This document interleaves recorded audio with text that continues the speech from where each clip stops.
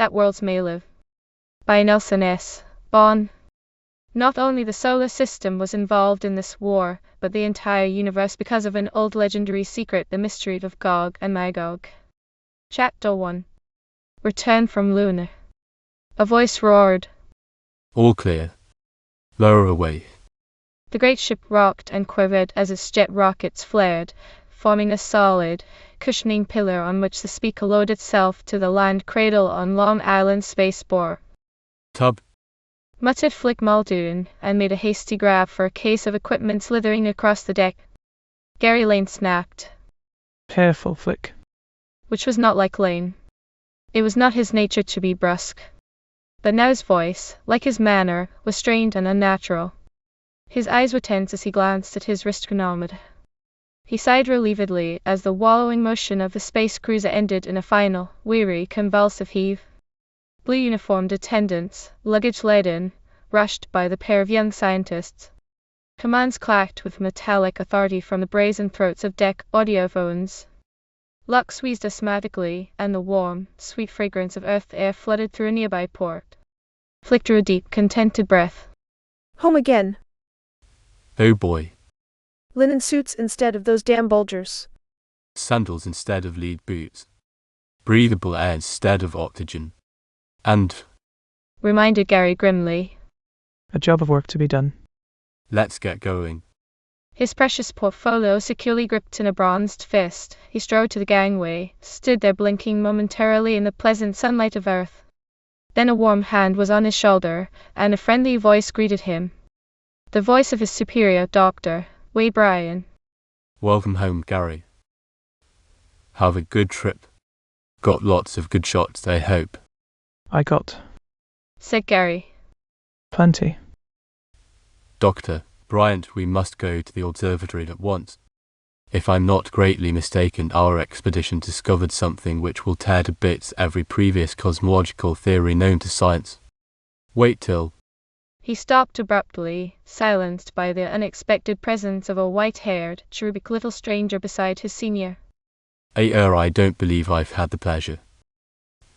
Nope. Chuckled Bryan. But we'll soon remedy that.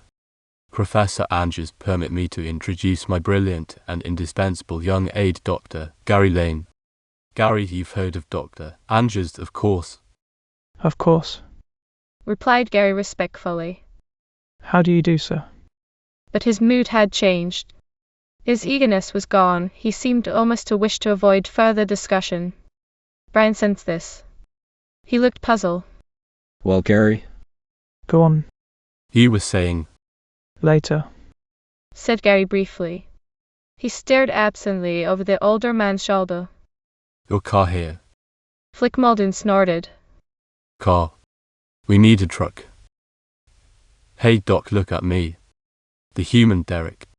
Gary's so doggone busy guarding that briefcase he won't give me a hand with.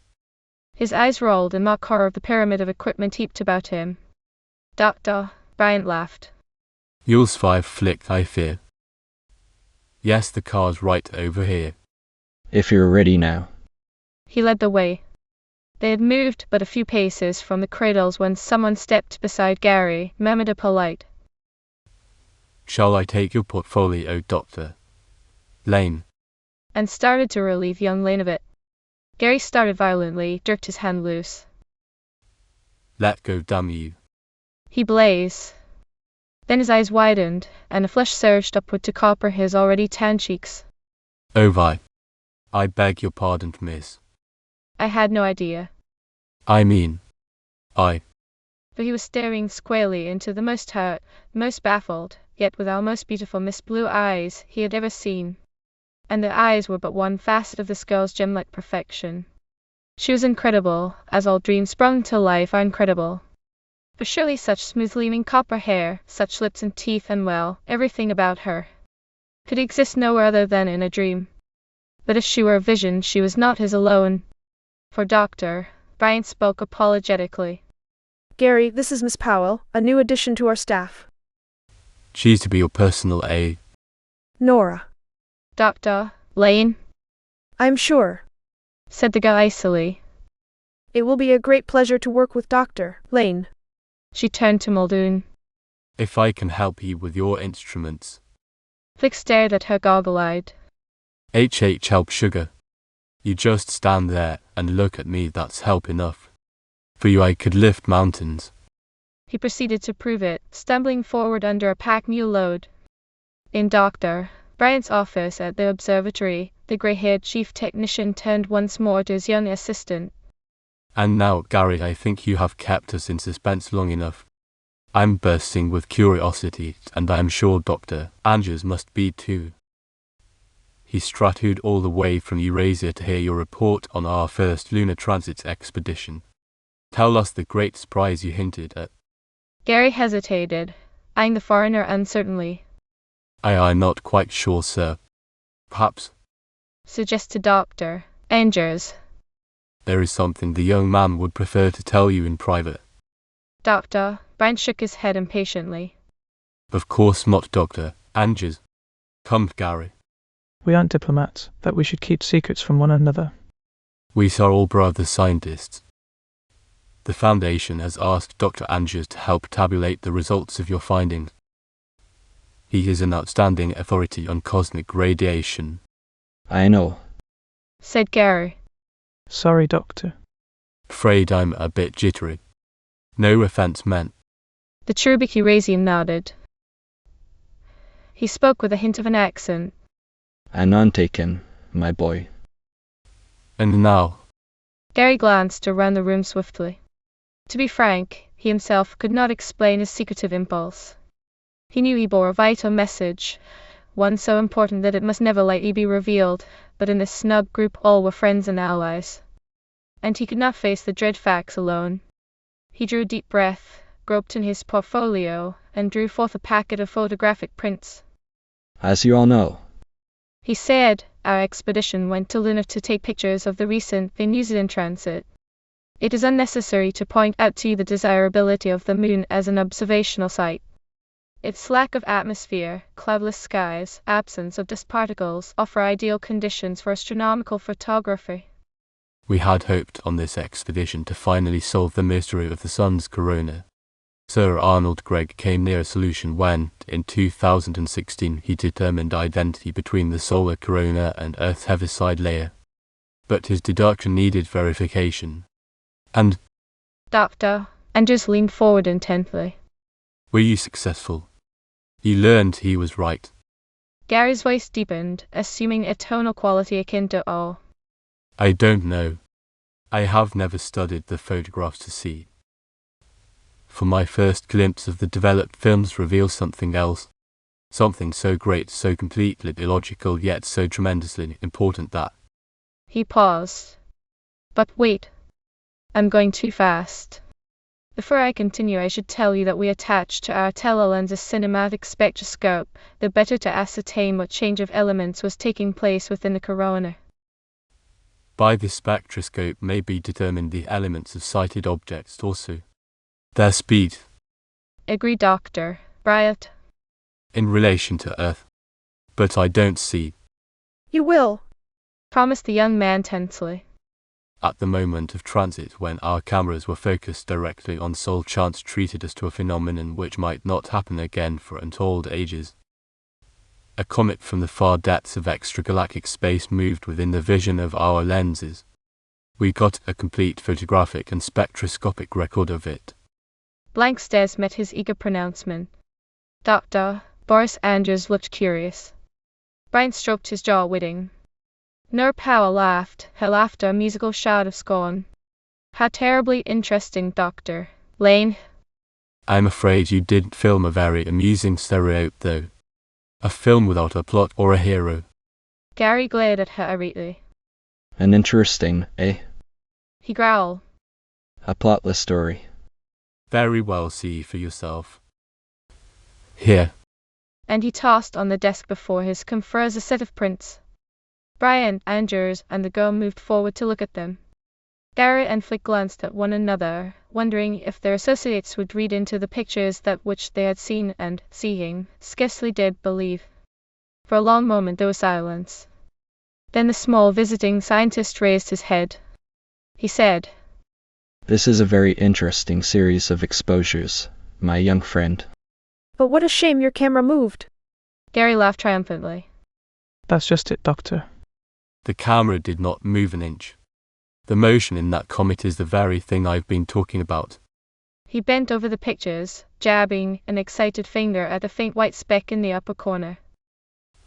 Here is the story caught by Muldoon's camera. When this first picture was taken, the comet was far out in extragalactic space. It had not yet hurled itself into the galaxy of which our solar system is a part. Its position on the two subsequent photographs enable us to determine accurately and perfectly the comet's spatial trajectory. But look at the fourth photograph. What do you see there? Doctor, Brian said bewilderedly. Why, that's odd. The comet seems to have departed from its original trajectory. It is bent at almost a 45 angle from its former line of flight. That must be where the camera moved. I tell you again. So Gary. That camera did not move. The action you see depicted on those prints is but one of two things, either the motion of the comet itself or He breathed deeply, then plunged. Or the effect worked upon the comet's light rays by its presence in our galaxy. Doctor, Andrews glanced at him with swift concern. What is that? Our galaxy. I am afraid you have been overworking my young friend.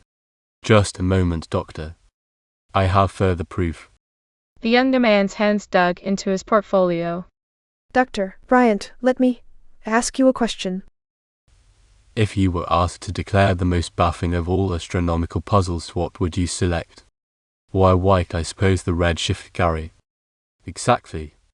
From the early 19th century to this day, one riddle which has amazed and confounded scientists is the apparent movement of our universe. According to all evidence, our universe is composed of a multitude of galaxies, each of which is running away from all others at unbelievable speed. This we know because of the red shift, which one might call the Doppler effect applied to light rather than to sound. When one star, comet or galaxy approaches another, pressing its light waves on its neighbor, the cosmic body's light waves are shortened. They shift toward the violet side of the spectrum. Similarly, the receding luminary pulls its waves, and the pitch of its light is indicated by a red shift. Observation has taught us the tragic falsehood that everything in the universe is running away from all else. We have learned to believe in an expanding universe. But once again Gary placed his finger upon the photographs. Study these margins. These fine lines of the spectrographs of the comet you have just seen. Do they agree with our established theories? Dr. Bryant stared. But this is incredible, Gary. If the comet in your pictures were nearing our galaxy, as it undoubtedly was, it should at all times exhibit a violet shift. But instead it shows here a red shift up to the moment of its departure from its normal course, and thereafter a violet shift. And he looked at Lane, wide-eyed and wondering. Dr. Andrews also studied the younger scientist with respect. Asked the Eurasian. And the conclusion you draw, my young friend? There is, said Gary seriously. But one conclusion possible. Science has erred for almost 3 centuries. Our universe is not expanding. All of the galaxies are not racing headlong from our own. The greater universe is steadfast and secure. It is only our little solar galaxy which moves, and we are contracting. Chapter 2. The Deadly Radiation. Nora Powell was frankly out of her depth. It showed in her eyes, and in the petulant protrusion of her lower lip. She asked a cool gaze, studying her new superior. Would you be kind enough to explain that more fully, Dr. Lane? Gary needed no urging. It was this theory which was responsible for his unusual curtness, for his irate explosion at the rocket room, for the preoccupation that had marked his return flight from Luna to Earth. He wanted most desperately to convince his superior, Dr. Bryant, and all his other associates, that the startling discovery was not lightly to be dismissed. Furthermore, and it surprised Gary Lane to find the desire within him, he wanted to prove to Nora Powell that he was not, in truth, the ogre she now believed him, that there had been an excuse for his rudeness. So he spoke, setting forth the arguments thought out during the flight from the satellite. You're all familiar, He said, with the theory of the expanding or bubble universe. We approach an understanding of this by thinking of our existence, our universe of 3 spatial dimensions with 1 temporal extension, as a sphere which is all surface. Not merely the hollow sphere, you understand. Everything, including empty space, solid matter, and energy, is on the surface of this hypersphere. Thus our galaxy constitutes 1 point embedded in the surface of the sphere. The nearest star is another, the farthest still another, and so on with each of the billion galaxies. It has been suggested that an undefined something is blowing up this bubble, and that as the expansion increases, the degree of separation between galaxies widens so that they appear to be running away from each other. The big objection to this theory has been the insurmountable question: if this hypersphere is expanding, into what, since it contains all of space and time in itself, does it expand? Doctor, Andrews interrupted somewhat caustically. You reject this theory, I gather. Completely. Declared Gary boldly. And definitely. It has not, nor will it ever, solve the paradoxes we observe. My belief is that though the greater universe may be a closed and finite hypersphere, it is not expanding, but static. And it lends itself to real and constant measurement. Norpal said. But Doctor, laying the principles of relativity, the value of h and the Lorentz contraction, are all taken care of, insisted Gary. If you will accept my new major premise. He pondered, briefly, how best to state his idea. Then, Let us suppose, he said, you are standing in the center of a floor in a large room. The walls of this room, activated by some machines, are moving away from you. If you could measure this motion spectroscopically, you would observe the phenomenon of the red shift, right? Dr. Bryant nodded. Yes, Gary. That is, in effect, the relationship of our galaxy to the greater universe is now conceived. Quite. Said Gary. Suppose that you stood motionless in that same room, and some strange force acted on you to shrink you. Then what would you see? The girl's eyes widened. She cried. A universe running away from you. And your spectroscopic analysis would show the red shift. Nora whirled to the 2 older men. Dr. Brian. Dr. Andrews. He's right. Now I see what the pictures meant. The comet entering our contracting galaxy changed its course sharply. The foreign scientist's eyes clouded with impatience behind the heavy lids. He smiled commiseratingly. A very interesting conjecture, my young friend. But it is foolhardy to reason on such flimsy evidence. Your camera, despite your belief, may have shaken. Your spectroscope may have been out of adjustment. Any one of 1,000 things. A chubby hand dipped swiftly into Gary's briefcase, drew forth a flat, circular tin of film. Is this the roll on which? Don't do that. Gary literally screamed the words, leaping forward barely in time to prevent that older scientist from opening the container. Rudely he swept the tin from Dr. Andrews' grasp, swiftly inspected the thin line of metal seal. Only after he had satisfied himself that it was intact did he think to apologize. Then, You must forgive me, sir, please. But these are supplementary exposures, they have not yet been developed. The small man nodded understandingly. The fault is mine, Dr. Lane. Forgive me. Dr. Bryant, too engrossed in his own thoughts to see the byplay, now raised his head thoughtfully. Nevertheless, Gary, Miss Powell raised an important point. What about our known and proven celestial mechanics? My theory Said Gary firmly. makes them even more valid. Their truth is not reverse, only their meaning. In other words, the principles of the Lorentz equation still hold true, but we must learn to interpret it from a new angle. It is not the yardstick which moves, it is the observers. We of this dwindling galaxy, which alone in all the vastness of the greater universe is becoming ever smaller. But why, Gary? Why? That, Confessed Lane. I do not know. But it is a problem we must solve. And quickly. Or, Prompted Nor Powell as he hesitated. Or. Concluded Gary grimly. Oblivion. Unless I erred seriously in my first computations, there is a limit to the amount of shrinkage matter can withstand, and that limit is rapidly drawing near. Matter cannot contract forever. If we cannot find a way to free ourselves from the strange force being brought to bear upon us from out there. Gary's hand swept the gathering disk of Earth's twilight. Our Earth and Sun, our sister planets, our galaxy, all these are doomed. For the second time within minutes, silence followed one of Gary Lane's pronouncements. But this was no moment of dubiety. Something of his deadly earnestness had communicated itself to his listeners. Their voices were muted as if with awe at the magnitude of his warning. Muldoon already knew, of course, and already believed. Credence shone in the eyes of Nur Powell. Doctor, Andrews roared. Their brow was drawn, the cherubic mask of his features was marred with white lines of concentration. Doctor, Brian coughed, twisting long, capable fingers into steeples of thought. It was the foreign scientist who broke the silence. Quietly, carefully, in a voice which might have been gently chiding, had its accent not been thickened by a note of near alarm. Aren't you? He ventured softly.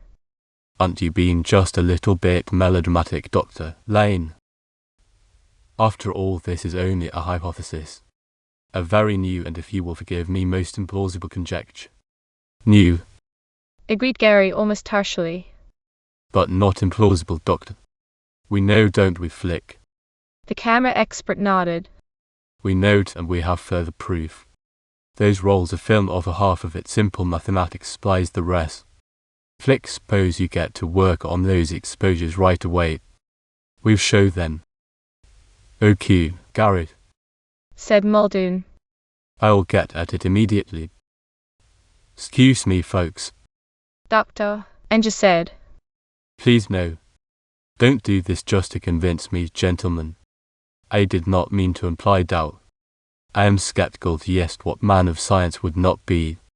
But there is no hurry. Gary grinned at him mirthlessly.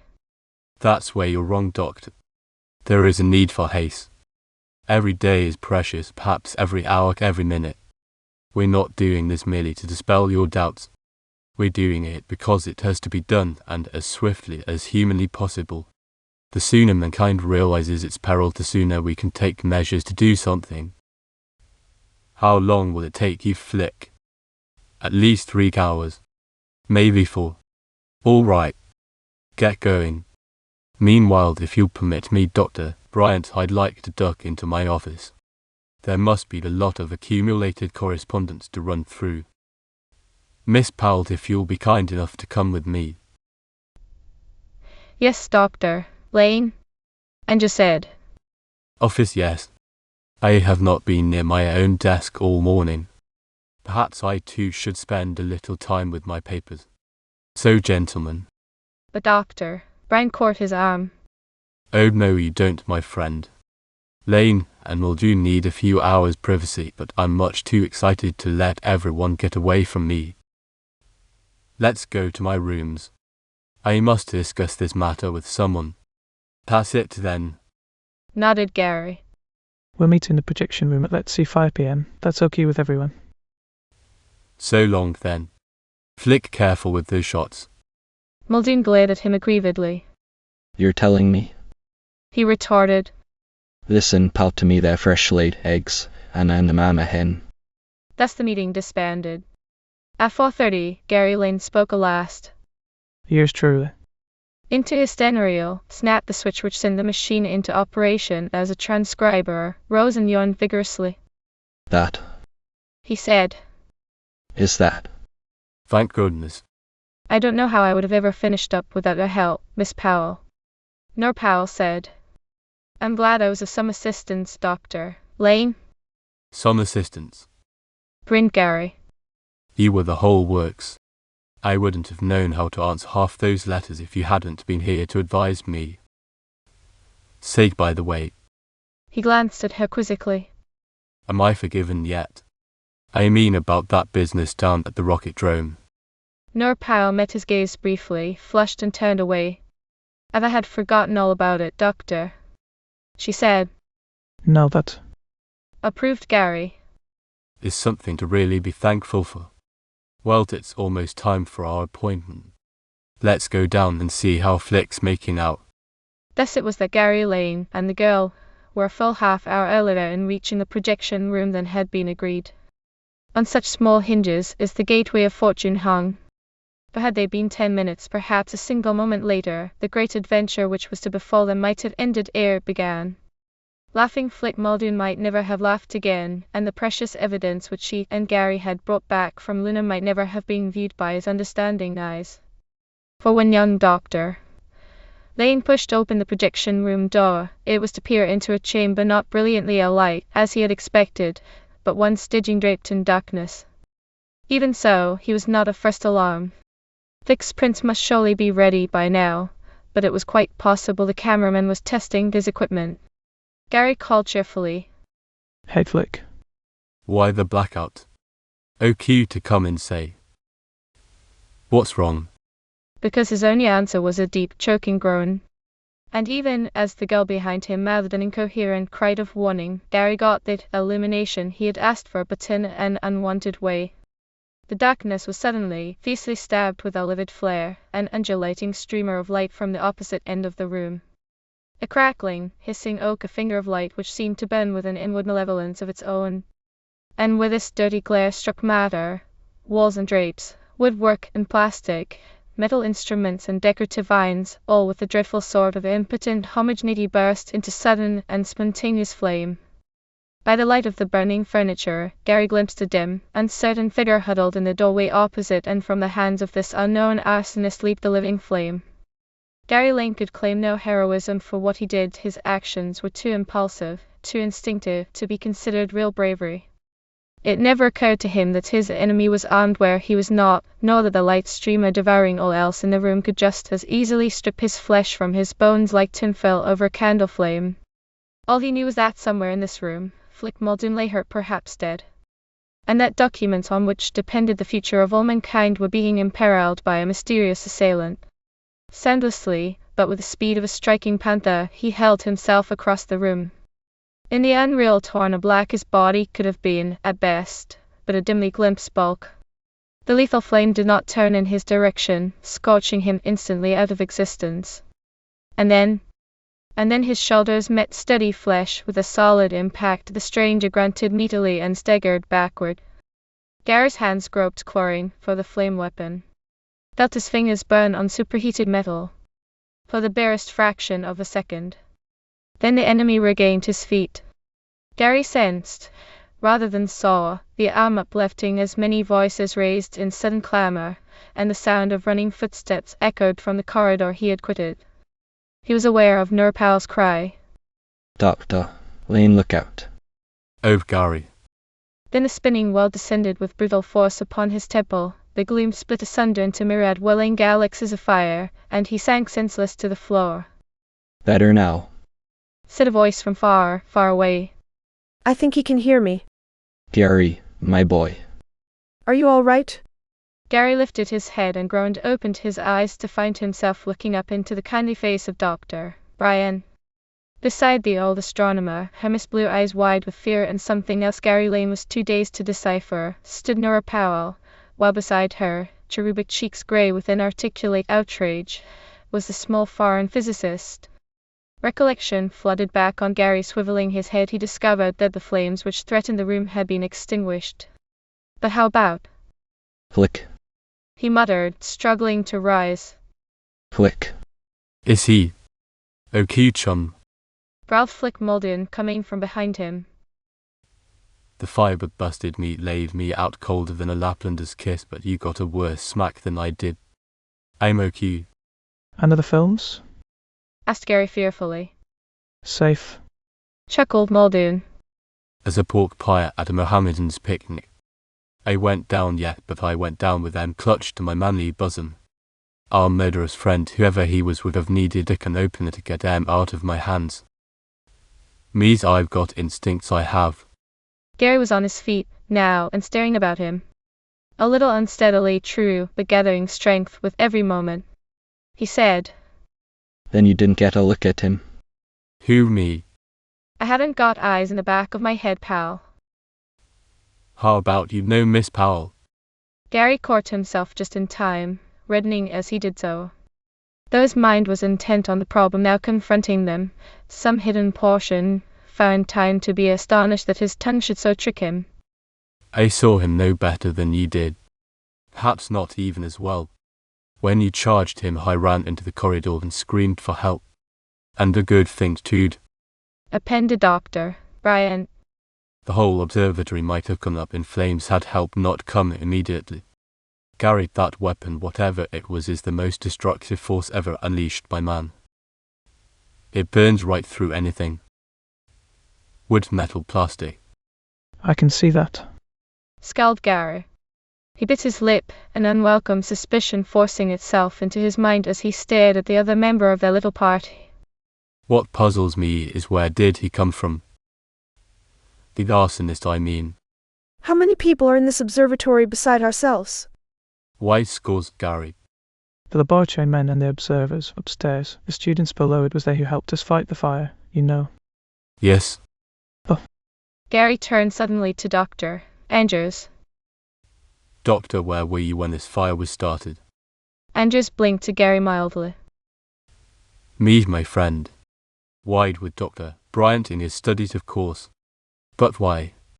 Surely you don't think I don't know what to think. Groaned Gary. While I didn't see the intruder very well, as nearly as I could judge, he was just about your height and build. Dr. Bryant, you're positive Dr. Andrews was with you? Of course, Gary. Every minute. Neither of you left the study. Not for a second. We were together every moment until we heard Miss Powell's cry, then we hurried here together. Really, Gary? Yes, I know. Conceded Gary ruefully. I'm sorry. But the man did look a little like Dr. Andrews then. The small scientist nodded sympathetically. Say no more about it, Doctor. You have had ample reason to be apprehensive and to question. Judging from what I see here, you narrowly escaped a horrible death. Our foe's weapon is indeed a terrible one.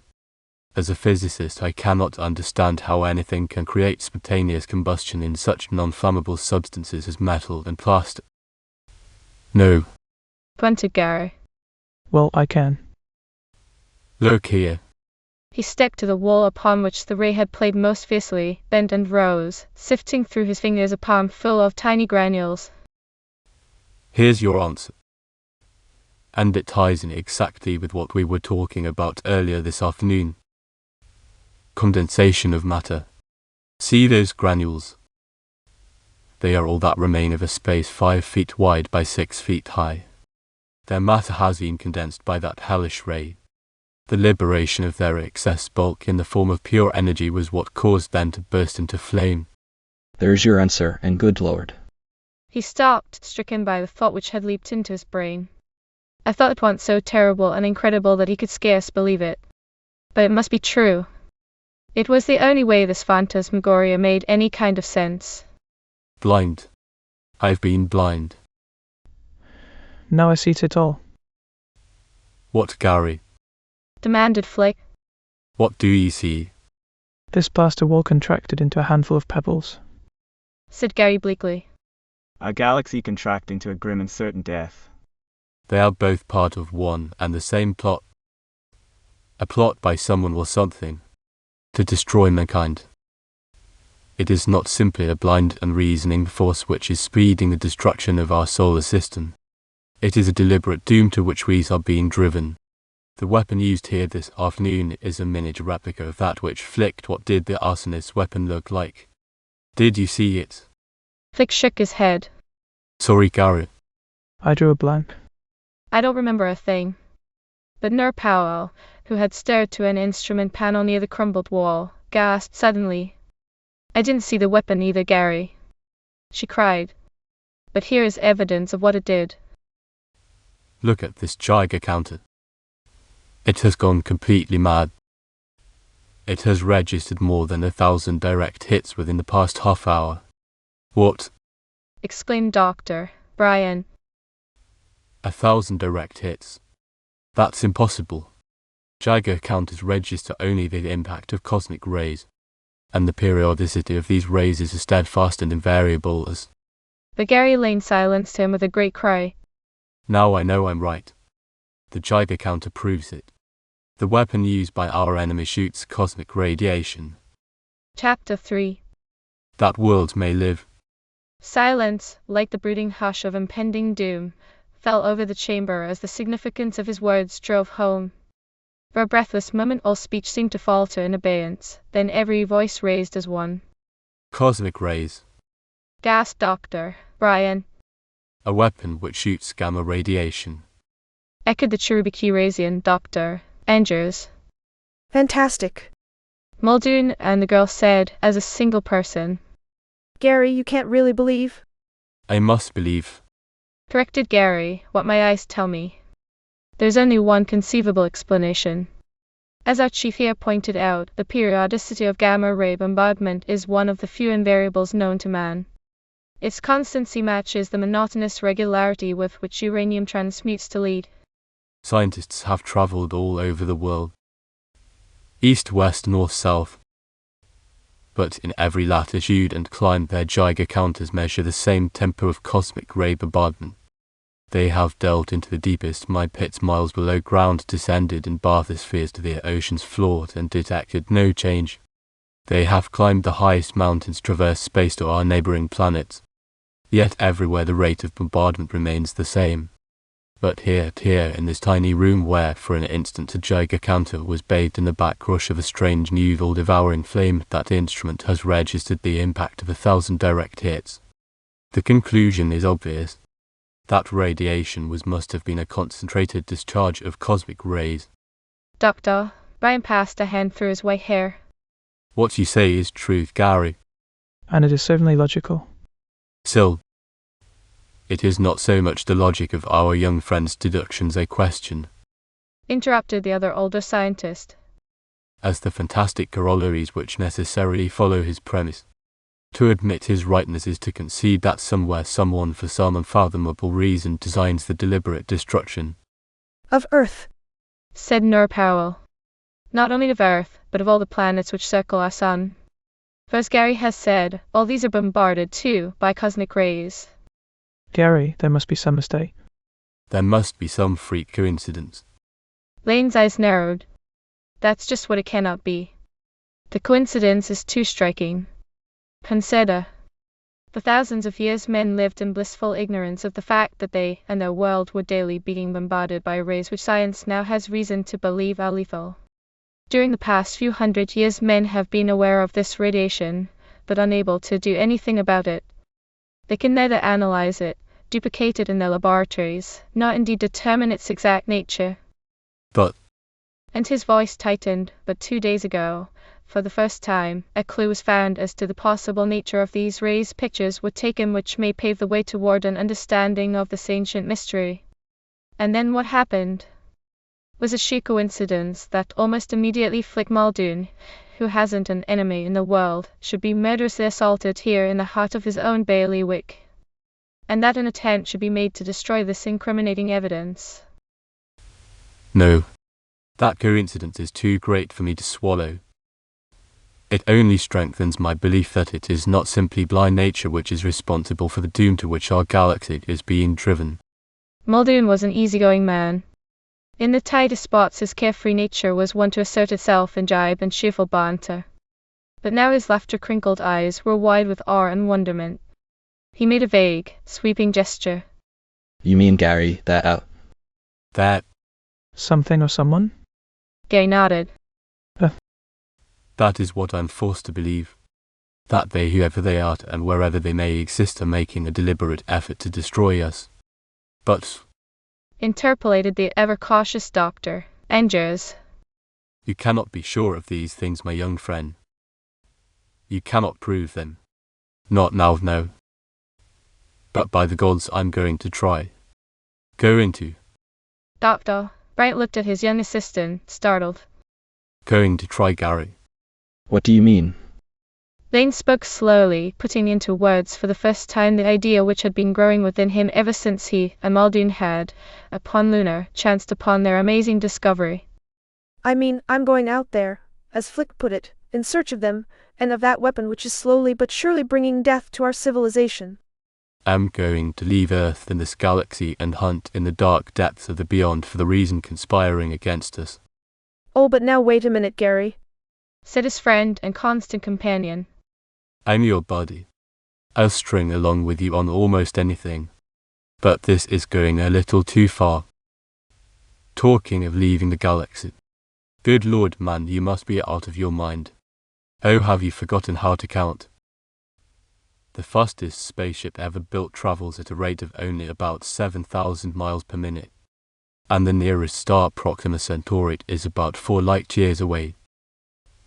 At that rate, all that would be left of you by the time you got there would be the little heap of dried up dust.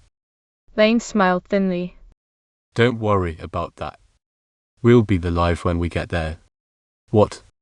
We? Where do you get the community spirit? We, said Gary. because you're going to flick. I'll need you.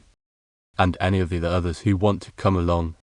I think I can promise you the greatest adventure ever undertaken by human beings. Doctor, Brian said. Gary, what are you talking about? Muldoon is absolutely right. It would take centuries to reach the nearest star. How then do you expect? Centuries. Acknowledged Gary. If the ship in which we travelled had only the speed Flick mentioned. But you know as well as I that on another planet of this system dwells a race which knows the secret of achieving speed beyond that of the limiting velocity of light. You mean? Asked Nur Powell.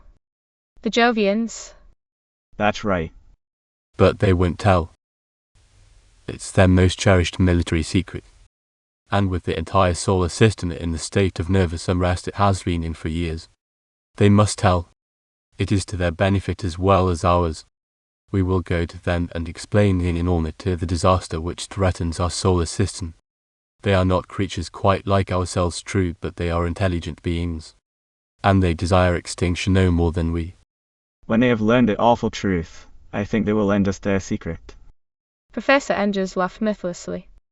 You have much to learn about the races that people the planets, my young friend, if you think the Jovians will contribute their great secret to save the races with whom even now war threatens.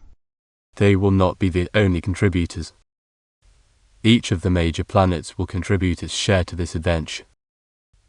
Must contribute for the ultimate good of all. From us.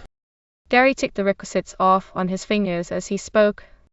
From Earth's government we must borrow the knowledge of the hyperatomic drive which makes spaceflight possible. Venus must supply us with neurotrope, their super-efficient fuel, the only type sufficiently condensed to enable us to leave our galaxy. The Martian people must lend us their formula for building impenetrable force fields about space vehicles lest a stray comet or a hail of meteoric debris met in the outer darkness bring our flight to sudden ending. And from Jupiter must come the secret of transcendent speed through which and only through which can we hope to reach our goal. Muldoon whistled softly. That's a big order, Gary. 4 big orders, in fact. And Doctor, Brian said. I'm afraid I can only repeat Dr. Andrew's words, Gary. You expect too much of our neighbours in asking them to give you. Of all his companions, only the girl, Nur Powell, offered any word of encouragement. Her eyes were shining with a great purpose, and with a great determination too. With an almost indiscernible movement she seemed to leave the fellowship of his doubters and arrange herself at Gary's side. Her words were like the warmth of a friendly hand-clasp as she said her. But they will give. Because they must. Dr. Lane, Gary, it's a great dream. One which we must see to fulfillment. Gary glanced at her, pleased and gratified. We? He repeated. The girl nodded determinedly. Yes, we. Because if you'll have me, Gary, I want to join your expedition. Well now. Drawled Flick Muldoon. As far as that goes, I've been beefing a little, yeah. But on purely technical grounds. I didn't say I was going to pull a sneak on the shindig. Hell, I'll try anything once. You can count me in, Gary, lock, stock, and barrel. Gary said gravely. Thanks, both of you. And you, Dr. Bryant. The older man smiled thinly. I won't deceive you, Gary. I confess I still have my doubts as to the practicality of your ambitions. Nevertheless, I'd be a poor scientist if I were to refuse to lend my small efforts to such a magnificent undertaking. Of course you may count on me, Boris. He turned to his Eurasian colleague. I'm sorry our conversations are to be thus abruptly terminated by what may seem to you a somewhat impulsive decision. But there may be something in Dr. Lane's warning. To the surprise of everyone, the rather easily annoyed Dr. Andrews this time showed no annoyance whatsoever. Instead, his bland, cherubic face was puckered with thought, and when he spoke it was with firm decision. No, you are completely right, my friend. Dr. Lane has not convinced me yet. But if he is right, this is no matter for slow ponderings. We must act at once. And I too, if you will permit, would like to become a member of your party. Gary Lane smiled, ashamed now of his earlier treatment of the staunch little scientist, of the nearer accusations he had twice cast upon the little man. He said simply, I would be proud and glad to have you with us, Dr. Andrews. Of course we five will not be all. We must have a pilot, an experienced astrogator, and crewmen to handle the ship itself. Which brings up, interpolated Flick Muldoon with devastating casualness, the first important question. Where are you going to get this ship, Gary?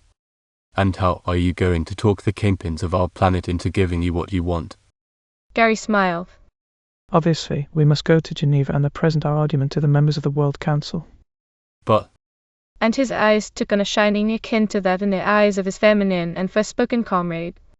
But we cannot fail. what we do is not for ourselves alone, it is a completely unselfish thing without personal benefit or profit. A quest we must successfully fulfill that worlds may live. And the girl's voice echoed softly. That worlds may live. Chapter 4. Fugitives from Earth. What time is it? Asked Nora Powell. Doctor. Brent looked up from the black and white squared table over which he and his companion were bent, engrossed in one of mankind's most ancient pastimes. Oh, I beg your pardon, my dear. What did you say? Isla asked. Repeated Nora. What time it is? Oh, time.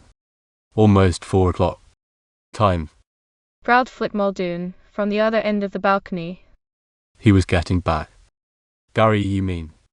Doctor. Boris Andrews, having placed his opponent destructively in prize, leaned back in his chair. Have patience, my boy. These things take time, you note, and it is a difficult mission upon which our young friend has gone. It's all right for you and Doc Bryan.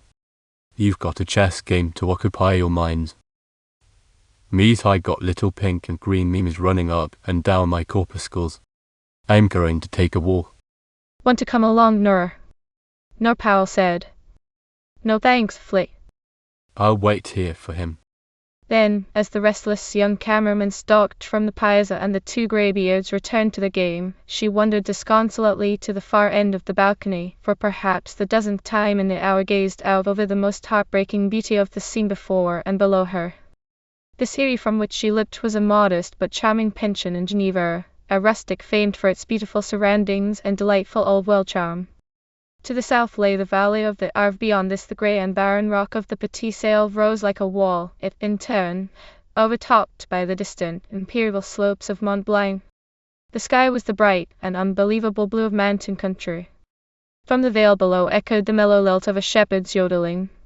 Here, after hasty preparation, had the five comrades in adventure established residence until Gary Lane could convince the World Council, which gathered in this traditionally neutral nation, of the urgency of their demands, and receive from this all supreme body that terrestrial secret which was vital to the furtherment of their aims.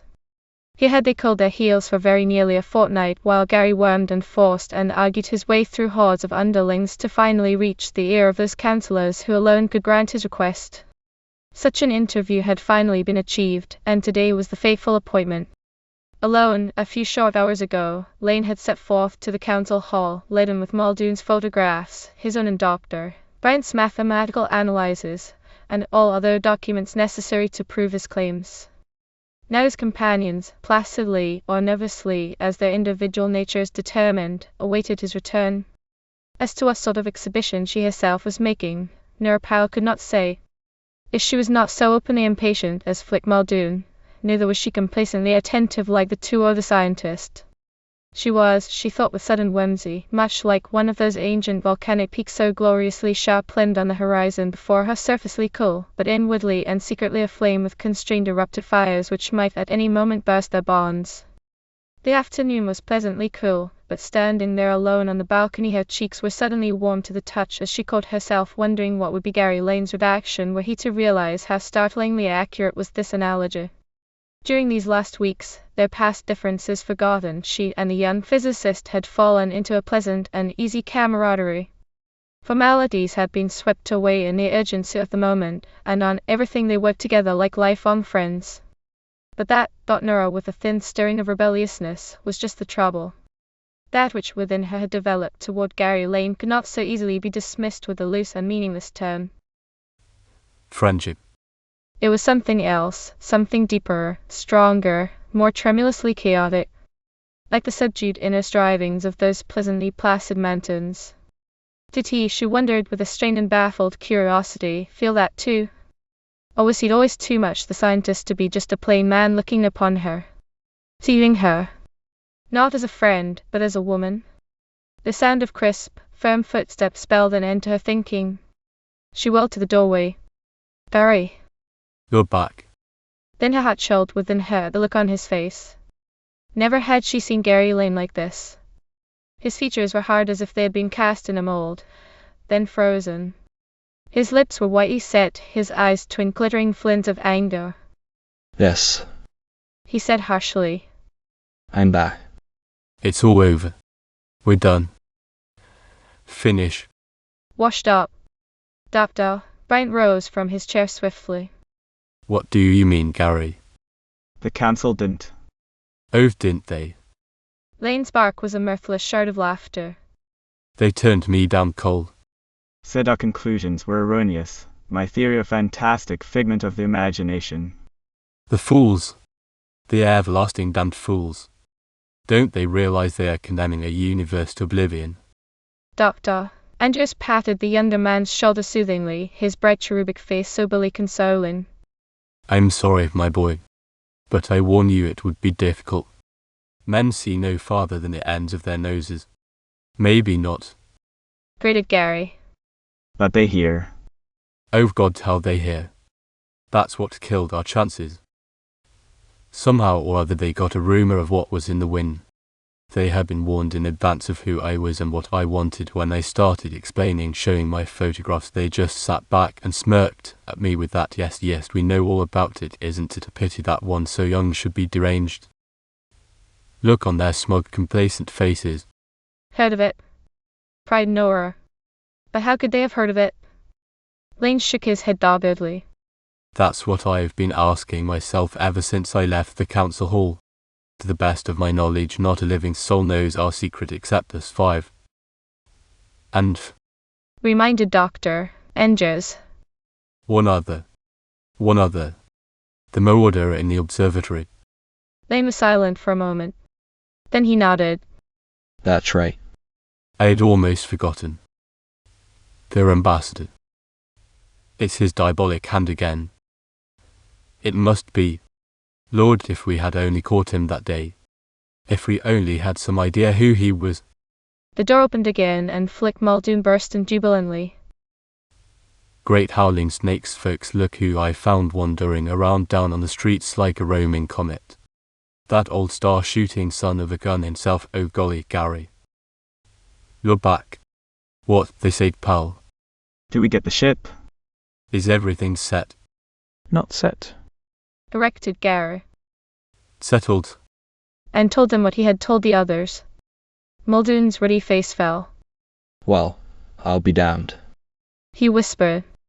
And to think Earth's government set them dumb lunks up in power to rule mankind's affairs. What are we going to do now? We can't give up just because. I think, suggested Nora.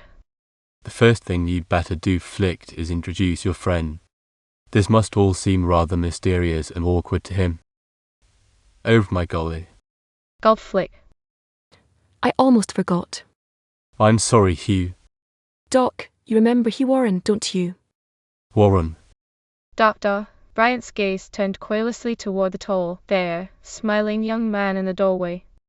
The newcomer was dressed in the respected gold-trimmed blue of the Solar Space Patrol.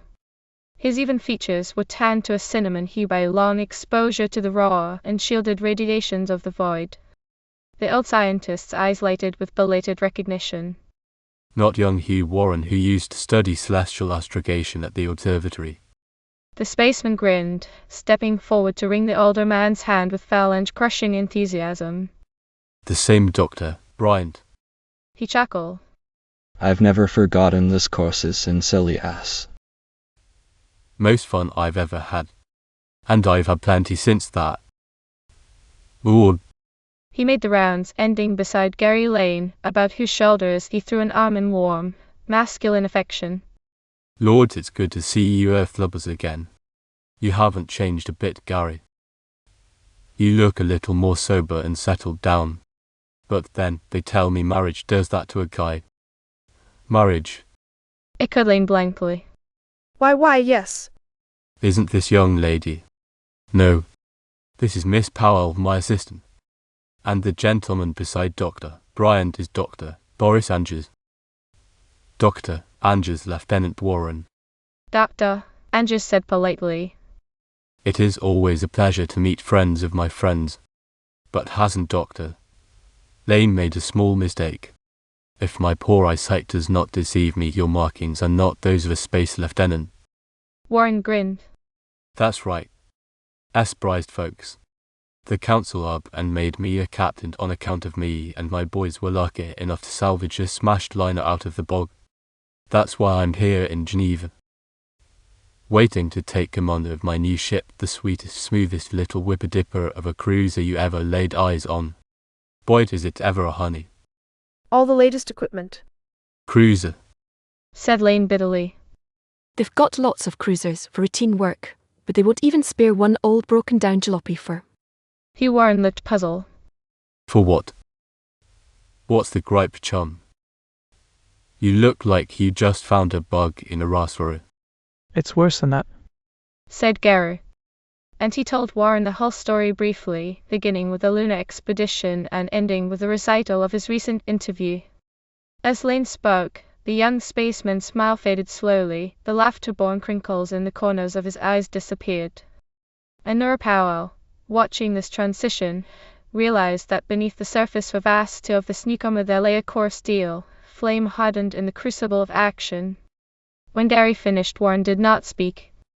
Instead, he jammed ham-like hands deep into his trousers pockets, stalked to the far end of the balcony, and there with head lowered, shoulders hunched, his back to the others of the group, stared for long minutes unseeingly out over the distant panorama.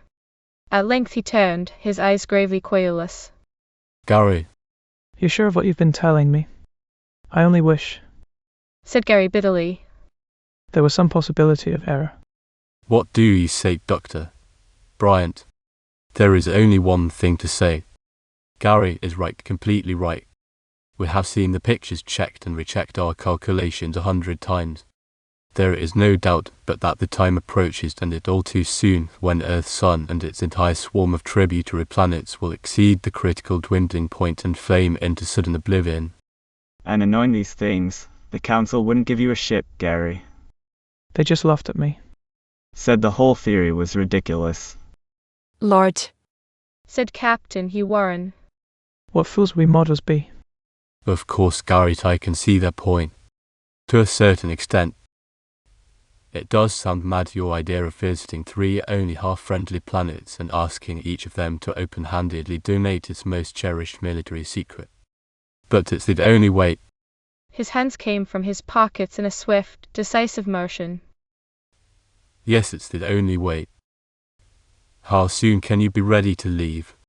How soon? There's no time for fiddle-faddle. If we're going to do anything, we've got to do it now before anything leaks or anyone can get suspicious. Echoed Dr. Bryant bleakly.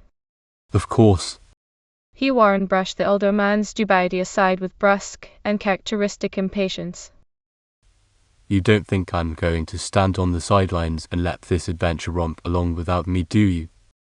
And besides, I'm just what the doctor ordered, the answer to your problem. You need a ship and a crew, don't you? And a pilot. Well, I've got the first and the second. And I'm the last myself. Nor Powell burst forth impetuously.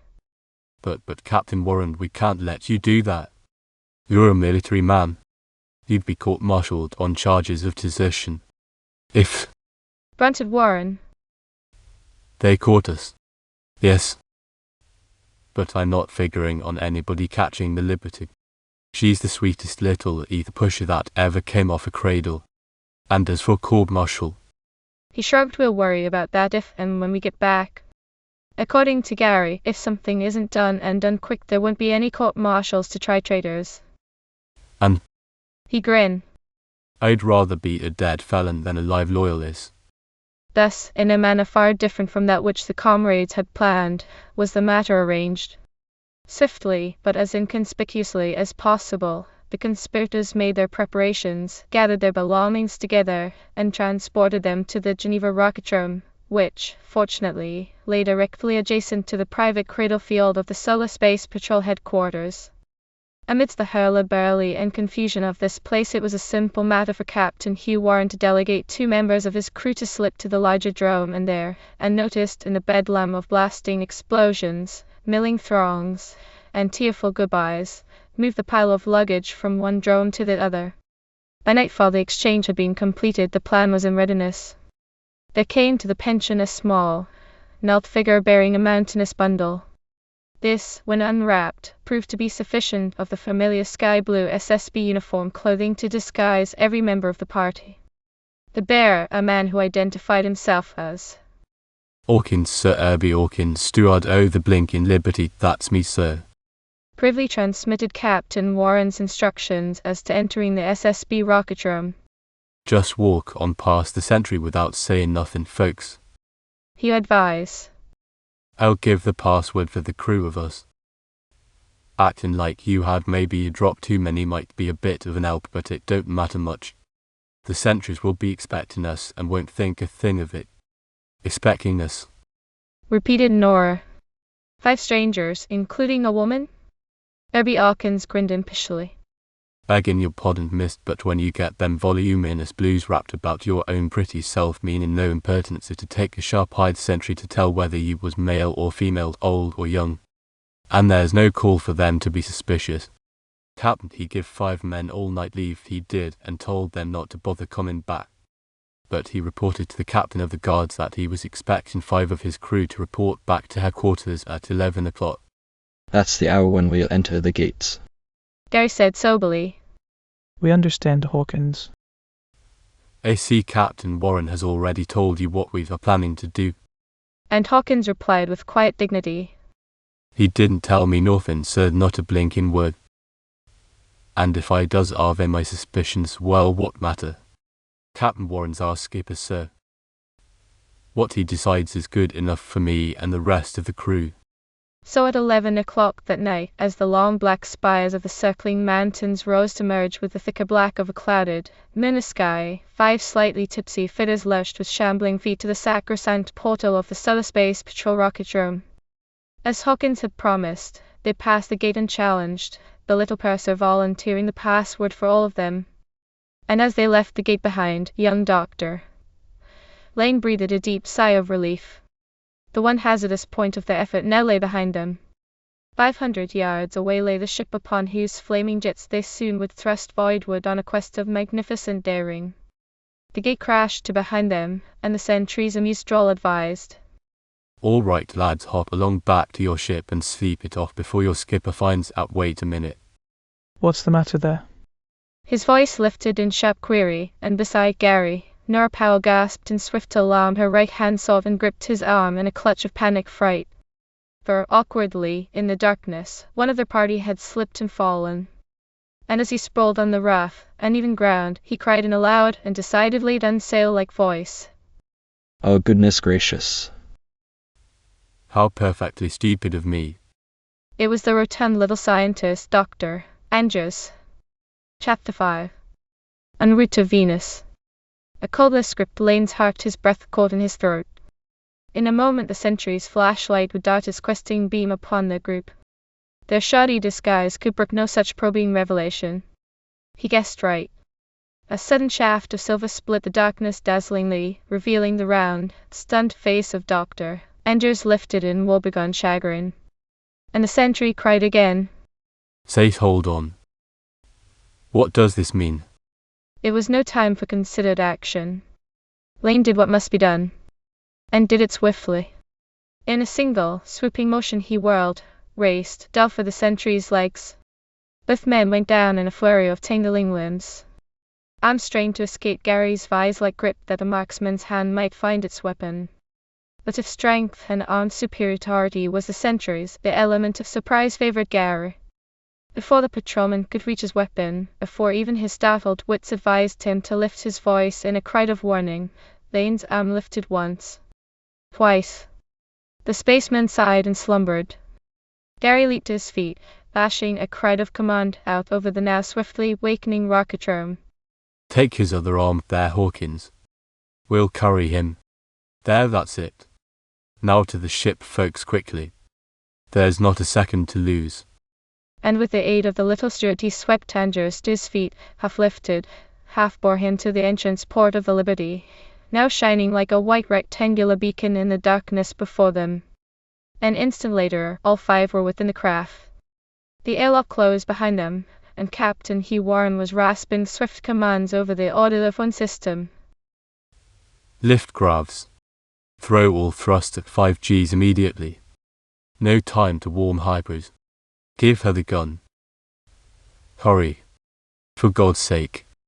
The shrill, high whine of straining hyperatomic motors coursed through the ship, losing itself in the thunderous rumble of spluttering jets as the fuel chamber stirred to power. A voice clacked over the audio system. Course and trajectory, Captain. Later. Ward Warren. Late. Lift Graves quickly. Then a brutal, invisible hand smashed down on Gary Lane's head and shoulders with crushing force. His knees buckled beneath him, and the blood drained from his head as he pitched forward helplessly on his face, caught in the grip of a bruising acceleration. The roar of exploding jets smashed furiously at his eardrums. The ship beneath him seemed to pick itself up, shake itself like a huge, metallic beast, and leap into the shrouded darkness. Earth, an already dwindling bowl of glowing green, lay a multitude of miles beneath and behind them. Their journey was begun. When events of agony later it seemed his laboring lungs could no longer supply his racked body with precious oxygen, when it seemed but a matter of seconds before his very veins must burst beneath the crushing of the horrid acceleration, there descended upon Gary Lane a brief moment of vertigo. Darkness spun dizzily before his eyes. And when the instant passed, the pressure was gone. He was free to rise again from the hard metal deck to which gravitation had skewered him. It was a measure of his fortitude that of all his companions save only the space-hardened Captain Hugh Warren, Gary should have been the first to regain his feet. Muldoon followed his example seconds later, to be followed slowly by the girl and the Cockney steward, then the two older men. It was Herbie Hawkins who broke the labored silence. Well, He said with shaken satisfaction. Well, it were touch and go for a moment, weren't it? But we seems to be all right now. What blinking cheer, eh, shipmates? Nora said with a palpable effort toward regaining a vestige of her usual composure. Touch and go is right. I've lifted Graves before, but never so swiftly nor so suddenly. If you ask me, that's no way for a girl to keep her figure. I'm sorry, said little Doctor, Andrews contritely. I'm deeply sorry, my friends. It was all my fault. Had I not stumbled and fallen, inadvertently roused an alarm. Forget it, said Flick Muldoon. Everybody pulls a pancake once in a while. It's just tough luck that you happened to pull yours at a bad moment. The main thing is, what are we going to do now? He looked at Warren questioningly, but Warren's eyes were upon Gary. That's your cue, Gary. And just find the ship you're plotting the course. Lane said soberly. Well, Venus is our first logical stop, but I don't know now. The whole patrol will be out after us like a pack of hounds. Hugh Warren chuckled grimly. Let them. They'll never catch the Liberty. This is the fastest little ship afloat in space. We can run circles around anything that ever punched holes in the ether. Yeah. Said Muldoon interestedly. What's your speed? On test flights? Answered Warren proudly. About 1,000. But that was straight cruising speed. In an emergency we might be able to make as much as 1250. What? A cruising speed of 1,000 miles per second. But that's over 10 million miles per day. And with Venus an inferior conjunction, said Nora excitedly. We can be there in 2.5 days. Well, not quite. You have to allow a time lag for acceleration and deceleration.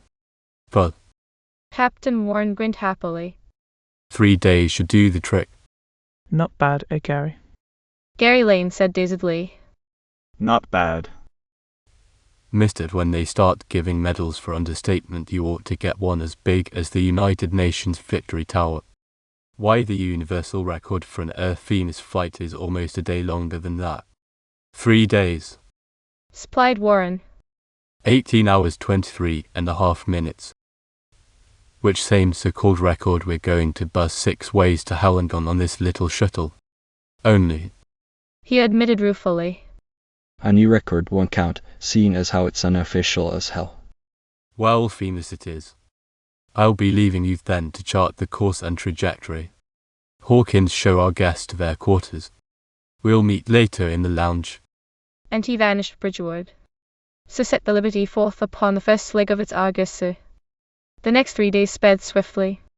So fraught with activity, indeed, were his waking hours, that Gary Lane found scant time in which to acquaint himself with the Liberty and its personnel.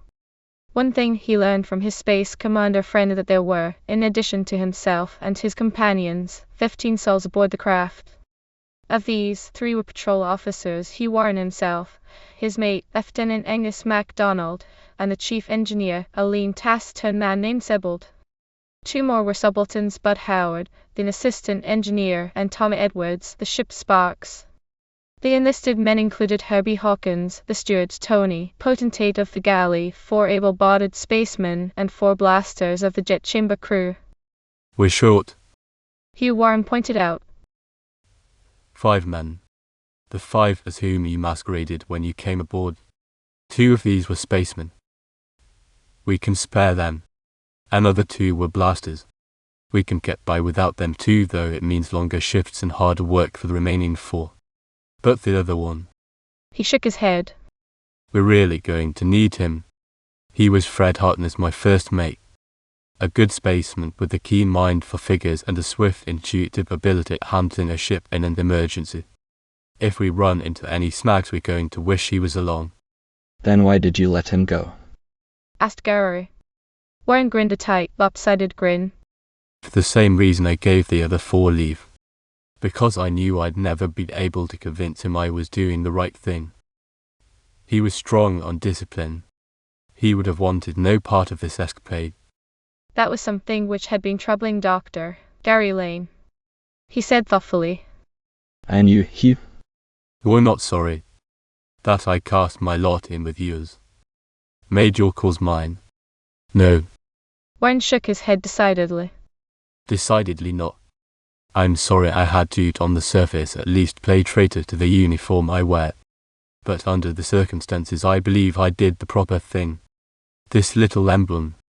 He touched the small gold rocket pinned above his heart, is inscribed with the motto of the Solar Space Patrol, Order out of Chaos. That is the duty to which we are charged above all others. And though for a time it means flying in the face of orders and conventions, I feel the importance of our task justifies my desertion. If his jaw set tightly. If we succeed in doing that which you say we must, exoneration will follow swiftly and surely. Oh, said Gary softly. if we do not? Warren shrugged. The question carries its own answer. If we do not, then according to your own calculations there will be no Hugh Warren to stand trial nor court to sit in judgment upon his sins. Thus sped the Liberty through space at a rate of speed attained by no other spaceship before her. Each passing hour found Earth dwindling smaller and dimmer behind them. Each hour saw a sister planet looming ever larger and brighter before. As they flashed sunward, the sun grew greater too. Its radiance, downpouring upon them with devastating beneficence, was like the molten spuming of gaseous gold. Though the polarized quartz side of the ship's viewplane blacked out its brazen light, nothing could stay the increase of its heat. It grew warmer and ever more sultry in the Liberty despite the labors of the ship's air-conditioning system. Flick Muldoon, shirt plastered wetly to his back, mopped his brow and groaned. It takes a trip away from home to make you realize what a sweet little old gal Mama Earth is. Boyd, I wouldn't live on Venus for all the bubbles in a beauty bath. If it's like this out here in space, what must it be like on the planet itself? From his seat at the control studs, Lieutenant Angus MacDonald grinned companionably. Not so bad as you'd think. You see, even though Venus is 25 million miles nearer the Sun than Earth, she's protected from the Sun's glare by a cloud layer almost 3 times as thick as the atmosphere layer of Terra. As a result, the planet has neither a burning hot summer season nor a frigid winter period, but a fairly pleasant and constant temperature all year round. Doctor, Angus said. I have been fearing recently that we may find something else too not quite so pleasant. What's that? The Space Patrol, said Andrews gravely. Waiting for us. We are travelling at the greatest rate of speed ever attained by a spacecraft truth, but the speed of light makes mockery of our efforts. And that is the rate at which a warning message must have winged its way before us. Is it not possible we are running directly into a trap? A patrol fleet grimly awaiting our arrival. Skipper Warren shook his head. A couple of years ago, yes, undoubtedly. But not now. No. Why not? Because, explained Warren gravely, the Solar Space Patrol is not an interplanetary patrol any longer. Few Earthmen realize that, but it's true. The purpose for which it was formed, that of policing and providing judicial protection to all the civilized planets, has been overthrown. The militaristic ambitions of each world have heightened so greatly in the last couple of years that now every other planet in the system looks with disfavor upon the SSP, which was an invention of the Earth government. One by one its garrisons have been withdrawn from Venus, Mars, Jupiter, the asteroids, until now the organization which used to proudly boast the maintenance of order throughout the whole system has become nothing more than an armed protective corps for Earth itself. That true? Asked Nor Powell. But why should the other planets refuse to cooperate? It's our own fault, confessed Warren bluntly. The patrol was a good idea, but it wasn't organized properly. Its membership should have been drawn from the likeliest use of each world. Instead, through selfishness or cunning or greed, I don't know why Earth undertook the policing of the entire solar system with only the young men of her own world. Then again, throughout many decades we have steadfastly refused to aid the other worlds in developing spacecraft. Earth and Earth alone knows the secret of the construction of hyperatomic motors which makes spaceflight possible. It is a secret we guard jealously. That is why there exists no Venusian fleet, no Martian fleet, Jovian fleet.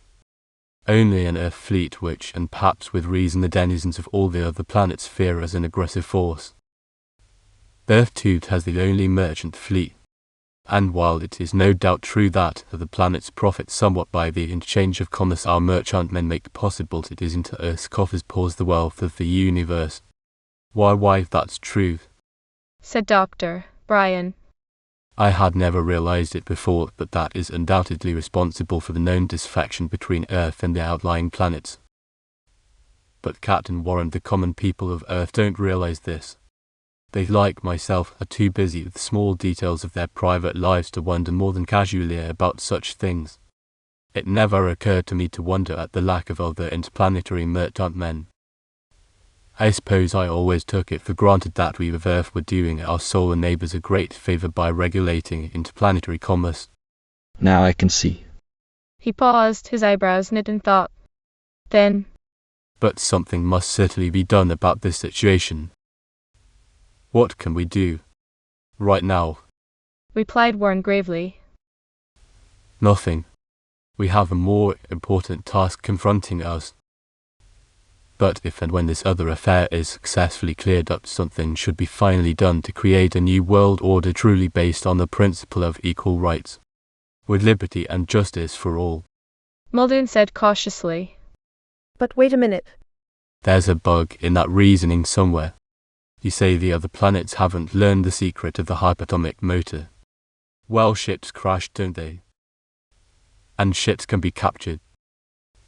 It seems to me that if any nation really wanted to learn that secret, they could not do so, replied Warren. any more than we in the ship could learn the actual mechanism of the motor driving us. What? We can't, but why? Because the hyperatomic motors which drive us are encased in a steel jacket equipped with a device so regulated that were any attempt made to open it and study its mechanism, it would instantly explode, blowing itself and us into oblivion. And Warren added softly, I think you begin to understand now, my friends, why every other world fears and distrusts Earth, and why our task of pleading for their cooperation is harder than Gary expected. Chapter 6. Introducing Larkspur Day. In exactly 3 days, 1 hour and 4 to 5 minutes solar constant time, the Liberty dropped to a perfect landing in a cradle on the rocketdrome of Sun City, seat of the Venusian planetary government. As Warren had foretold, their arrival was unchallenged by any ship of the SSB fleet.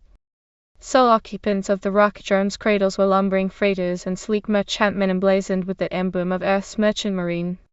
But if their arrival was unchallenged, it was not unexpected.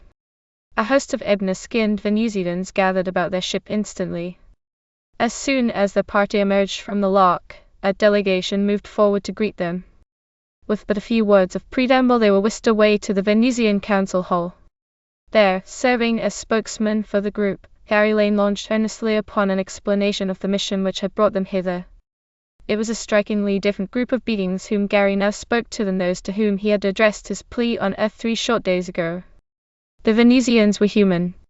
Upon his conquest of space, man had discovered, somewhat to his surprise and more than a little to the chagrin of the ethnologists who had predicted otherwise, that nowhere in the solar galaxy at least had risen to planetary supremacy any race of creatures other than that represented by Homo sapiens. But where on Earth of the 23rd century white, or Caucasian, man was the acknowledged cultural leader of his planet, here on Venus the situation was reversed. The planetary overlords were dark-skinned men of magnificent figure and intellect. The planet embraced only a minority of the white and yellow-skinned races. And these, when found, were for the most part centuries deeper in barbarism and savagery than were the negroid rulers of the planet. To the bafflement of science, laboratory research had proven beyond the shadow of a doubt that these Venusians bore a fundamental kinship with the dark-skinned races of Earth. Blood plasma, hair structure, and other physiological phenomena proved Earth's dark children were more nearly related to the Venusians than to their own terrestrial brethren. All this Gary Lane had known in advance. So it was with no surprise he addressed himself to the Venusian court. He did, however, despite the intensity of his purpose, in some dim recess of his mind find time to marvel at the racial characteristics of the colored men, sometimes mildly amusing at home, were here lifted and dignified by universal usage to a station of high importance. The great vaulted council chamber, with its curving spires and gaudily tinted walls, the bright-colored raiment, the elaborate equipage and formality with which the Venusians embellished their pomp, on Earth might have exacted derision. Here they seemed the normal, the true and graceful and cultured thing. And if there was a certain childlike love of color and circumstances in the Venusian heart, it was no juvenile attention the Venusian overlords turned upon Lane's words. They listened carefully and thoughtfully to what he had to say, then conferred briefly amongst themselves. Finally their chief counselor turned to him. Your story is fantastic, but there is a certain ominous ring of truth in its telling. Still, we do not quite understand. Why have you come to Venus? What would you have of us? One of the 4 things, answered Gary, requisite to our escaping our own solar galaxy, that we may seek the cause which threatens to bring about our doom. We need from you fuel, sufficient stores of precious neurotrope which only your planet produces. It is the only fuel, with great enough power in small enough quantity to serve our purposes. And how much? asked the Venusian spokesman. Of this fuel would you need? A minimum of 5,000 tons. 5,000 tons. The noblemen murmured amongst themselves restlessly. Their leader bent a shrewd, hard glance upon Gary. That is much fuel, Earthman. We have far to go, replied Gary. From here to Mars. From Mars to Jupiter.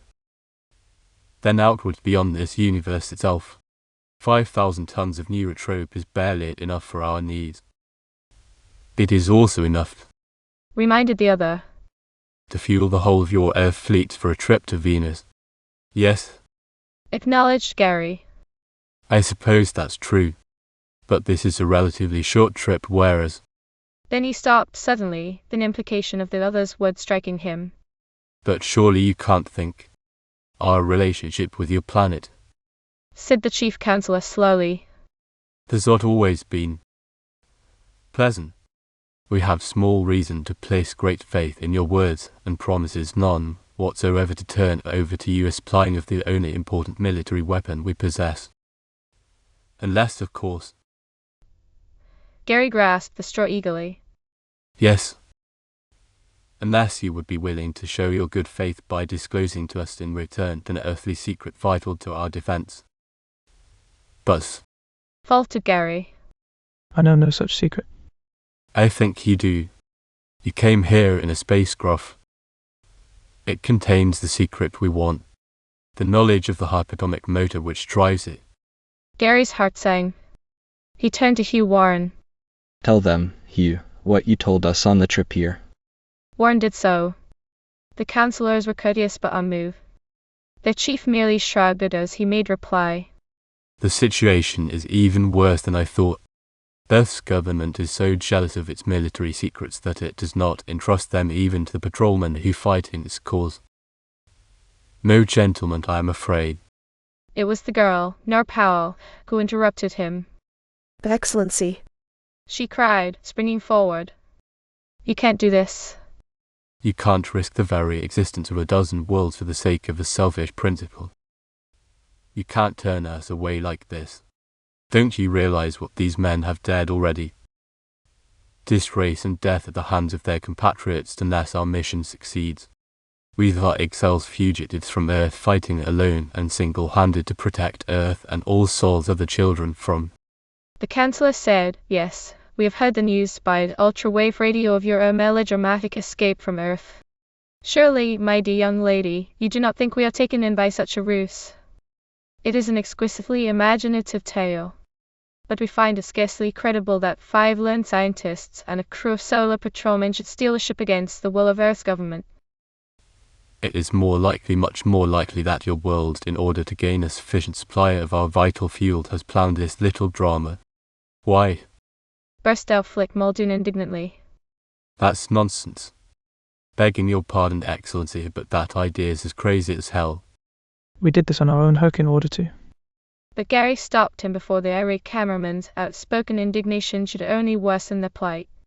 He asked quietly, That is your final and considered decision? The Chancellor nodded for himself and his associates. It is. When you return to Earth, you may tell your government we of Venus are not fools. And now, farewell. He nodded to a retinue of guards. Short minutes later, the dejected little group was being led back toward the spaceport. For the most part they were silent, each lost in the overwhelming sadness of his own thoughts. Only one spoke, and he in a mutter. That one was Flick Muldoon. Not fools, eh? I wonder if he'd like to make book on that. So, said Hugh Warren. That seems to be that. What do we do now, Gary? Give up. Gary said. I don't know what to do, Hugh. I am afraid. Sighed Dr. Engers. Our mission is a failure. Perhaps it were best we go back to Earth and throw ourselves on the clemency of the World Council. You may be, said the skipper of the Liberty ruefully. But not me. I'm in it too deep. Well, Gary, better make up your mind. We go on. Decidedly and suddenly. That's all we can do. Swallow this failure and go on to Mars. Perhaps there our plea will meet with more success. But, demurred Dr. Bryant, if we lack sufficient fuel, we must find some substitute, said Gary. But even as he said it, he knew he was guilty of wishful thinking. There was no substitute for neutrope. There were many fuels capable of adaptation to the explosion chamber of hyperatomic motors, but none compact enough and powerful enough to make possible the long, sustained flight which lay before them. Warren said, "You're the doctor." and turned to the control studs, setting the stops for the next leg of their journey, that which must carry them 200 million miles through space to the crimson, arid comet of Mars. As he depressed the proper button, lights flashed and relays clicked. Small bells jangled in the bowels of the ship, setting unseen engineers and crewmen to the fulfillment of their tasks. Skipper Warren smiled drearily. Well, at any rate, He said, we have the satisfaction of knowing that fuel or no fuel, we have under us the smoothest little ship in space. Mile for mile it will give us more speed per pound of fuel than any other ship. He stopped suddenly, lurching and grasping for support, startled into silence as the deck beneath him bucked and quivered violently. Someone shouted. Nor screamed a little scream of dismay. Only by grasping an upright of the control turret did Gary Lane keep himself from tumbling bruisingly across the room. Vic Muldoon, victim of an unexpectedly violent three-point landing, glared up irritedly from the floor. Smoothest little ship in space, eh? It's sure acting like it now. But Captain Hugh Warren's face had suddenly drained of color. Now his hand smashed open the ship's intercommunicating system, and he bawled. We're caught in an enemy tractor beam. All hands at battle stations. Stand by to repel boarders. But overlapping his command came that of a second voice, one crisp and cool and pleasantly amused. I shouldn't if I were you, Captain. You see, we're already alongside with our guns trained on you. It would be wiser to bow to the inevitable. But what? Who? Gasped Dr. Bryant. Hugh Warren turned from his controls with a shrug of resignation, and in a voice of gathering despair. Troubles He said. never come singly. Now it's pirate. Minutes later he was proven correct. There came the grating clamor of spacecraft and embrace, the hiss of opening airlocks, and into the Liberty strode a band of Earthmen, bulgy-clad and armed to the teeth. With the swift efficiency of long practice, these men dispersed throughout the ship to accomplish their marauding aims. Only their leader and a lieutenant refrained from piratical activity.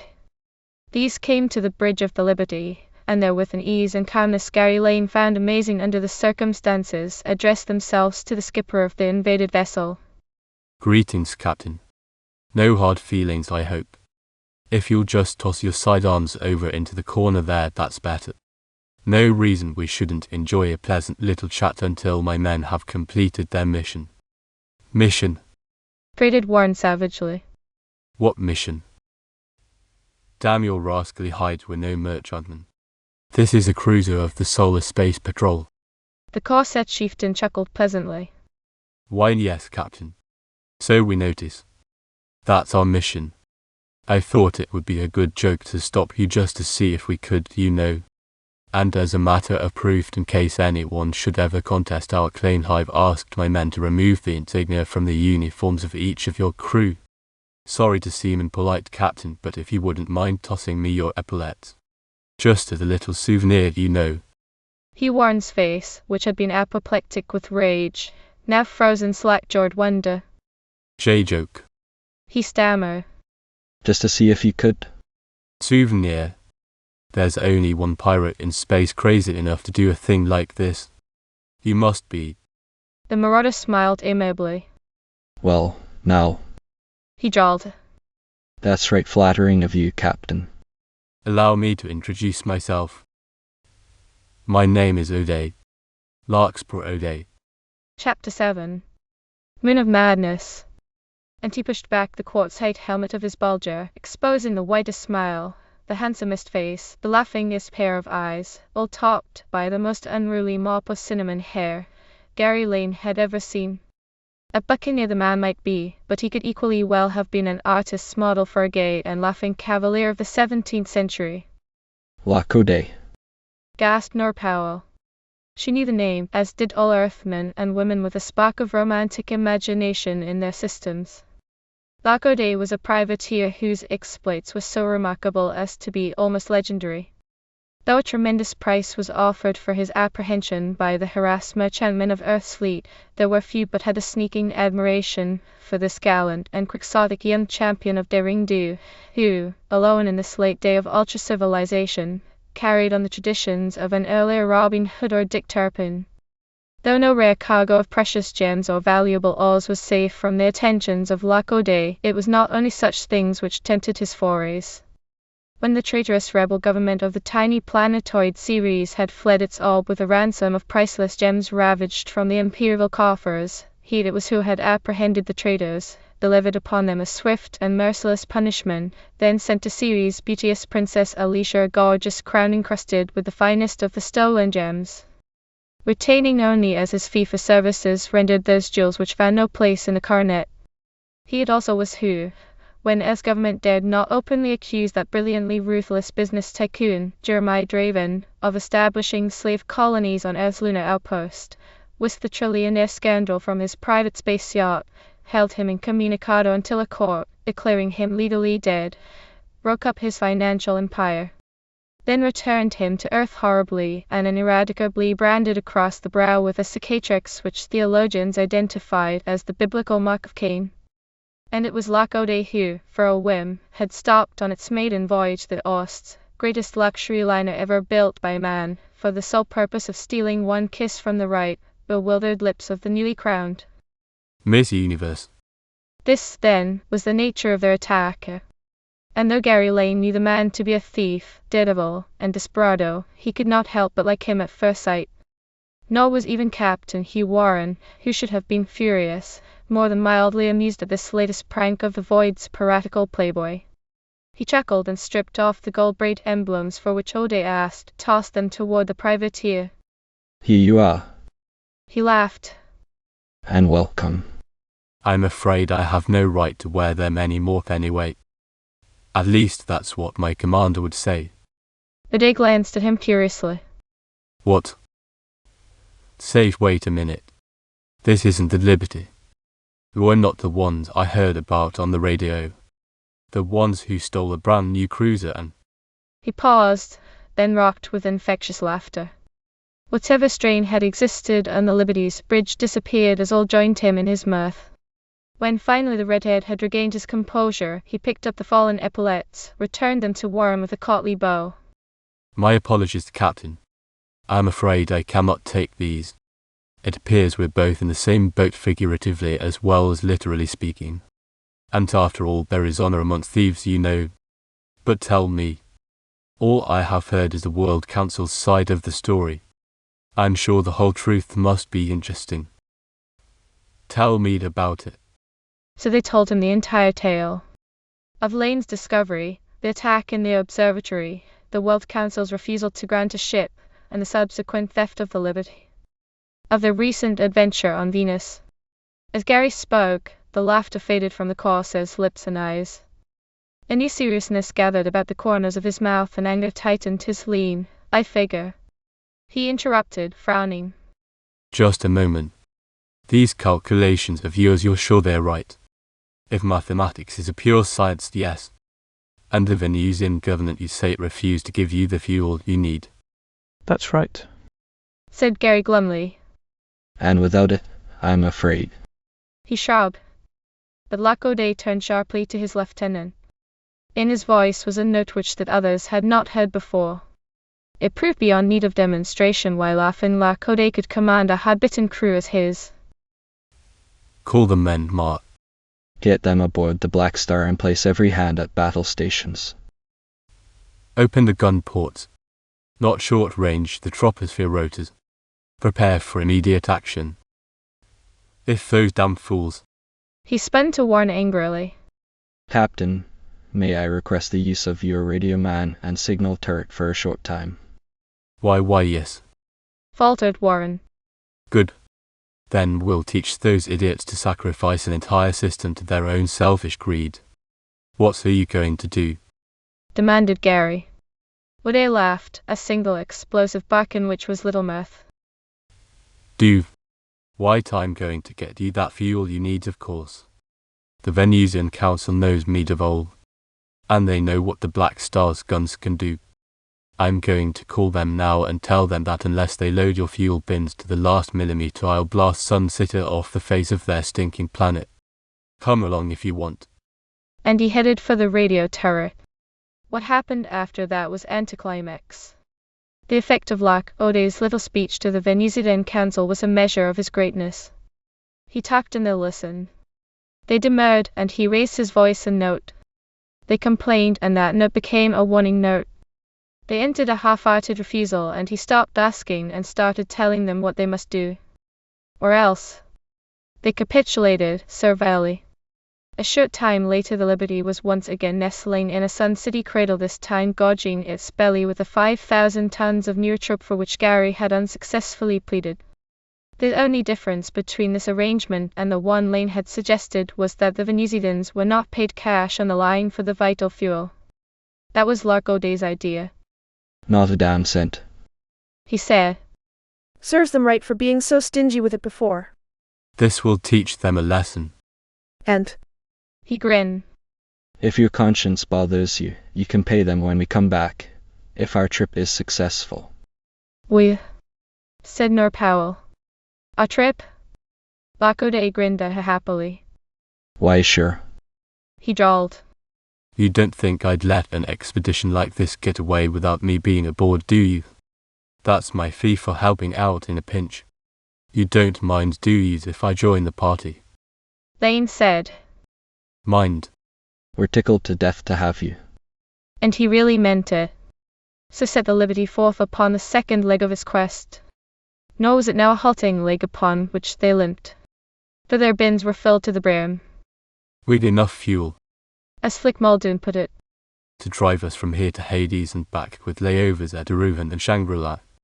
This phase of the journey was not so frenzied as had been the brief shuttle from Earth to Venus. For Mars lay not in conjunction with Earth, but in opposition to the green planet.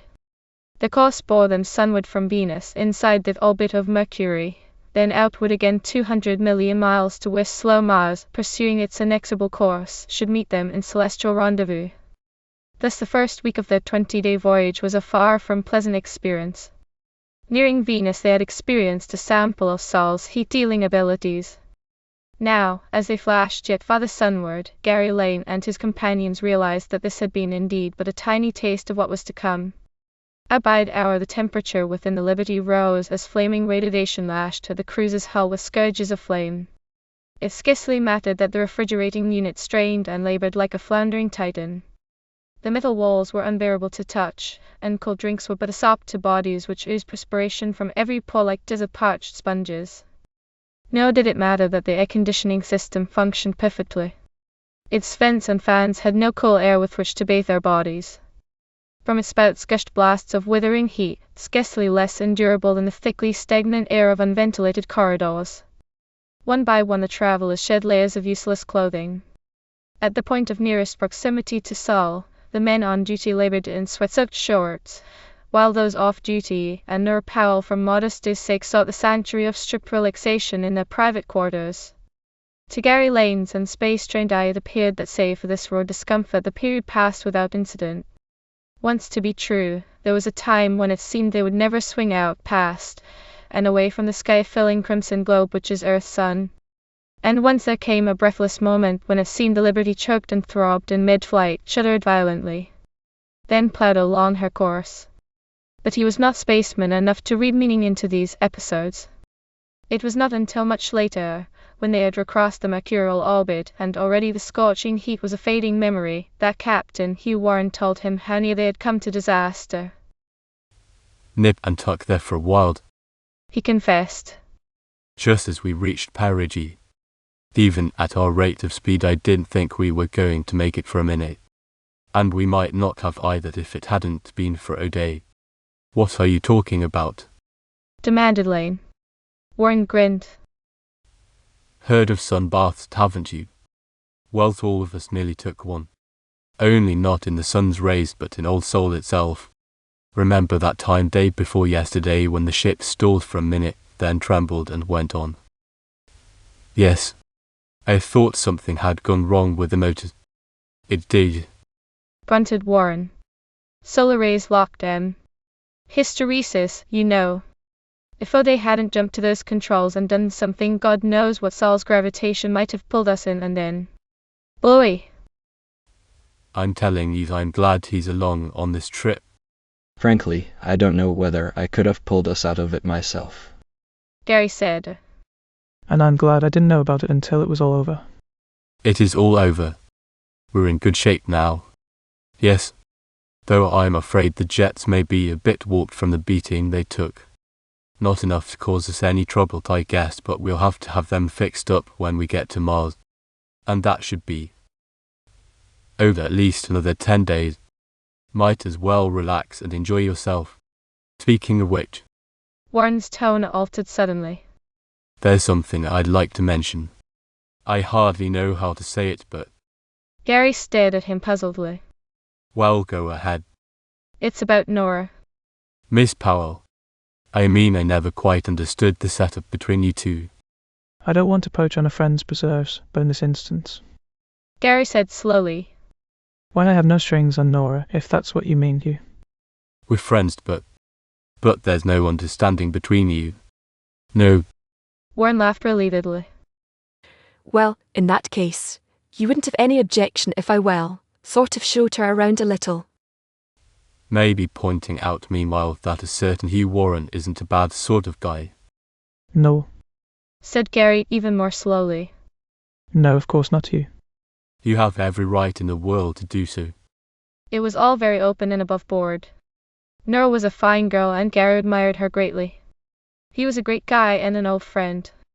In view of these facts, it is strange that when Warren, that night after dinner, took Nora's arm in his and wandered off with her to the observation deck of the Liberty, young Doctor Lane should have found himself suddenly seized with a restlessness and impatience quite outside the usual emotional experience of an inner scientist with a burning mission before him.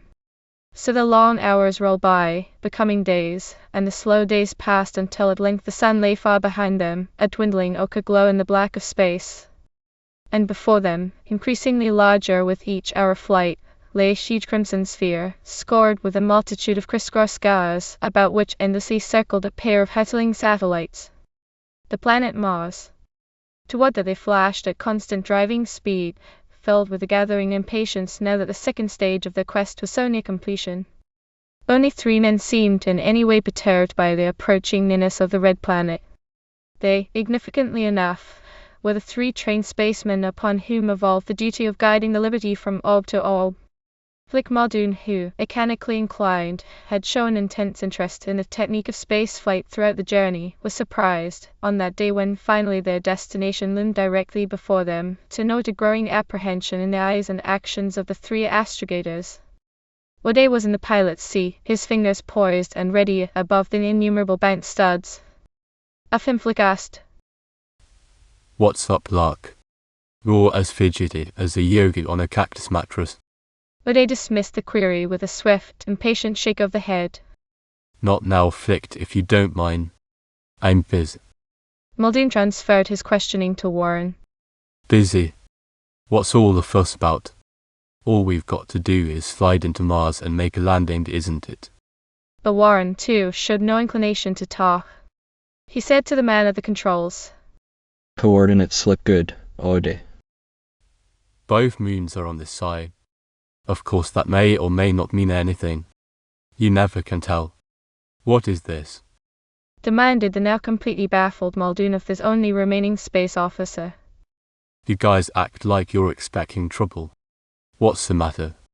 Do you think the Martians are hostile? Lieutenant MacDonald smiled thinly. It's not the Martians we're worried about, Flick. It's those damned moons. What about them? Well, we want to make sure we clear them, that's all. You see, Mars has 2 moons, Deimos and Phobos. They're tricky little gadgets to calculate when you're plotting a landing on the mother planet. Both of them travel like bats out of hell. The inner one, Phobos, takes only 7 hours and 39 minutes to make a complete revolution. Deimos scoot along even faster. Though it's 3 times as far from its primary as Phobos, it gallops through its orbit in 30 hours and 20 minutes. So, Muldoon said. What? You're not afraid of one of them hitting us, are you? We're traveling faster than they are. And if you know where they are going to be at any given moment. No, we don't expect one of them to hit us. The thing we have to guard against is our hitting one of them. You see, those satellites have peculiarities. One of them is that every once in a while, for no known reason, they suddenly cease being tiny balls of inert matter hurtling about their primary and for a brief period become tremendously potent magnets.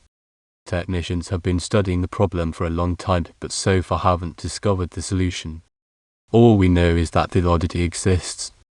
And so long as it does, Deimos and Phobos remain a constant hazard to spacecraft approaching Mars. Maggots, said Muldoon. You mean they exert force on us? Drag us down to them Like? Interrupted Captain Warren with a sudden bellow of dismay. This. Lark, throw clear.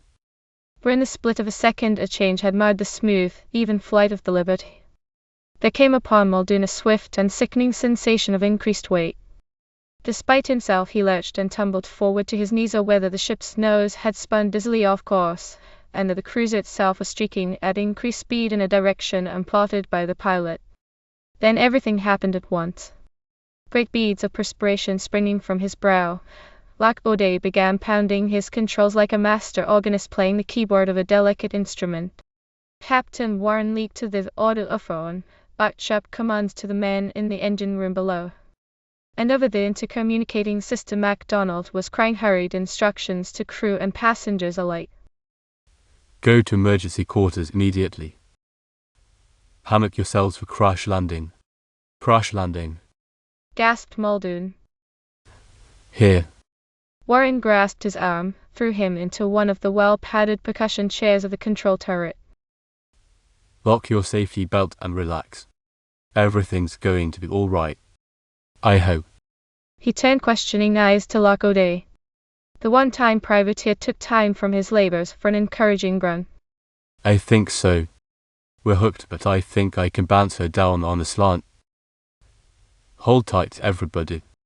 Then in the vision lens which mapped that segment of space immediately before them, Flick Muldoon glimpsed the rapidly swelling globe which was Deimos, less a moon of Mars. Like a great, gaunt blood-red rocket looked quartering, then halving, then completely blotting out the vision plate. Muldoon was momentarily aware of razor-sharp cliffs, high rocky plateaus, and jagged taws unsoftened by a blade of vegetation. Then the motors whined in shrill and screaming protest. The Liberty's nose came up, and the ship struck with a resounding crash. Struck, bounced, shook itself angrily, and ground to a grating stop. Chapter 8. Car from Mars. Well, said Flick Muldoon. Everything happens to us. Loch O'Day pushed a final stud which silenced the Liberty's motors. The ship lay still upon the satellite's rocky surface. That, said the pilot moodily. Is that? You all right, fellows? How about you, Muldoon? Flick eased himself from his chair, flexed arms and legs gingerly. They seem to be all right. He admitted cautiously. I'll study them for defects when the goose pimples go down. Mac was already at the intercommunicating system, rasping queries to the far chambers of the ship. Everybody OQ. No casualties. The responses were encouraging if somewhat blasphemous. Typical was the reply from Slops, the ship chef. He snarled irately. I'm all right, Lieutenant, but did you say we was to have soup for dinner? Why yes. But, course if you did, everybody better come on up to the galley right now with spoons. Dinner slits flopping all over the floor. There came the sound of footsteps on the ram. The door burst open, admitting that quartet which Loch O'Day had humorously dubbed the brains of this here outfit. All were excited. Gary Lane demanded intently. Who? Lark. What is it? Where are we? We're not on Mars. Warren shook his head. No. We are about 12,000 miles short of our goal. This is what you might call tying out by command performance. We're Gravlock.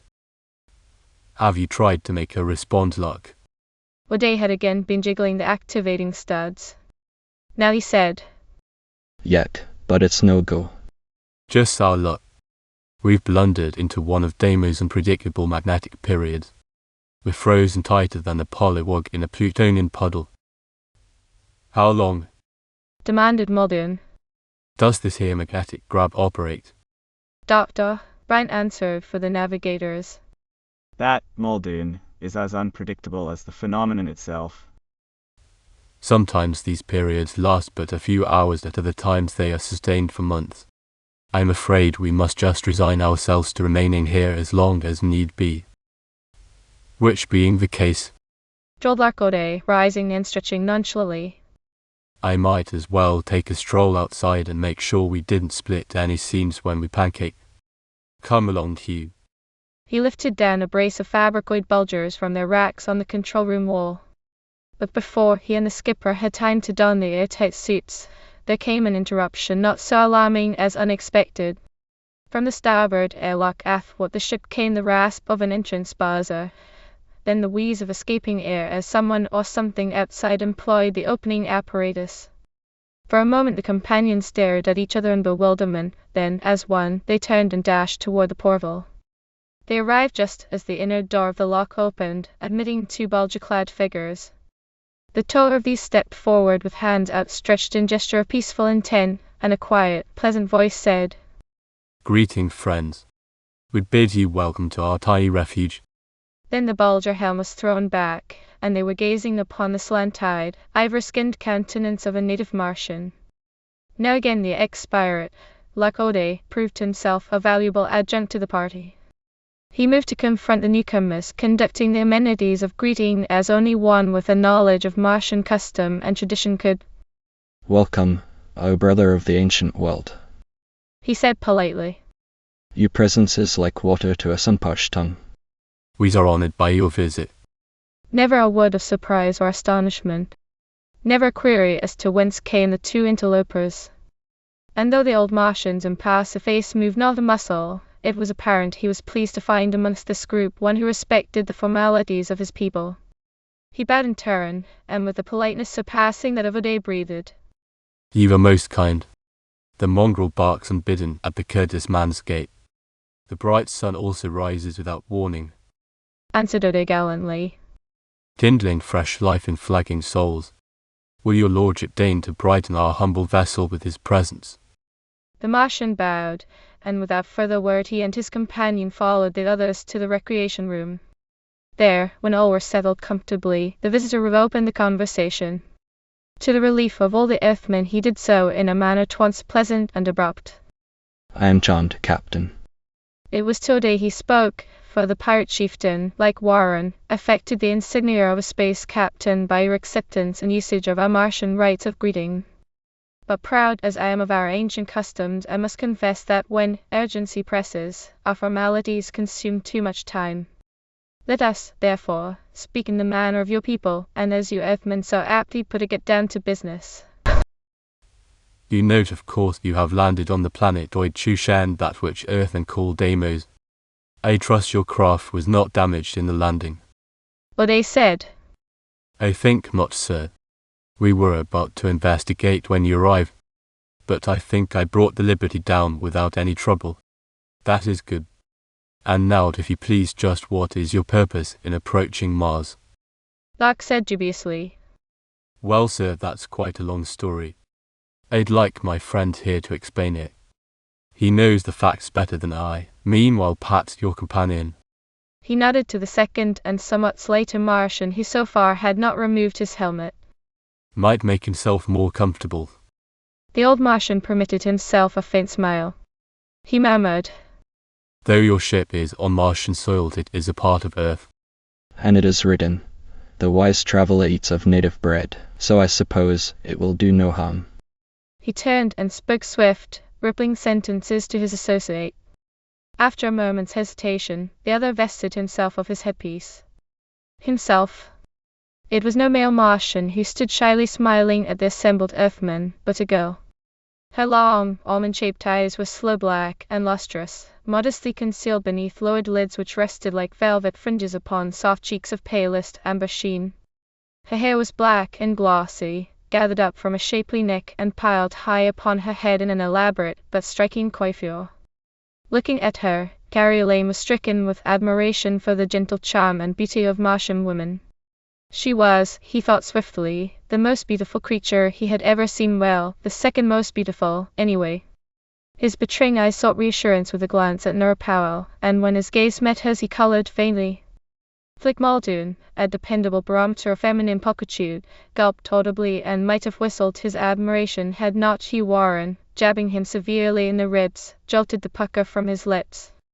But it was upon La Code whom the sight of the girl had its most devastating effect.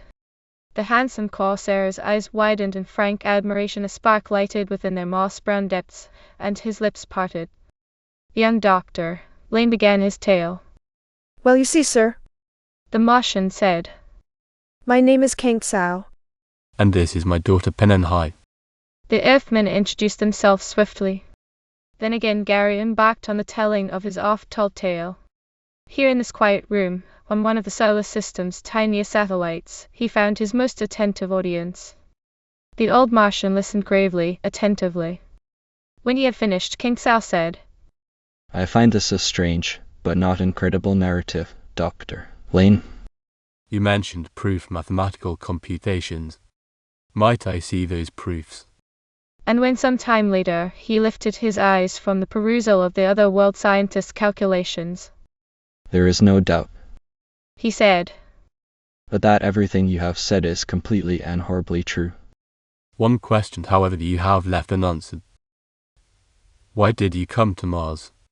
Because answered Gary frankly. there is something we need from your planet. We know or believe that the authors of this disaster threatening Earth dwell not in our solar system but beyond it. There is no spacecraft known to men capable of carrying us outside our own little solar galaxy. But if all human intelligence, the wit and wisdom of every planet could be brought to contribute its portion, such a spacecraft could be built. It was our hope to gain the 4 requisite elements from the 4 major planets. The secret of the hyperatomic drive from Earth, fuel from Venus, from Jupiter, the secret of faster than light travel. And from Mars.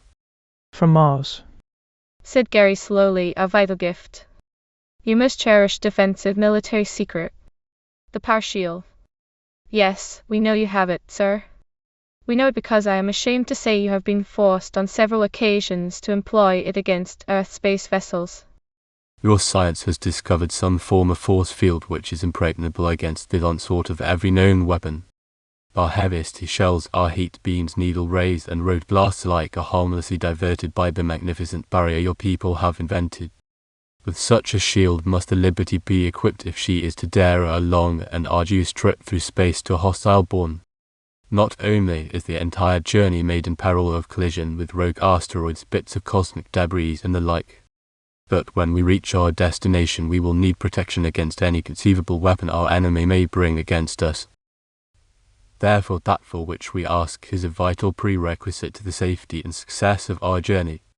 Dr. Kang pondered briefly. Then, at length, It is true. he admitted. We possess a 4 shield such as you have mentioned. But you have made one error. It is not altogether the defensive weapon you imagine it. It is indeed the reason your craft lies now on Deimos. What? Interjected Hugh Warren. You mean the intensified magnetization? Exactly, Captain. That is my reason for dwelling here on this outpost 12,000 miles from my beloved homeland. We of Mars have installed here a tremendous power plant capable of projecting its magnetic beam upon any vessel which approaches our planet. There is another similar station on Phobos. Master scientists control each of these laboratories. When spacecraft which we have reason to believe may have hostile intent approach Mars, switches are thrown, converting these satellites into gigantic magnets of tremendous power. That is why. He smiled a bit ruefully. That is why on several occasions Earth ships have crashed on Deimos and Phobos. Because it was clear they planned to disturb the quietude of our community. But cried Flick Muldoon. How about us? We didn't come here with a chip on our shoulders. Our purpose was peaceful enough. Dr. Kang said softly. This I know, my friend, now. But you must admit that appearances were against you. You came full heralded by bulletins of treachery and theft on Earth, of strong-armed compulsion and allegiance with a privateer on Venus. We did not know what you wanted, but... The old Martian shrugged. We thought it best to deter your arrival until you could be questioned. O'Day, whom it was hard to believe had heard a single word of the conversation, so rapidly had his attention been riveted upon the ivory-skinned scientist's daughter, said abruptly, And now that you know, Dr. Kang, what is your decision? Kang's long dark eyes seemed to withdraw within the curiously involved epithelial folds of their lids. For a long moment he considered the question. Silent he sat, and as impassive as a carven Buddha of the Earth race whose members he so strongly resembled. Then he said, There can be but one answer, my friend. And on a matter such as this I am free to speak not only for myself, but for all my people. You shall have that for which you came. We may, Doctor. cried Gary Lane. No kidding. Yelled Muldoon. Say, Read a Captain Warren. The old man halted their expressions of gratitude with a turn of the hand. yes, you shall have what you need. We of Mars are a peace-loving race. That which you have chosen to call a military weapon we employ simply and solely as a defensive measure against aggression. But now it seems the time has come to turn this weapon against an interloper of unguessed strength. Therefore you shall have what you need. But there is one small stipulation. Lane thought grimly. This is it. The fight in the ointment. You never get something for nothing. But aloud he asked politely. And that is, Doctor, how? Simply, Replied the aged Martian. that my daughter and I be permitted to install the equipment on the Liberty House cells. Why, of course. Said Gary. Oh, Continued Dr. Hell. That we further be permitted to join your party. And for the first time a flicker of expression crossed his features. A smile touched the corners of his lips. You see, my friend, though we of Mars are called an impassive people, we are not entirely without curiosity. This quest upon which you are embarked is about it a breathtaking challenge which stirs me greatly.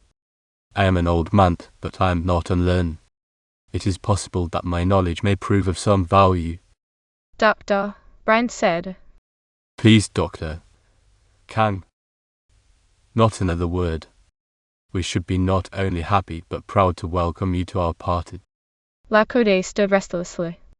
But your daughter, Doctor. Kang. It is a perilous trip. Scarcely the sort of adventure for a girl of gentle breeding. Where I go, there goes my daughter also. And I note that there is already one woman of refinement and gentle breeding among you. I think, Said Dr. Pa.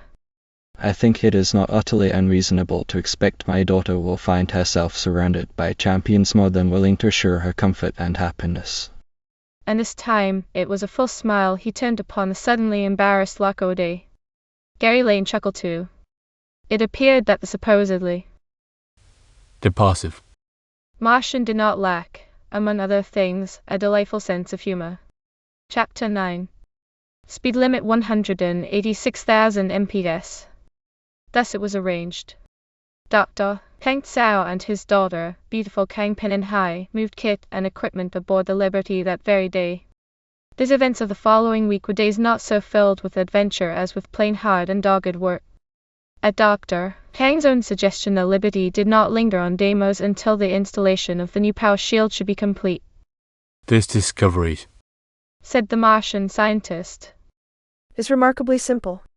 with what little equipment my daughter and I have brought aboard, and with such standard stores as may be found aboard your ship, we can make the craft impregnable. So let us waste no time, but get under way.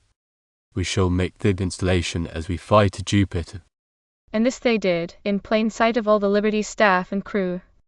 Despite which, few were able afterward to say what had been done, or why such minor alterations should make such a tremendous difference.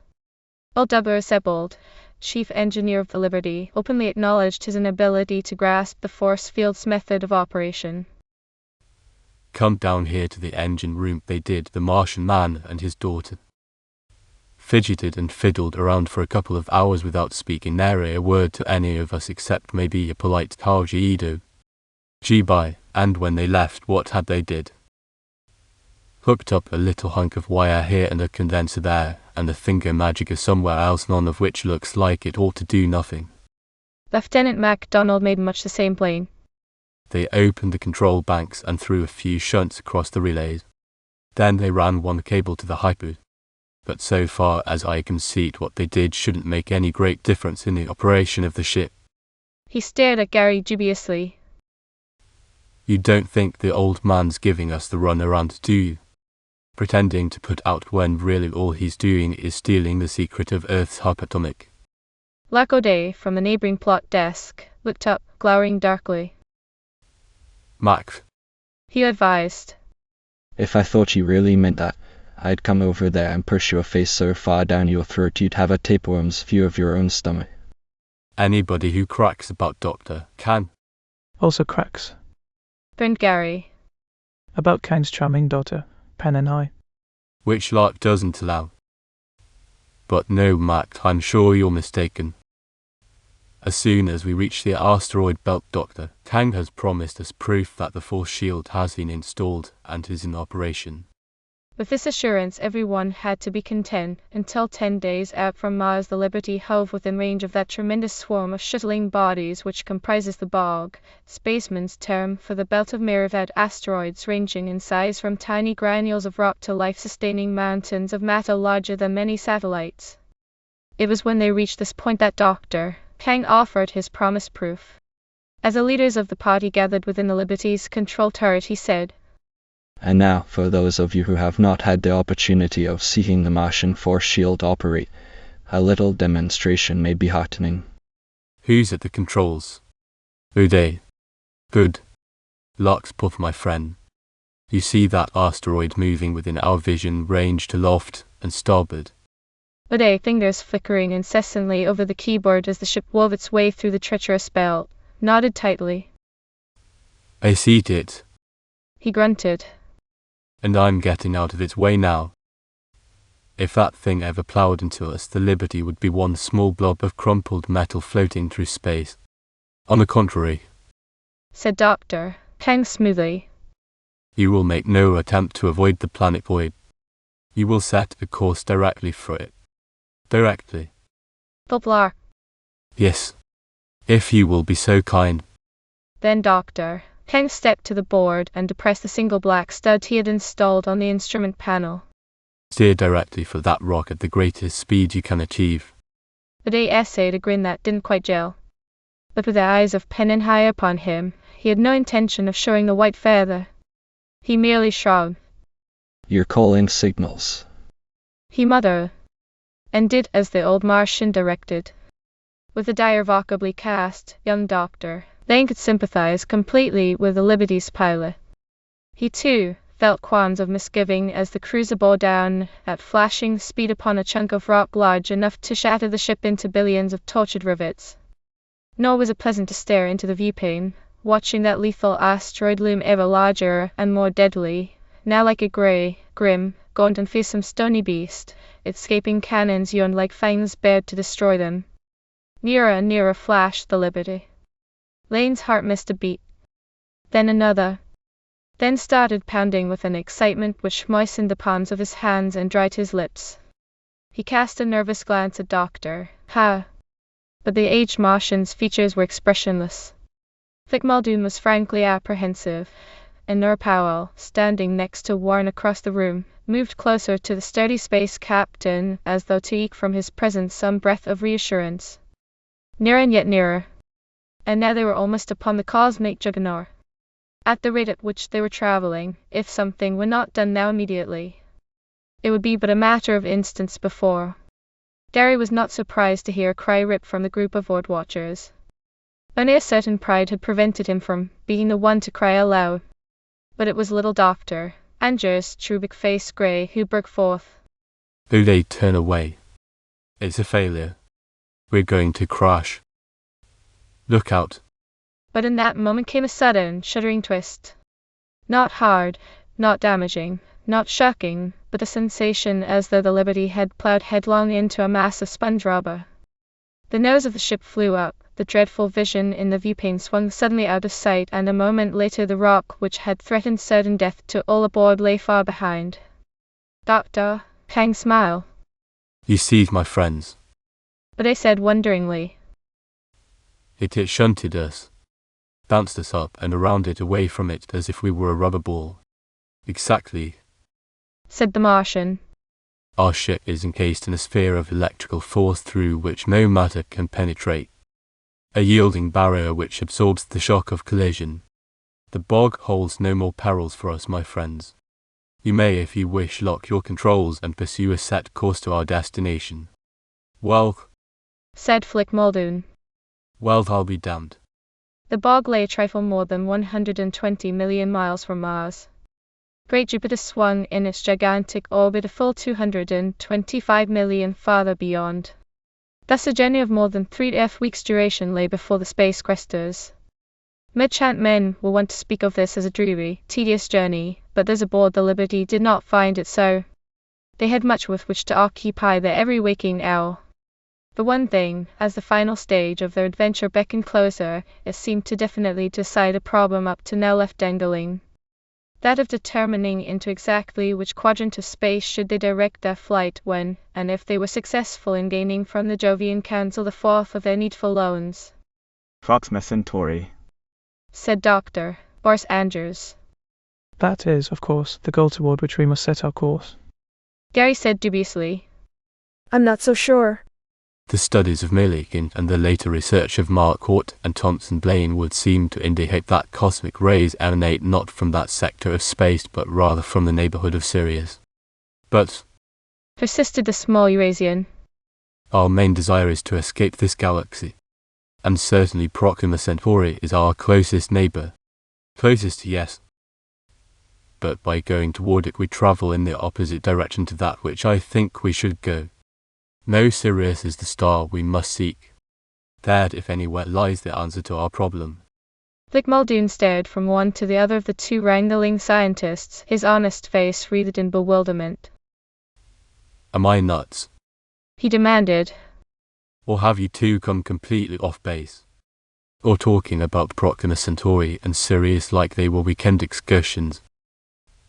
If I haven't forgotten everything my astronomy prof told me, Proxima Centauri is about 4 light years away. Sirius is twice that far. At the rate we're traveling, it'll take us about 6,500 years to reach Proxima and damn near 14,000 to get to the dog. What do we do to live that long? Eat vitamins. Lane smiled. You'd better stick to photography, Flick. Don't you realize by now that our whole purpose in going to Jupiter is to learn the secret of faster than light travel? If they'll tell us this secret, we can reach our destination in, well, I don't know exactly how long. That will depend greatly upon how far we can exceed the so-called limiting velocity. Here Dr. Kang interpolated. That, my boy, is the term I suggest you use with the greatest respect. It is not merely the so-called limiting velocity. The speed of light is actually the greatest velocity at which matter can travel and still retain its integral form. Beyond that speed, mass becomes infinite. What happens then no man knows. I am afraid we must reconcile ourselves to a long and wearisome voyage of 9 Earth years. Gary said tightly. We can't afford 9 years. I'm not thinking of our own discomfort, I'm remembering our computations. According to those figures, Sol's dwindling point will be reached not in years but in months. Maybe weeks. Before we can reach our goal, the universe from which we are fleeing will exist no more. All the more reasoned. Insisted Dr. Boris Andrews. For heading toward Proxima Centauri, my young friend. I am older than you and have studied cosmic radiation for a great many years. I assure you there is no reason to believe one extragalactic destination is more likely than another. Gary glanced at the man oddly. It was unlike Andrews to flaunt his age and wisdom, equally unlike the small scientist to rouse to such heights of nervous excitement. Gary said slowly. Well, Dr. Andrews, this is a communal enterprise. I don't wish to dictate our course. I am willing to place the decision to a vote of all our party. Dr. Brian said quietly. That will not be necessary, Gary. You have led us most successfully up till now. I think we are all willing to accept your judgment. Your darn tootin', said Muldoon. And Dr. Kang said blandly, I too have perfect confidence in your decisions, Dr. Lane. Andrew's round face puffed with petulance. His bushy eyebrows drew together. Oh, very well. He snapped in a tone, almost a snarl. I warn you, you're making a great mistake. And angrily he stomped from the room. But to the man's credit, his pique did not last long. Before the day ended he had returned, as urbane as ever, with a contrite smile and an apology on his lips. So equanimity was restored aboard the Liberty, and that was good, for on a voyage such as this it was better to avoid all clash of personalities. We are fortunate, said Dr. Kang one night after Lac-Audet had reported an argument in the crew's quarters which had almost resulted in a free-for-all between the blasters and the mariners. We number no Venusians or Jovians among our corps. It has been my observation that the members of these two races mingle poorly with the children of your world and mine. Of the four races, our two are the more easygoing, theirs the more emotional.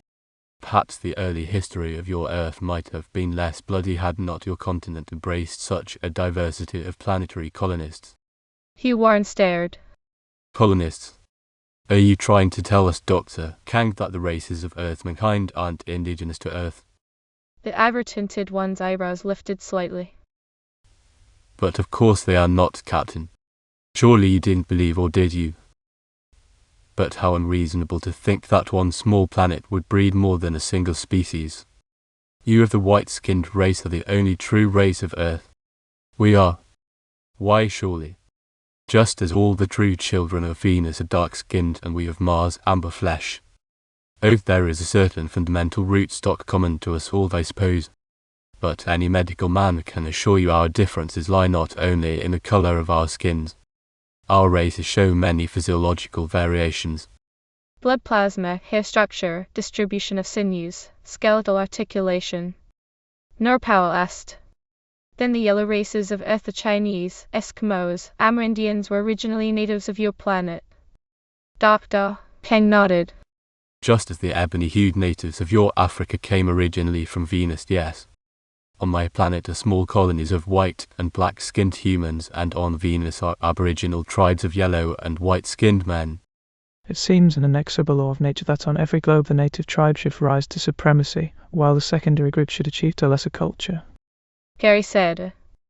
That is only partly true, Doctor.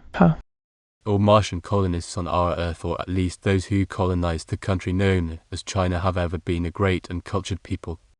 Our forefathers called them backward, but that was because they placed social culture above mechanistic advancement. But Dr. Kang, broke in Muldoon, you're implying that space flight existed God knows how long ago. Centuries. Eons. Before the launching of the Wentworth-Kroll experimental rocket in 1973.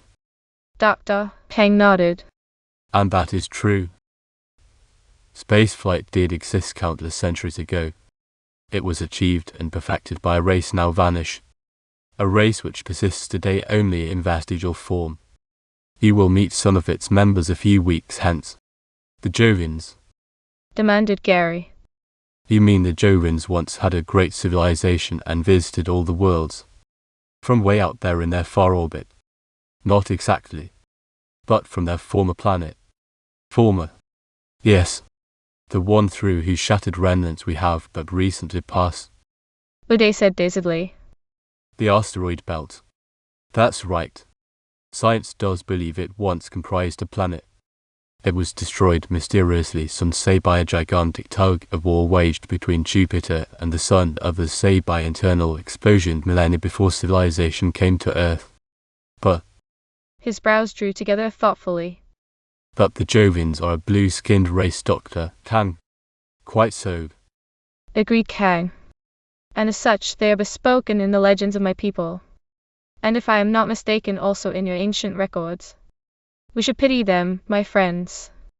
They were once a great and valiant empire, now they are decadent. Those of them who escaped the Holocaust which destroyed their former worlds have taken refuge on Jupiter. and they lie quietly, concerning themselves no longer with matters of so government. It is piteous, Mourned the old man. to see the once noble people brought so low. But that is and ever has been the history of man's strivings. Centuries. Mused Gary Lane. Thousands of years ago. I wonder what, my friend? I wonder if their downfall has anything to do with the problem we're tackling now. Gary shook himself, ridding his mind of the sudden, uneasy thought. But of course that's nonsense. It couldn't possibly be. Chapter 10. Death Sentence. So time sped by. And outward, ever toward the fringes of Saul's empire, flashed the Liberty on her all-important mission. The sun which but a few short weeks ago had been a blazing furnace threatening fiery annihilation to the space venturers had now dwindled to the apparent size of a tiny, glowing pea, half lost in the black depths behind them. A small, feebly glistening body whose heat at this great distance was scarce sufficient to make its presence felt. And as this great luminary shrunk, its offspring grew ever larger in the Liberty's vision plate. Now the fifth planet was a heaven-filling orb scant hours away. Already the cruiser had whisked through the orbit of Jupiter's 9 satellites, and now, on a course carefully set by Lacaudé, Skipper Warren was preparing to drop the Liberty to Jupiter's surface. Muldoon, standing beside the space patrolman as he fingered the studs, said wonderingly, Boy, that's one big planet, ain't it? Only, his brow furrowed. there's one thing I don't understand. How far away from it are we? About 20,000. Answered Warren. Well then, how come it hasn't gripped us yet? I should think a thing as big as that would have a grav drag strong enough to clamp hold of us about 3 or 4 times this far away.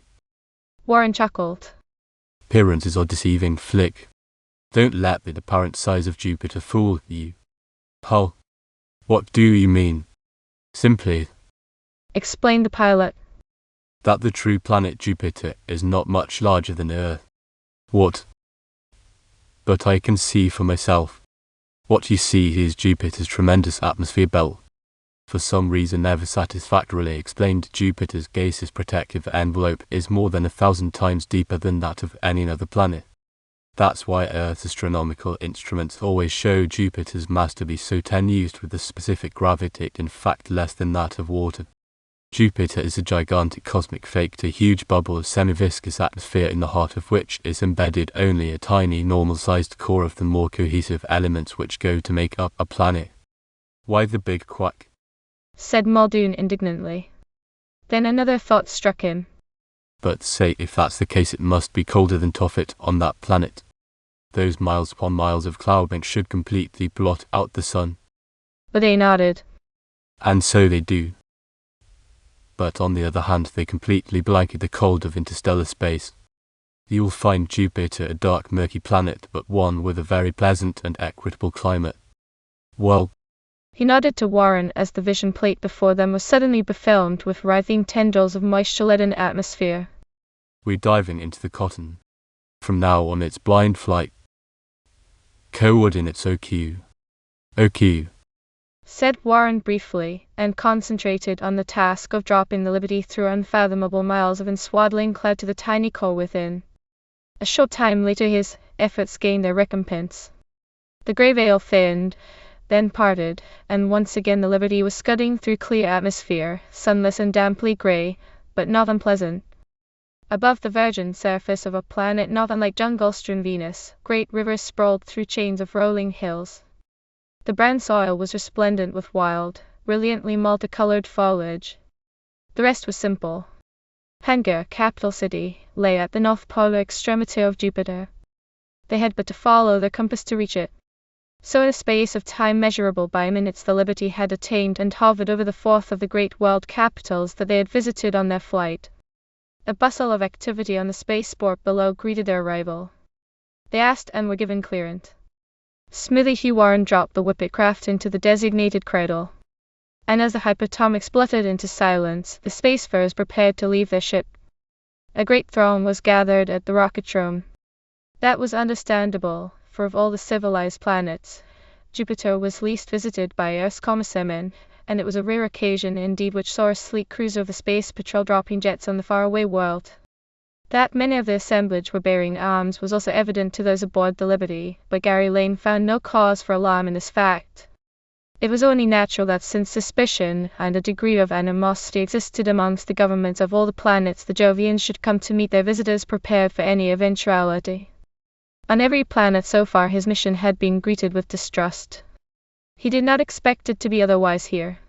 He'd only hoped that candor and a complete explanation of the crisis would here win him the last of those 4 needed secrets. Nevertheless, Said Dr. Hell.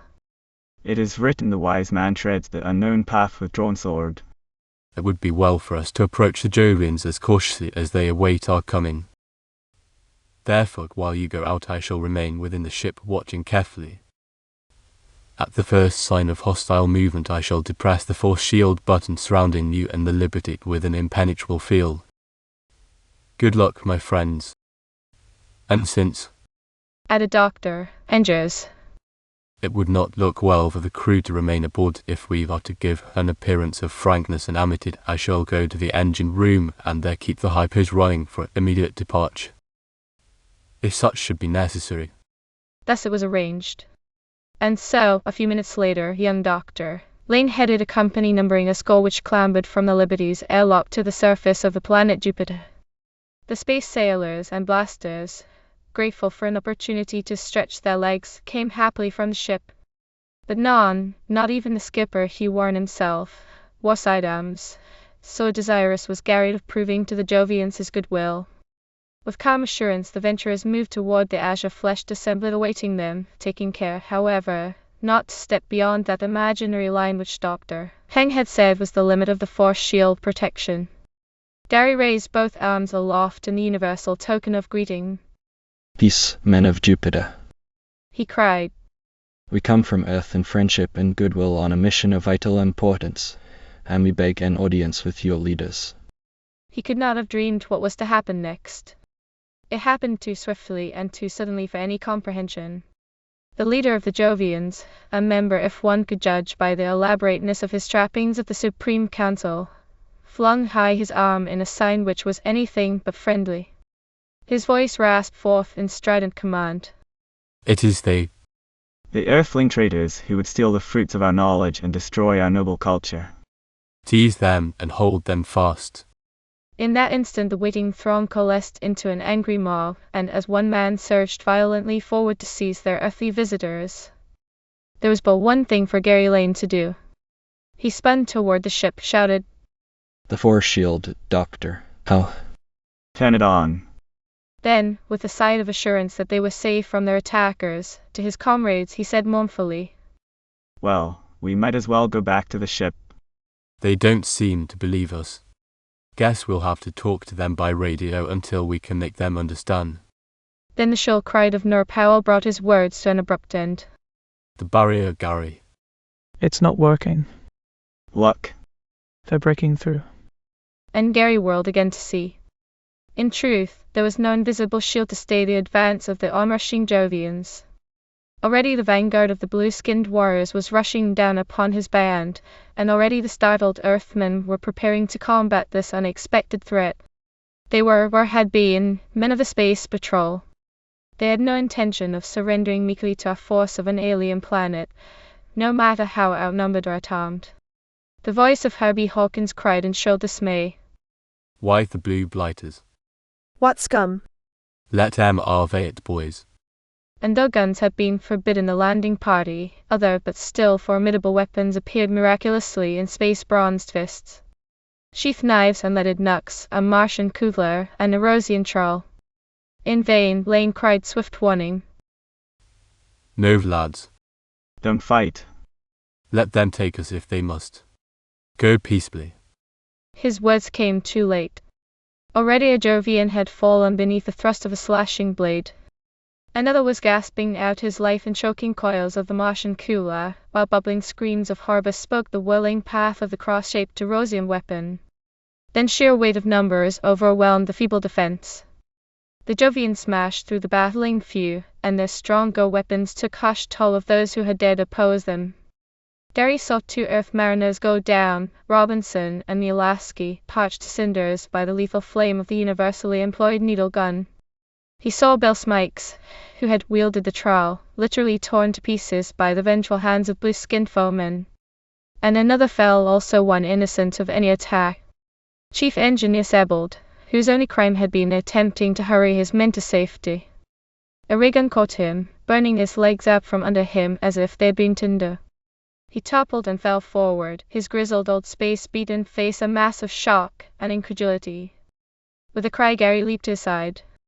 But there was nothing to be done. The engineer was as good as dead. I knew it.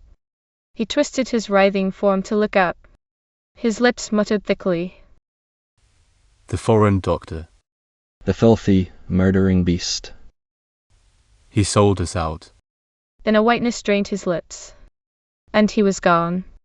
But with his passing ended for the time being, at least the slaughter.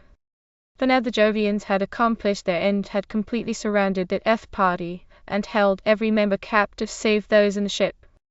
Nor did they hold their freedom for long. At the Jovian leader's command a corps of warriors rushed the airlock.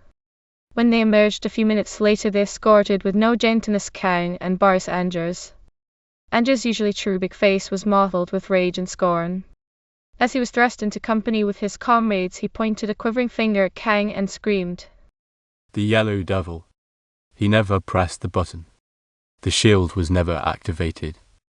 Ade, who during the brief affray had made no attempt to fight, but had leaped to the protection of the two girls, now glanced up from the pale golden creature whose slim form his arms still encircled to meet the eyes of Dr. Kang questioningly. Never pressed, but Dr. Kang, why not? No muscle moved on the aged Martian's features, but his eyes were dark pools of bewilderment. There is something terribly wrong. I did press the button. The force shield should have worked. I do not understand. Then there was time for no more, for the Jovian commander was prodding them into motion, and his voice was unequivocally harsh. To the hall with them, that they may be judged and sentenced for this vile treachery. Thus, not as free men freely seeking a gift of equals, but as already half adjudged and half condemned captives, were the space venturers transported to the council hall of Pangar. He sat in judgment upon them white-robed and diademed beings of a race not now to be found on any of the inner planets. The azure-tinted people who, if Dr. Kang's explanation were true, had in eons past spread culture throughout the whole of the solar system. The judging of the Liberty's equipage was a swift formality, speedily concluded. The Jovian Council's handling of the case was a travesty of justice. It listened to the tale told by its fellow members, crisply abbreviated Gary Lane's attempt at explanation, and the half-score councillors conferred briefly amongst themselves. Then one, their leader, turned to address the Earthmen. It is enough. We have decided. By the powers invested in us, the Supreme Council of the Europanga, we do hereby determine and judge. But, cried Gary Lane. You haven't listened to our story. Haven't heard our reasons for coming here. That since in violation of every rule and precept of interplanetary law you, a group of criminal felons from a neighbor planet, have made landing without permission upon our world. We couldn't do otherwise. We had to come here, learn your secret. And did hereupon murderously set upon and slay certain of our citizens. Us. Cried Flick Muldoon. Us set upon and slayed. Listen, you blue-skinned baboon, we came here as friendly as fleas on a pup's tail. Your boys are the ones who started the fighting. We do therefore, continued the Jovian councillor sternly, hereby condemn and sentence you. Gary drew a deep, regretful breath. Well, here it came. Imprisonment. A long wrangle of extraditionary rights. Transportation back to Earth, there to stand trial before a jury of Earthmen. A dreary, tedious, legalistic process, wasting precious so precious time. He twisted restlessly under the knowledge that while worlds dilated, disaster crept ever nearer. If he could only make these people understand. Then his petulance died, appalled. The councillor was speaking again, and from his lips were falling words that in his wildest imaginings Gary had not dreamed to hear. Words which not only wasted precious time, but spelled forever an end to their vital mission. Dreadful words of doom. Do hereby condemn and sentence you. Inturned the chief councillor stridently. 2. Immediate execution. Chapter Roman 11. Flight through the Fourth. As in a dream, Gary Lane heard the solemn words fall from the lips of his Jovian judges. Execution. Immediate execution. This, then, was to be the end of their adventure, this their recompense for having fought single-handed to stay the doom which threatened the entire system of worlds circling the tiny star called Sol. With what happened next, the dream became a nightmare. Blue-skinned stalwarts of the Jovian Guard closed about him and his companions, prodded them toward a grim, arched opening which Gary intuitively knew must be the portal of their execution chamber. He was conscious of Nor Powell weeping softly at his side, of Dr. Bryant muttering in mute and babble protest, of the subtle strengthening of Luck O'Day's broad shoulders as the ex-pirate tensed himself, despite the overwhelming odds against them, to hurl one last and gallant defiance at their murderers. And because there was now no other path, he sought O'Day's eye. In that glance, grimly arraigning himself on the corsair's side for whatever desperate attempt O'Day should choose to lead. Then, as the entire corps of Earthmen readied themselves to go out fighting rather than, as sheep herded to the slaughter, there came a sudden interruption from an unexpected source. Through an entrance at the rear of the council hall rushed a wildly excited figure, a Jovian bearing in his hand a scrap of paper. This he waved wildly above his head, crying as he hurried forward. My lords and councillors, wait. Stay the execution. A message from the planet Earth. The chief councillor frowned. It is useless. We will entertain no bids for extradition. It is the law of our homeland these Earthmen have transgressed. They must pay the penalty. But Panted the messenger. It is no plea for clemency, but something else. Something more important. All eyes were riveted on the curious tableau. O'Day's whisper grated softly in Gary's ear. Hoku, Gary, now's the time. Their attention is divided. We'll never have a better chance. But Lane grasped his companion's wrist tightly, hopefully. No luck, no. Not now. There's more here than meets the eye. Look the chief councillor's face. And indeed, a sudden and striking change had overswept the countenance of the Jovian judge as he scanned a message thrust into his hand by the excited messenger. His brows drew together. He turned to his associates and growled, "But what is this? Have the men of Earth gone mad?" This message says, He read aloud. If Liberty and Crude, including group of Earth scientists, arrive on your planet in the name of all humanity, offer them every possible assistance. Investigation proves their theories are absolutely correct. Sun is dwindling rapidly to dwarf star stage. Planet Mercury tottering in its course may plunge into sun hourly. Entire solar system hovering on brink of dreadful disaster. Thank God. The grateful cry ripped itself unbidden from Gary Lane's throat. His tightened nerves relaxed in a warmth of justification, and his eyes were bright with happiness. Thank God they've seen the truth at last. Now if it is only not too late. The Jovian councillor turned to him, puzzled. Too late, Earthman. Too late for what? What does this mean? And so, at last, Lane was given an opportunity to explain that which he had not been permitted to tell before. He told the true and only reason for their journeying hither, and pointed out the vital importance of the Liberty's mission. The council heard him through. Before the earnestness of his eyes, the burning ardor of his voice, their doubts seemed to melt away. Save for one member of the court who grumbled dully. This is all very well and a pretty tale, but to me it has the smell of a prefabricated plot. So you want our cherished secret, Earthman? The secret of achieving speed greater than that of light? I not only want it, Said Gary earnestly. but must have it.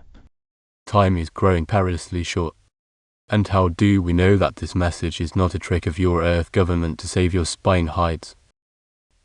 We have no reason to trust Earth. Lane bit his lip. There it was again, the old, oft-told story of Earth's greed and selfishness now working against the better interests of all the planets. No, maybe not.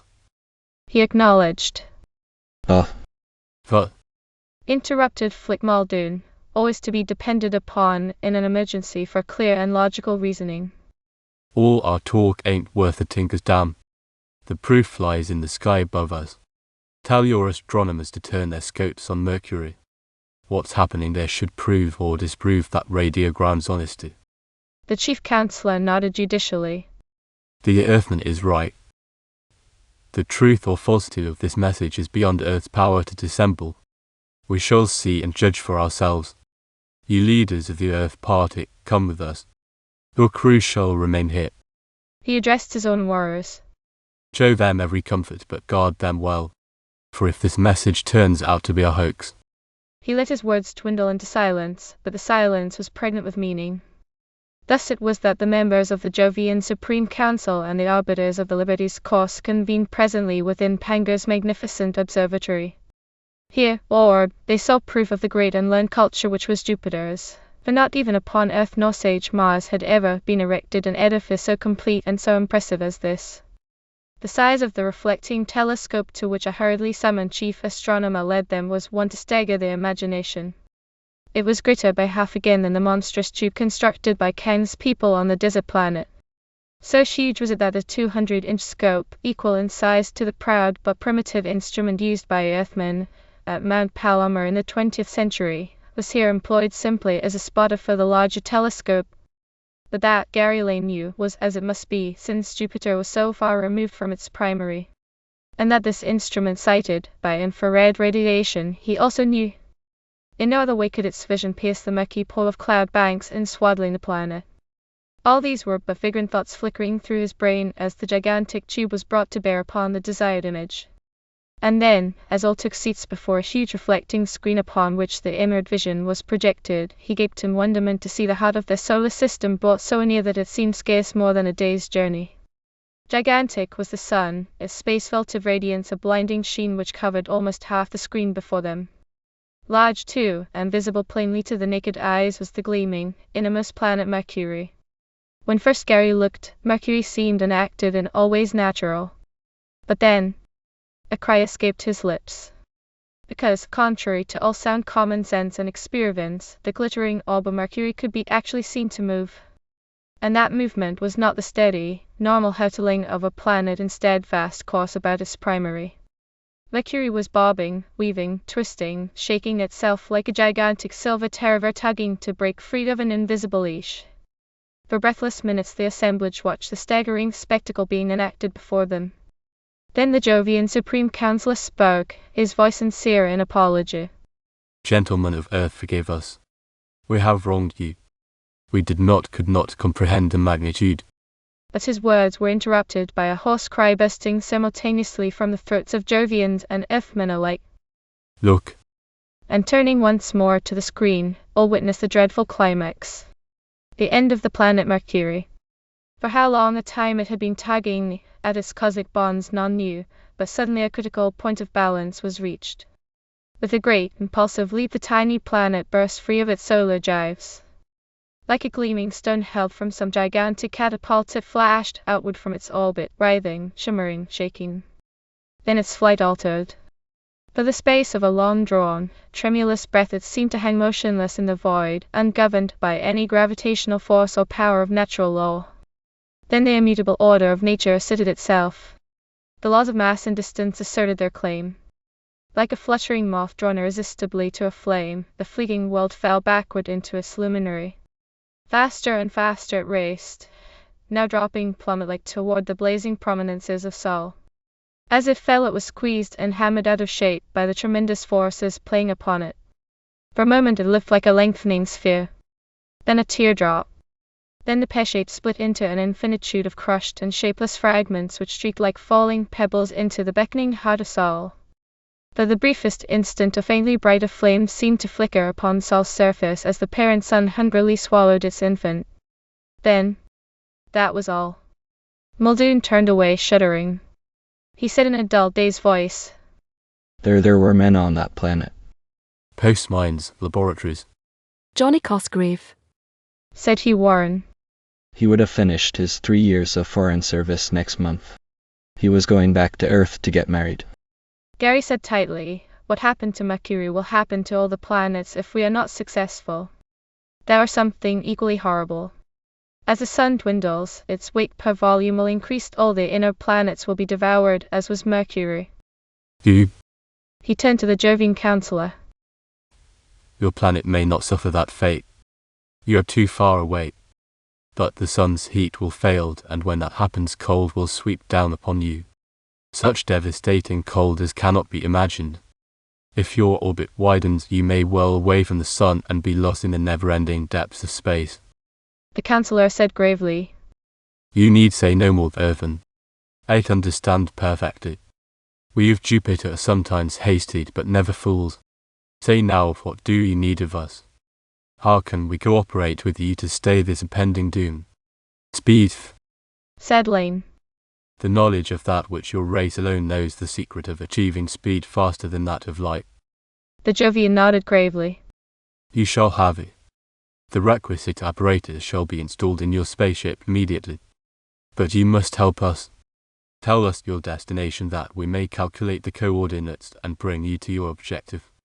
We must go, said Gary. to the galaxy of the star known as Sirius. Sirius? Outside our solar system? The counselor frowned. That is difficult and perilous. There are dangers even to our method. We must risk them. As it is, we have no way of telling if we are going to the proper place. Nor indeed whether when we get there we will find ways to do that which we must. Tell me, what is the limiting velocity of this new method you have devised? How fast will we be able to travel?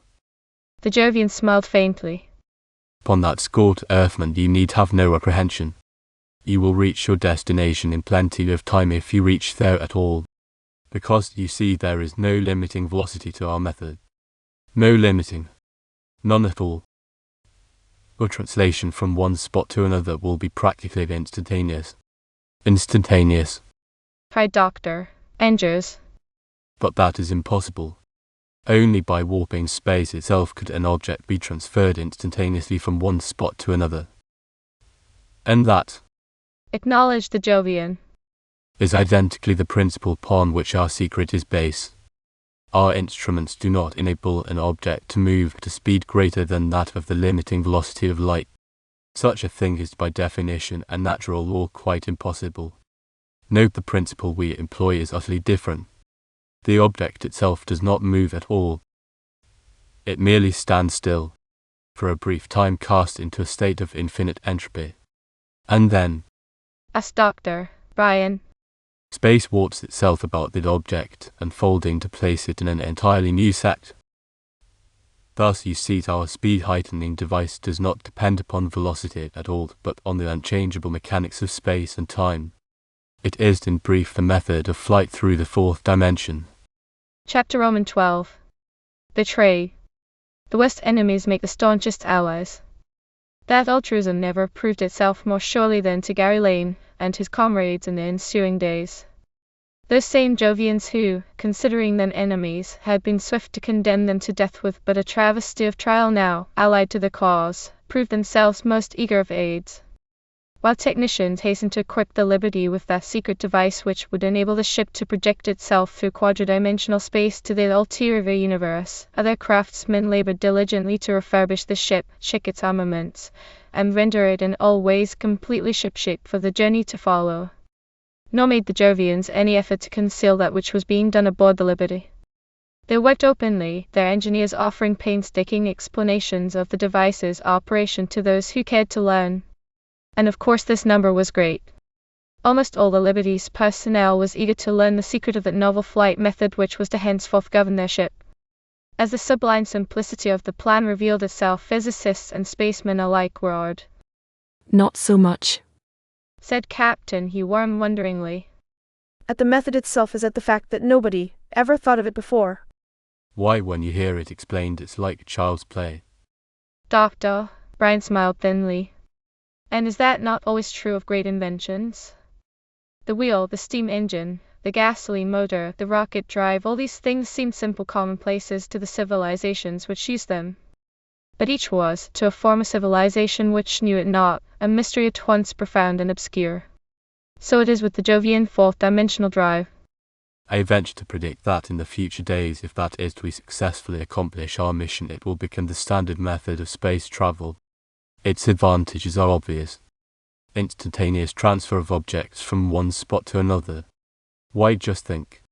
Tomorrow's Earthman may eat for breakfast fresh blueberries plucked that morning from the marshes of Venus covered with milk shipped short hours ago from a Martian dairy ranch. All of which, said the little steward, Herbie Hawkins apologetically. Sounds mighty good, Governor. And maybe this here now device is like you say child's play. But begging your pardon, sir, I still don't get it. How can a ship get so fast from one place to another? Almost like it was in two places at the same time. Why? Explained Dr. Brian Professor Billy. Simply by contracting intercontigual adjacency to loci of the continuum. Excuse me a minute, Doctor. Grinned Gary. Maybe I can explain it in a way Hawkins will understand more easily. You see, Hawkins, it's like this. I draw two circles on this piece of paper. He sketched rapidly. Now, let us suppose you are a two-dimensional creature living in this universe, which we will call Flatland. You're on this world and you wish to travel to that one. How would you go about it? Naturally, said Hawkins. This way. And he drew his finger laterally between the two worlds. A straight line being the shortest distance between 2 points. Of course, said Gary. And being a Flatlander, you would have neither knowledge nor comprehension of any swifter way of making a journey than to traverse the broad width of the sheet. However, three-dimensional creatures like ourselves can immediately see a still shorter and easier way of travelling from one sphere to the other. We would simply... He picked up the sheet of paper and folded it so the two worlds lay adjacent. We would simply create a two-dimensional space warp through the third dimension. Well, blimey, said Hawkins. To complete the analogy, Gary went on, that is what the Jovians have done. Only working in 4 dimensions rather than 3. Everyone knows magnetic matter warps space. Einstein proved that way back in the early days of the 20th century. So the scientists of Jupiter have invented a machine which, setting up a highly magnetized flux field, warps 3-dimensional space in the direction of the flight they wish to make. The ends of the paper fold together, and when the warping machine is again disengaged, you are where you want to be. It's as easy as that. It's as easy as that. Hawkins gulped and ran a finger under his uniform collar. Yes, sir. Now that you point it out, it's all very clear, sir. Ridiculously simple, if I might say so. So completely comprehending the situation, I'll be getting back to my work now, sir. If you don't mind. And he disappeared. But if Gary Lane found it easy to explain the operation of the Jovian space warp, he found it not quite so easy to explain other facets of the blue-skinned race's psychology. It was baffling, for instance, to find himself confronted with smiles when, fearful of mishap, he warned the Jovian technicians against tampering with Earth's jealously guarded hyperatomic unit. You must be very careful. The hypos are protected with devices which will cause them to explode if tampered with. The chief technician smiled pleasantly. Yes. He said. They were, weren't they? I'm sorry. Apologized Gary. But there's nothing I can do about it. What? Well, I don't understand. Do you mean we've drawn the dragon's teeth? Yes, of course. We had to in order to install our own equipment. But how? Another useful trick. Smiled the Jovian. The fourth-dimensional science. It was a simple matter to reach our instruments into sealed chambers and cut the wires connecting the explosive fuses. That young doctor, Lane could see clearly, was quite true. It would be no harder for mechanics working with quadridimensional tools to perform this observation than for a tridimensional bank robber to remove the contents of a Flatland safe. But there was a corollary to this revelation. Gary said slowly. Then that means you now understand the operation of the hyperatomic motor. The other nodded casually. Why, yes. And most ingenious too. What do you plan to do with your knowledge?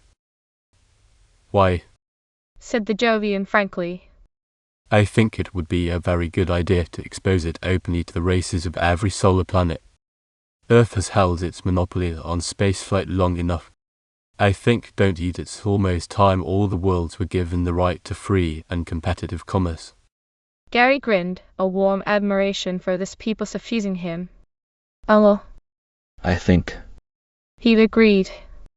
you're absolutely right. All these were interludes. There were others, too amusing, entertaining, beguiling. Because now, on the eve of what must assuredly be their last and most perilous journey, almost to a last man, the Argonauts of the Liberty were having a last fling at such pleasures as presented themselves. And in truth, there was much to be done, many beauties to be seen on Jupiter. For the entertainment of the Earthmen was planned an expedition to the flaming sea, that weird chemical phenomenon of cold light whose shimmering, ruddy reflection, viewed by Earth's telescope centuries ago through the filtering layers of Jupiter's foggy shroud, had caused Earth scientists to ponder on the nature of the red spot. On this trip, almost all the Liberty's personnel embarked, gay and carefree, as youngsters gone a-picnicking. Lac O'Day, linked through that of his now constant companion, the shy and quiet Penn High, Cambridge, were to urge Gary on the trip. "Oath, come along the lane." He coaxed. Come along and have some fun. A man can't work all the time. Gary said with sincere regret. I'm sorry, Locke, but I can't. I have to help the engineers complete their installation. And there are some final computations to be made yet. Nor Powell, who had been standing in the background, pleaded almost wistfully. But it would be so much fun, Gary. They say the Flaming Sea is one of the most beautiful sights in the galaxy. One of the 7 wonders of the universe. I know it. But I'm up to my ears. The girl said almost hopefully, it seemed. Then maybe I'd better stay with you? Perhaps I can be of some assistance. But Gary shook his head. No, you run along. Hugh, you look out for Nora. See that she has a good time. Warren, grinning broadly, moved forward to link his arm in that of the girl. Joel, Will, pal. The pleasure's all mine. So, in the end, all the adventurers save 2 took the sightseeing trip. Those 2 were Gary Lane and the elderly Eurasian scientist, Dr. Andrews, who had courteously excused himself. When one reaches my age, my friends, one loses interest in romantic surroundings. Knows I shall remain here to be of what assistance I can to Dr. Lane. And of assistance he was. For it was he whose adroit questioning of the Jovian engineers finally brought clarity to a question whose answer had been often hinted but never answered. As the workman put the finishing touches on the warping unit's installation, he asked, And just what, gentlemen, are the limitations of this device? The usage to which it may not safely be put. Or Councillor Cushrick gave us to understand that there was a certain amount of peril inherent to its use. The chief technician frowned. That is right. However, we have taken all safety factors into consideration. In reaching your destination, if the dials and verniers are not changed from the settings which we have established, you will not experience the slightest difficulty. But just what Asked Gary. is the nature of this danger? Simply that through an improper setting of the dials you might end your journey in some place quite unlike that which was your destination. In other words, if the central vernier were twisted to the right by so much as 1 degree, the Liberty's flight might end not as intended within the solar galaxy of the star Sirius, but within the burning heart of the star itself. Gary frowned uneasily. The only consolation to that thought is that if such a thing happened, none of us would ever know anything about it. Quite true. The Liberty and all aboard would be instantaneously seared to a clinker by the inconceivable heat of a star thousands of times greater than our little sun. Why then? Asked Dr. Andrews. Employ control verniers at all. Why not simply set and lock the controls upon the desired objective? The Jovian smiled. Have you forgotten, sir, that when your mission is ended you will wish to return home? Then the new course and trajectory must be calculated and the verniers reset. That is why it is necessary we install a complete unit and train you in its use. The scientist said petulantly, despite all these precautions, it is a foolhardy trip. It would be safer, to my way of thinking, to visit a nearer star, say Proxima Centauri, thereby diminishing the risk of over or undershooting our mark. Sometimes. He bridled. I think this whole scheme is madness. It is ridiculous to think of us tiny mites that we are daring to attack the people of a universe so infinitely greater than ours that we will be as dust motes beneath their crushing heels. Gary stared at the little man curiously. People greater than us, Doctor. Andrews? Now that's a peculiar thought. Whatever makes you say. Andrews wriggled in sudden defiant embarrassment. It was not my idea, Dr. Lane, but your own. It was you who advanced the theory that our universe is dwindling. It follows as a natural corollary that any race existing outside our universe. Gary nodded. Why, yes, I suppose you're right. But I'd never stopped to think of it in quite that way. A race of giants. But the little man's words had had an even more striking effect upon the Jovian engineer. He said excitedly, A great race. A race of giants. That's strange. There is a legend among our people that once, countless centuries ago, our forefathers were mighty men who clashed in brutal conflict with a race of giants. Naturally, said Andrews curtly, there would be such a fable. That legend occurs not only in the mythology of your race, but in that of every civilized planet.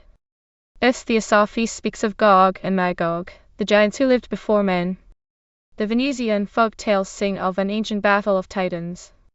The Martians tell of a day when giants warred. Such myths are easily explained. They are simply barbaric nature myths, explanations of the recurring solstice, the battle between the giants of summer heat and winter cold. But the Jovian said somewhat haughtily, Ours is no folk tale of a barbaric people, Doctor. Our race was old when you still roamed the jungles of its native world. Our written history is based on fact, not fancy. And it is strange that you should speak now of a race of giants. Gary Lane held his peace. Yet he, too, was oddly troubled by this new and disturbing thought. But all things end at last, even hours of impatient waiting. And it was shortly thereafter that the installation of the Jovian machine was completed. So, at last, their adventure appropriately feasted, their success prayerfully toasted, the Liberty's complement prepared to set forth on the final leg of their journey. All hands were aboard, all stations manned, and in the control turret stood those upon whose efforts depended not only the success of this mission but the very existence of the universe. It was a great moment, one calculated to not only lift with pride the heart of the humblest person, but to instill humility into the heart of the most prideful. A strange silence fell over the little group, a silence finally broken by Hugh Warren. Well, All ready, Gary? Gary nodded. yes. You understand the operation of the Jovian machinery. Yes, I press this first button. The green one. Allow 15 minutes for the motors to warm and the spacewalk to develop, then press the red button. Right. Righto. Said Gary. He looked around at his friends, then bent his head in a swift, decisive nod. Here we go, folks. High, low, jack and gain. Warren's finger touched the green button. Nothing happened. That is, nothing seemed to happen. The Liberty's hypos were cut. There sounded through the ship not even that dim, familiar, whining undertone which was its usual accompaniment of generating speed. There was no sensation of flight, no huddling shock of acceleration, no grip of suddenly intensified gravity. No interspatial weightlessness. Nothing. For a moment the wayfarers stared at each other with speculative eyes. Could it be the Jovian invention was, after all, a failure? Did they still lie in their cradle on Pender spaceport? As if to solve this question, Lacaudé pressed the stud which opened the vision plate to the outer hull. And what appeared thereon finally dissolved all doubts. It was not what they saw but what they did not see which offered clinching evidence of the fourth-dimensional drive's effectiveness. Because it was no spaceport over which they looked, no jet space spangled with the colorful burning of a myriad stars. Instead, there reflected on the vision plate before them a blank, grey, writhing nothingness. Just that. The soul of an emptiness beyond space and time, beyond color and form and life. It was a vista terrible to look upon, awful to consider. Gary Lane drew a short, uneven breath. Well, take a good look, folks. He said. There it is. The world between the worlds. The universe between the universes. The unfathomable fourth dimension. Then, amazingly, came a burst of giggling laughter from one of their party. From the mouth-contorted lips of their Eurasian scientist companion, Dr. Boris Andrews. Yes. Babbled Andrews triumphantly. Look long and well, little fools, while yet you may. For when that mist passes, your puny efforts will end in flaming oblivion. That all too brief grey pool is your shroud of death. Chapter Roman 13. The War Between the Worlds. Gary Lane's immediate reaction to these incredible words was a swift and regretful commiseration. The little man plainly did not know what he was saying. The rigors of the long and arduous trip had undermined his nerve. Now this final, most perilous adventure had completely disrupted his morale. Lane said soothingly, Easy, Doctor. It's not so bad as all that. It'll be all over in a few minutes. Here, sit down and rest. And he moved a few paces toward the rotund little savant.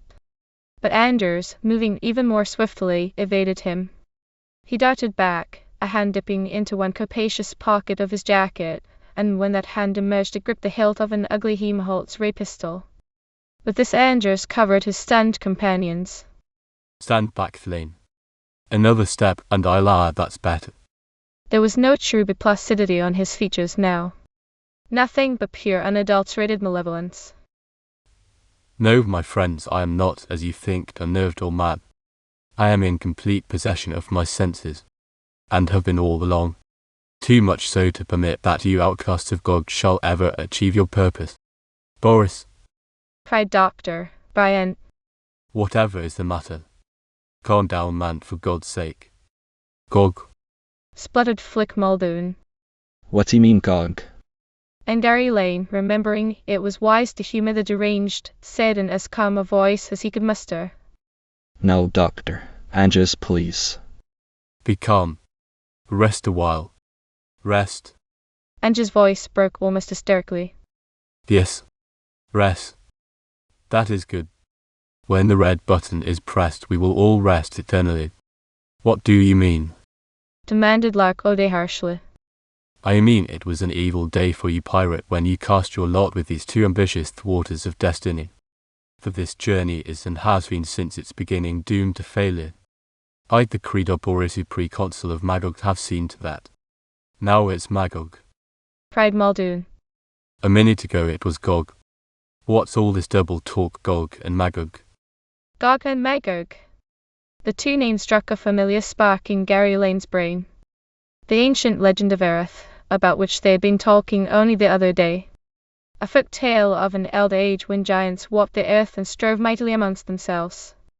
The dim beginnings of a horrible conception stirred within him, and he repeated the words. Gog and Magog. Not two mythical persons, but two worlds. Two ancient worlds in battle. Andrew's half-mad laughter rang shrill in the tense control turret. You surpass yourself, Dr. Lane. Sometimes your swift intuition amazes me. Yes, you have guessed the truth. A truth forgotten by man for countless centuries. There are two worlds which one time warred. The name of one is Magog. That is the planet whereon I was born, from which I came to Earth. The name of the other was Gog. It was the solar globe which one time circled your sun between Mars and Jupiter. Long ages ago our two great empires strove in bitter conflict. Long ages ago your time, that is. In the greater universe, the true universe of which Magog is still a dominant part, time has passed more slowly. To our people it has been but a score of years since our great weapons crumbled Gog to destruction and hurled your entire solar system into the doom which now approaches its climax. No, Powell cried. Then Gary's theory was right. The cosmic rays are a deliberate force being played upon our solar system to destroy it. And you. I am one of a race pledged to the utter obliteration of your peoples. Snarled Andrews. Yes. Had you not been blind and trusting fools, you should have realized this long since. I did my utmost to prevent this expedition. And even though through fortunate follies on your part my efforts came to naught, now at the end triumph shall be mine. Gary said dazedly. Then the marauder in the laboratory, that was you. And the informer whose distorted revelations caused the World Council to reject our pleas. And it was you. Challenged Muldoon. Who stumbled and fell at the space patrol port, almost ruining our escape. You two who suggested we turn back when Venus refused us neurotrope. And it was also you. Said Dr. Peng gravely. who from the engine room tampered with the controls of the force shield on Jupiter, imperiling all our lives. You who insisted we should set our course toward Proxima Centauri rather than Sirius. Boris Andrews, or Borisu. as he now designated himself, bowed mockingly. But his grip was still firm upon the butt of the Helmholtz pistol, and his eyes carefully guarded against sudden movement by his erstwhile comrades. Yes, my friends. He taunted. It was I who did these things. Your belated recognition of my exploits is amusing, but not significant, for it was also I who a short while ago reset the verniers of the Jovian quadridimensional drive.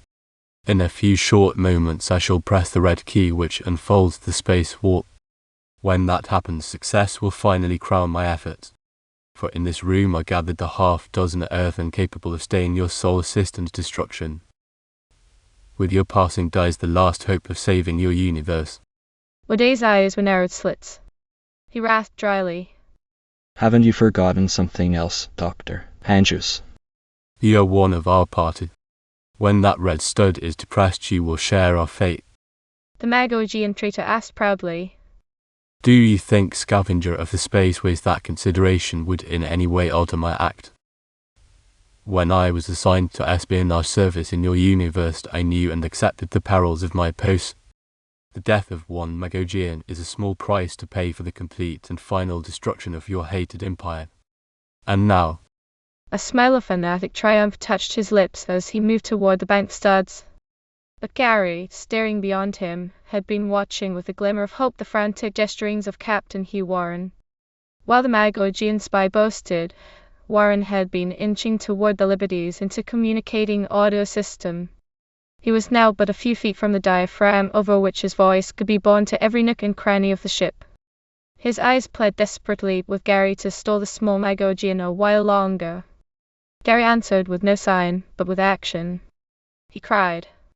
But Dr. Andrews. The name of my foolish young Quixote is not Andrews but Borisu. The second name I adopted to comply with your silly Earth tradition of two names for a single entity. It is an amusing joke. In our tongue the word Andrews means the fox. Fox. Prowled O'Day. Spelled RT.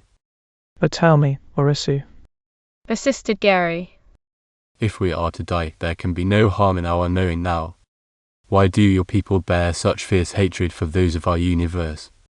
Boris glowered darkly. That is a story too long to tell in its entirety.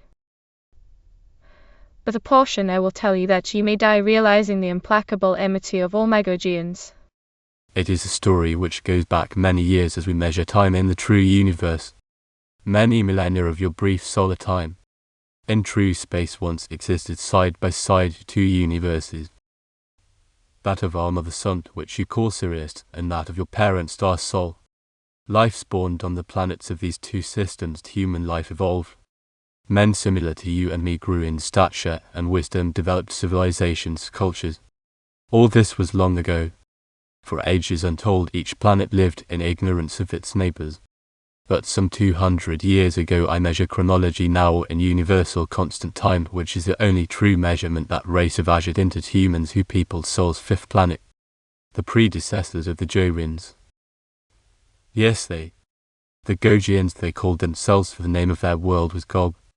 Their science discovered, as has recently your earthly science rediscovered, space travel. Their employment of this knowledge was a parallel to your own. They ventured, explored, expanded. They colonized, transporting their people to the other worlds of your sun. They set up outposts carrying their superior culture to every habitable world. So potent was their rule, so all-embracing their lordship, that all the other planets' creatures they made slaves, shuttling them back and forth between the worlds as they had need of them. Dr. King interrupted. Then my theory was right, at least in part. Space travel is responsible for the commingling of planetary types. Yes, Nodded Borisu. And had the Gogians gone no farther than this, their worlds might still exist. Their people might still be a great people instead of the decadent sprinkling we met on Jupiter. but they were not content with draining the wealth of one solar system. Nope, they must venture afar. So Gaugean space vessels, a mighty armada of them, came to our neighboring system, that by weight of superior science wreaked havoc on our cities, slew our brave warriors, and set themselves up as rulers not only of their system but of our own. But their tyranny was short-lived. Though our race had not solved the secret of spaceflight, still our scientists possessed a vast knowledge. They turned to the construction of a weapon which should overthrow the interlopers. You know the results because you have experienced it.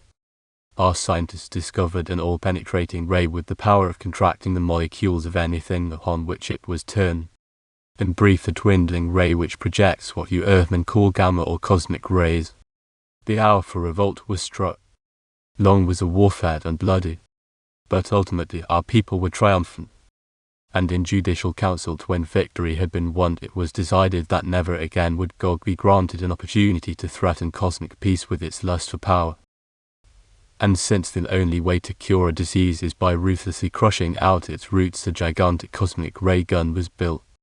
This was turned upon Gog. And Gog. Doctor, Brian took up the tale from the depths of his scientific wisdom, supplying the details as accurately as if he had been an eyewitness. Dwindling, crumbled into ruins beneath the cannon's radiation. But your vengeance did not stop there. You continued to play the gun upon the whole of Sol's system. Now not only one world but an entire universe had been contracted well nigh to the breaking point. Surely our parent star itself will become too densely packed to supply light, and then, proclaimed Borisu stridently, our planet, called Magog because it is the enemy of Gog, will reign triumphant throughout not only ours but through every universe. Gary risked a swift glance at Warren.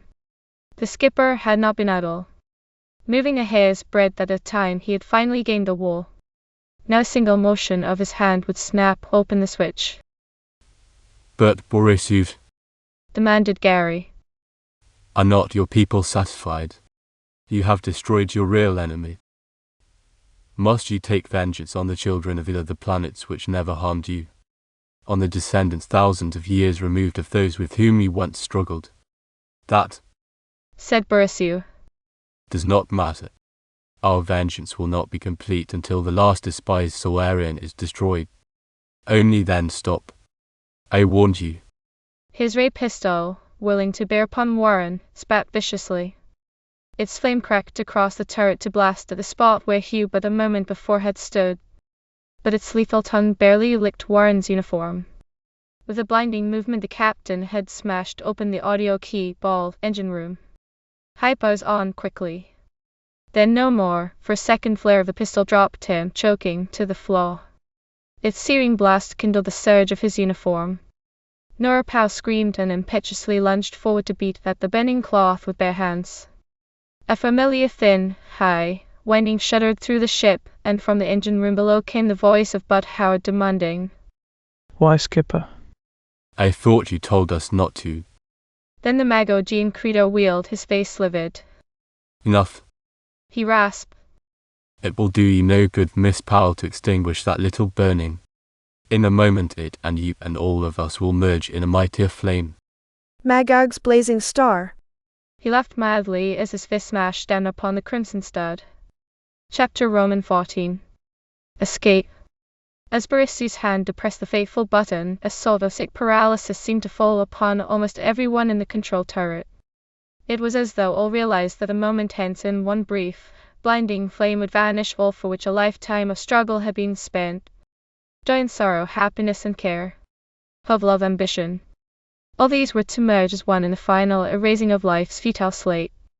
Even Borisu, high-minded a patriot as he proclaimed himself to be, stood stricken by the irrevocable enormity of what he had done. Mad laughter froze on his lips, panic glazed his eyes, and the hand which held the threatening Helmholtz faltered and dropped to his side. And in that moment Warren roared, Now, Gary. Get him. Gary dove across the room, his shoulders crashing the little man to the floor as his hands wrenched and tore the ray pistol from Borisu's grasp. And the sudden death they had been led to expect. Nothing happened. No blinding flame engulfed them. No cascade of heat crushed the Liberty to a blob of molten metal. The gallant ship rode mightily, smoothly, evenly, the hum of its hypertonics a reassuring sound in their ears. And now the tables were turned, for Muldoon and O'Day had leaped to Lane's assistance.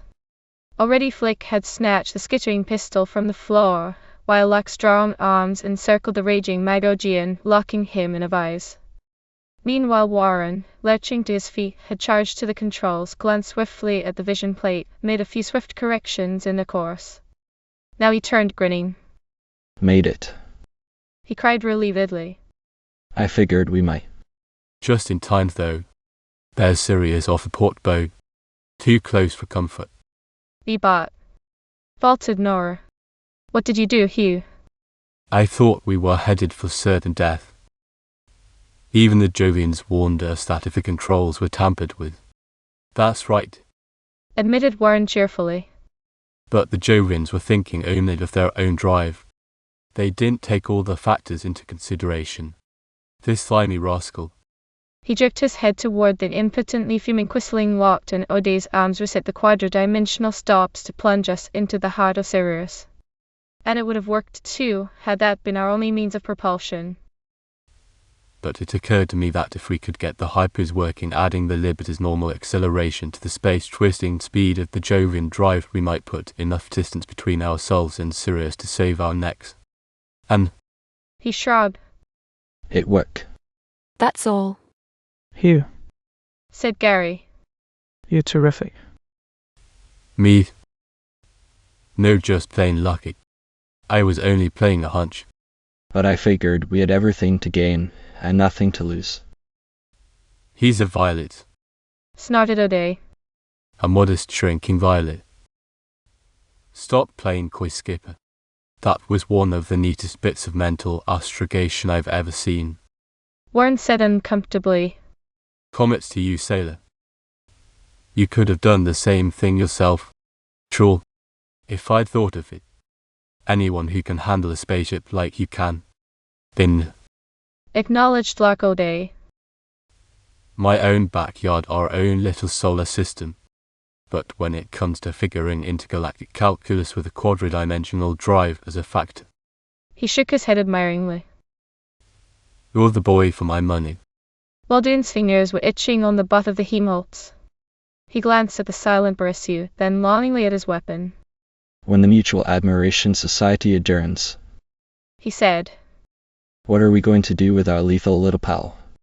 You want I should take him out somewhere and play punchboard on him with us? Gary Lane said grimly. Murder in cold blood isn't ordinarily my dish, but it seems to me that in this case it isn't so much a case of murder as it is fitting retribution. I'm in favor of. But Doctor, Brian said. No, Gary. We can't do that. Why not? He's got it coming to him. I agree with you perfectly. But now that we have reached Sirius, we may have need of him. Need of him? Exploded Muldoon. Yes. For one thing, we already know the Magogian language is unlike any used in our universe.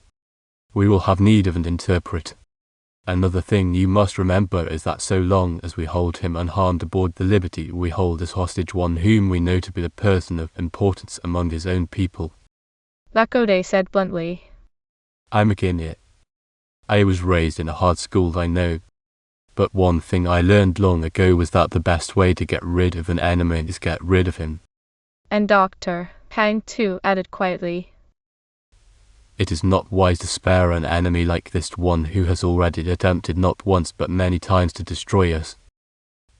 It is written, who dallies with the wasp will feel its sting. Neither Muldoon nor Gary appeared to think highly of Dr. Brian's clemency. But surprisingly it was the skipper who came to Dr. Brian's support. Warren said soberly. What you say about Andrews Boris's treachery is quite true.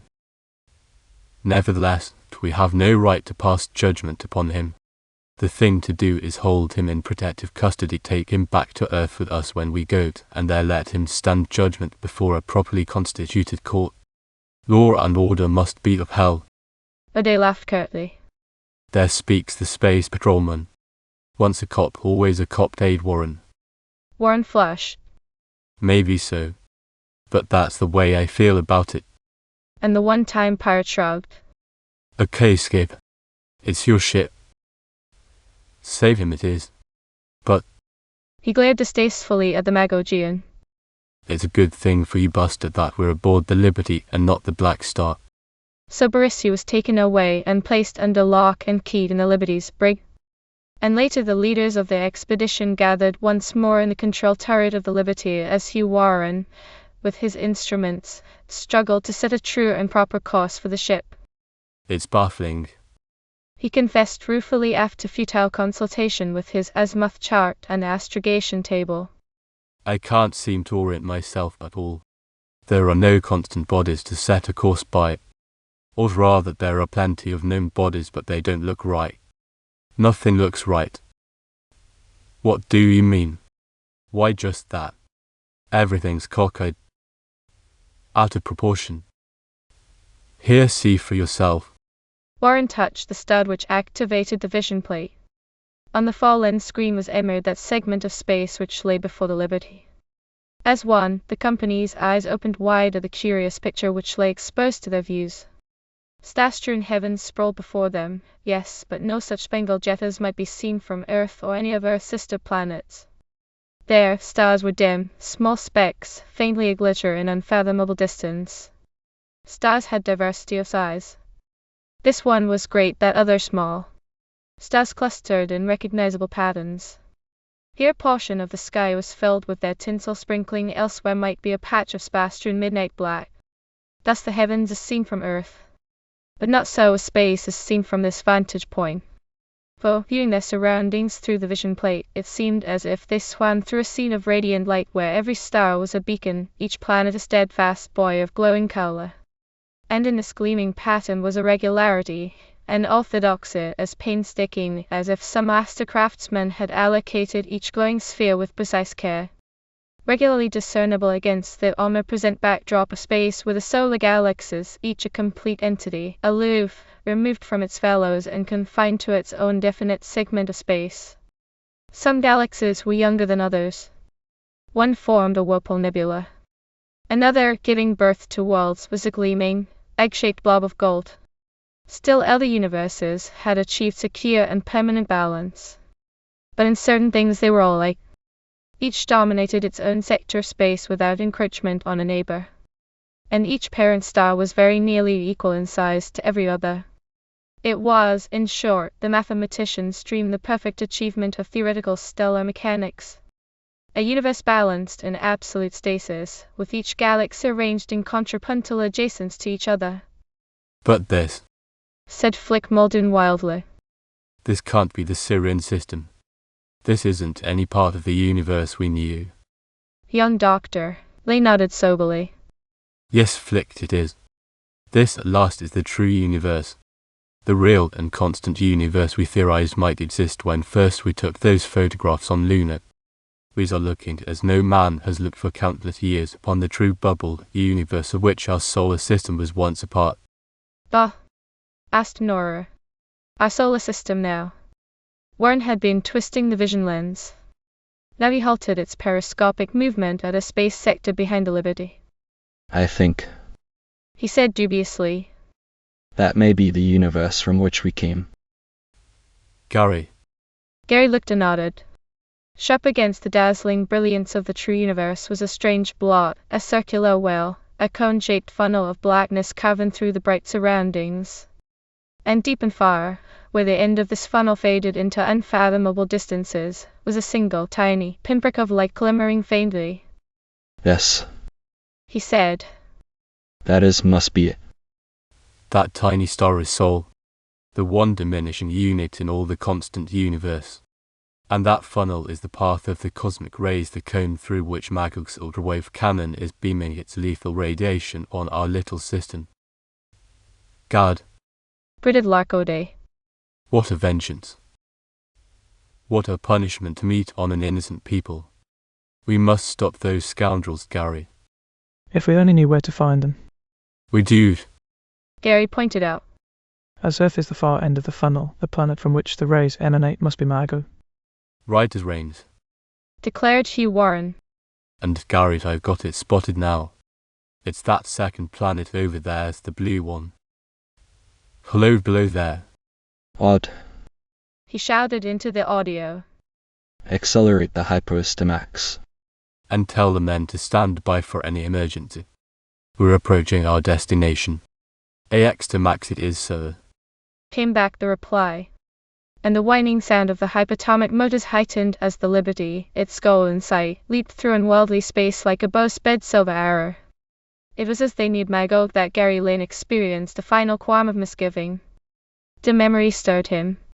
He recalled a remark the man they had known as Dr. Andrews had made on Jupiter. It is ridiculous to think of us, tiny mites that we are, daring to attack the people of a universe so infinitely greater than ours that we will be as dust motes beneath their crushing heels. Borisov had said.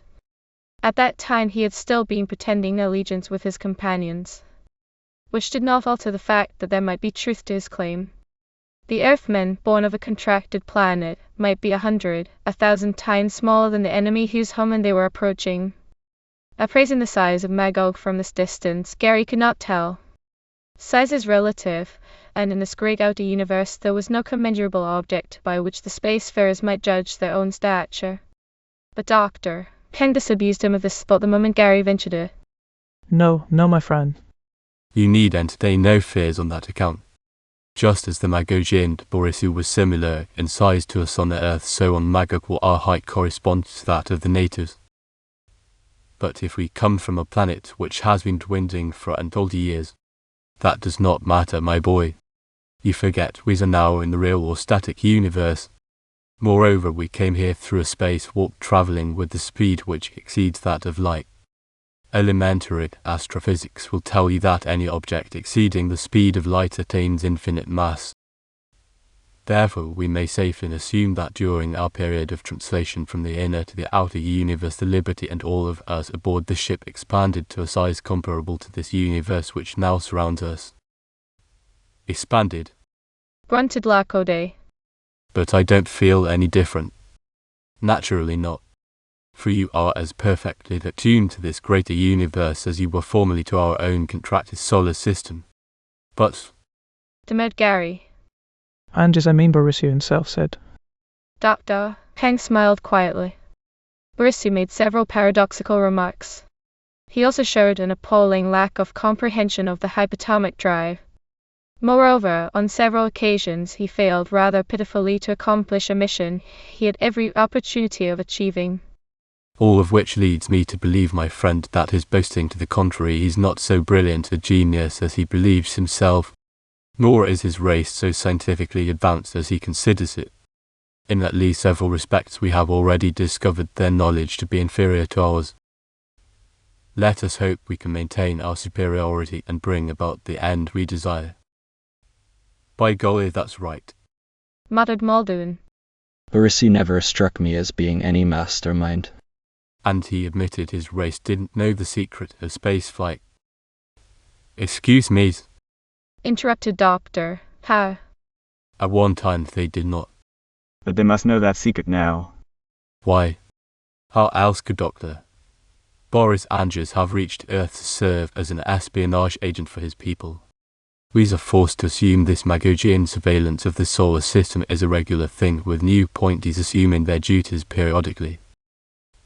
Borisov intimated he was but one of many. Obviously, therefore, the Magogians have mastered not only space flight, but faster than light travel, as well as the ability to diminish their own body size at will. At any rate, we shall know in a little while. Warren's voice interrupted him. The skipper was seated at the controls. You've got part of your answer now, Doc. What do you mean, Captain? About spaceflight. The Magogians have got shipped. Because here comes a flock of them right now. Leday's eyes lighted. Restless for action, he had been chafing impatiently ever since they sighted Magog. Now his moment had come. He sprang to his feet. Man the guns. We'll teach those scoundrels. Wait. Advised Dr. Ha. Not so swiftly. Let us try every peaceful means to win them over first. Dr. Bryant, where is Dr. Bryant? Below, said Muldoon. He went below a little while ago.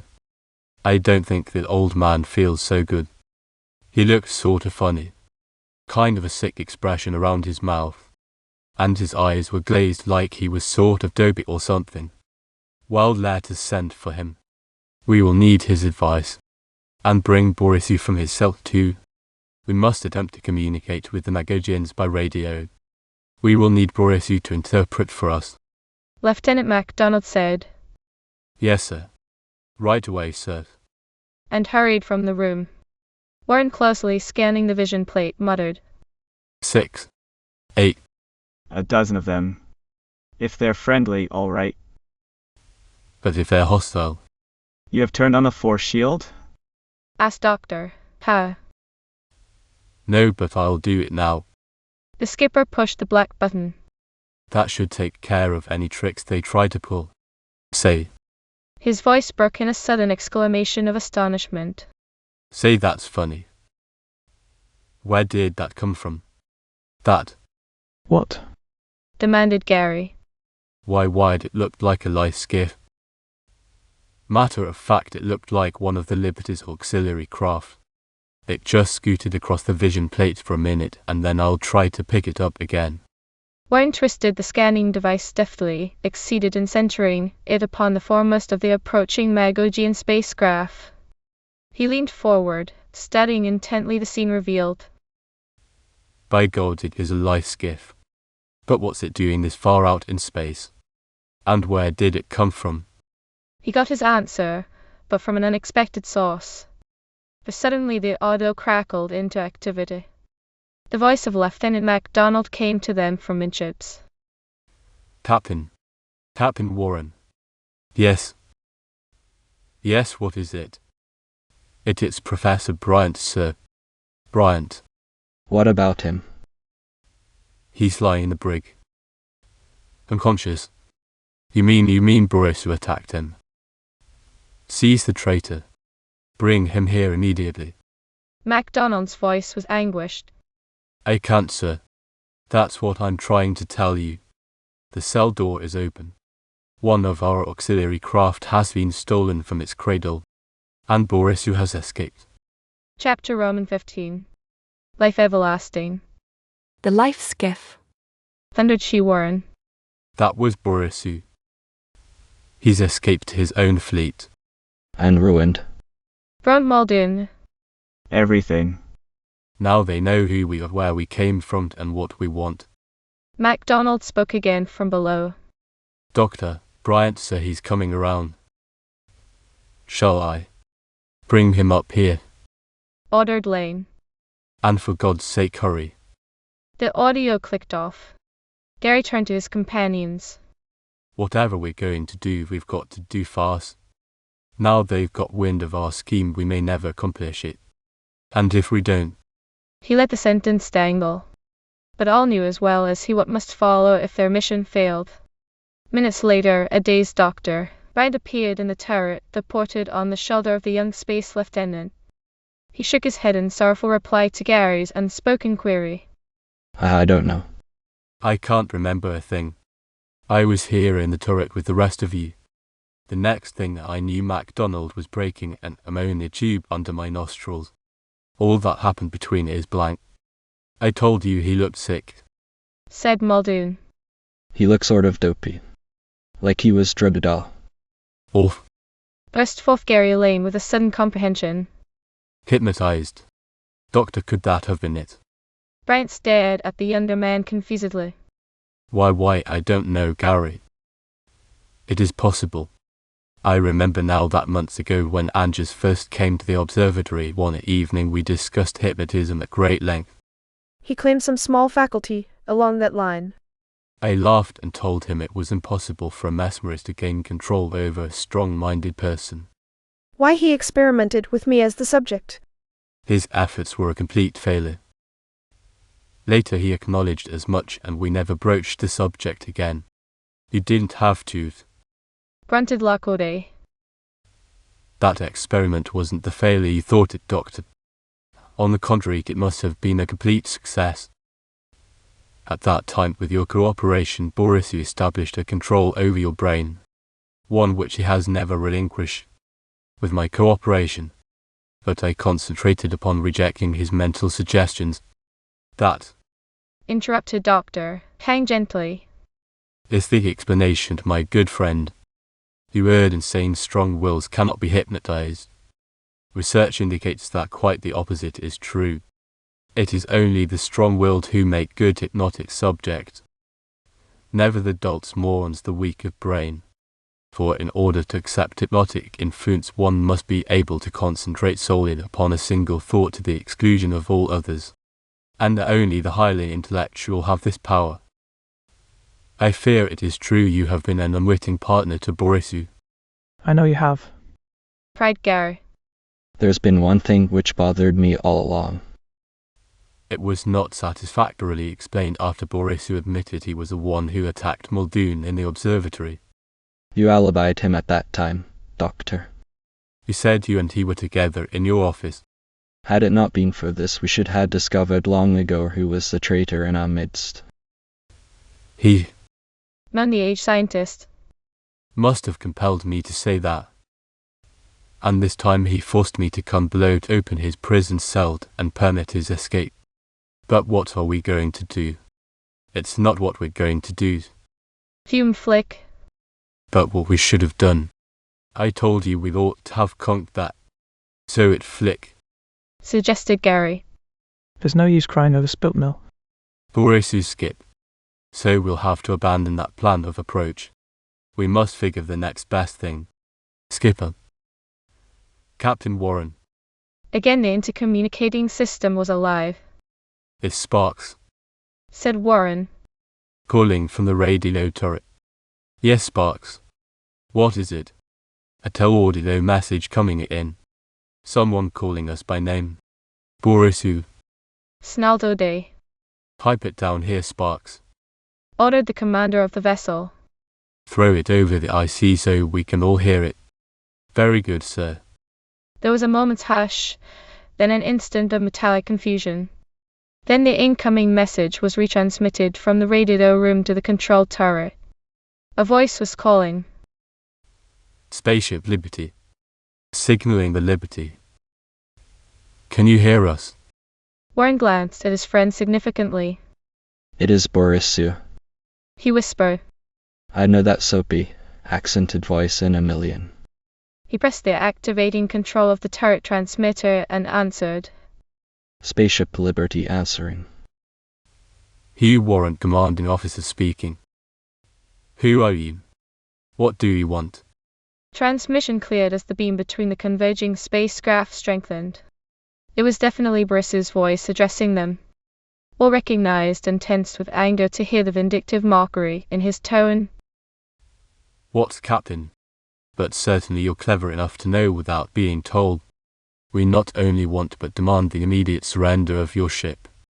O'Day's face turned brick red. His lean jowls marveled with rage.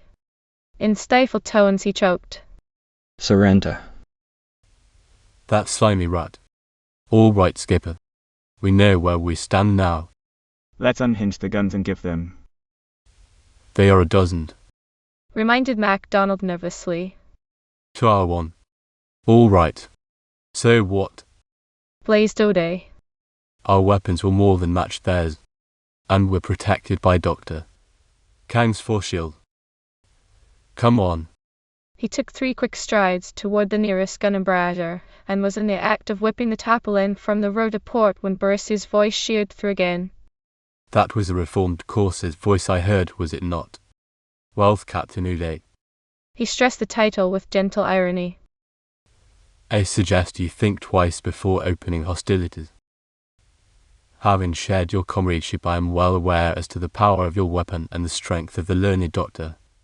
Kang's force shield. However, the weapons mounted on our craft are not the destructive type averted by electrical barriers. Our guns are ultrawave cannon. Ultrawave. Repeated Dr. Kang and stayed Lark O'Day's hand swiftly. Stop, Lark. If he's telling the truth, our shield is useless. What? But I thought it would stop anything. Anything of material or radiant nature except cosmic rays. They will penetrate all matter, even our force shield. One blast of their guns can loose upon us the dwindling destruction which they have been using to destroy our universe. Well spoken, Dr. Kang. came the taunting voice from afar. You grasp essential truths with admirable swiftness. And now you'll surrender, Captain. You will drop your force shield, permitting a boarding party to enter your ship. All the while the Magogian had been speaking, Hugh Warren's fingers had been twisting dials on the control panel. Now, his face aflame with anger, he roared defiantly. Like hell, we will Boris you. The space patrol dies but never surrenders. If you want to board us, come find us. And his finger pressed suddenly down upon the green key installed by the Jovian engineers. A violent shudder trembled the Liberty from stem to stern. Warped plate screamed in metal agony, and for an instant it seemed the straining ship would shake herself to shards, so great was the shock of that abrupt movement.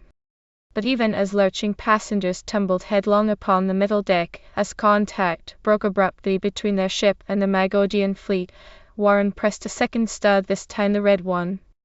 Then horror loomed upon horror. For in the vision plate which foreshadowed the Liberty's trajectory appeared a gigantic darkness blotting out all space. Gary Lane cried hoarsely. My God, what? "Ho!" screamed Nora Powell. What have you done? But Warren's voice smashed through their cries of dismay, roaring crisp orders to the control room below. Search beams, Howard. And the young engineer's voice came back shakily. Aye, sir. Search beams it is, sir. The darkness before them was rent with silver radiance. And what had seemed a black, impenetrable nothingness was now revealed as a black landscape over which the Liberty was hurtling like a bird in the night. Dark hills loomed starkly through whipping fingers of fog. The search beams limned sharp outlines of crags and gullies, forests thick with uncombed vegetation. "Doctor," Brian cried. A planet. But which, Warren? One of our own universal. Warren grinned mirthlessly.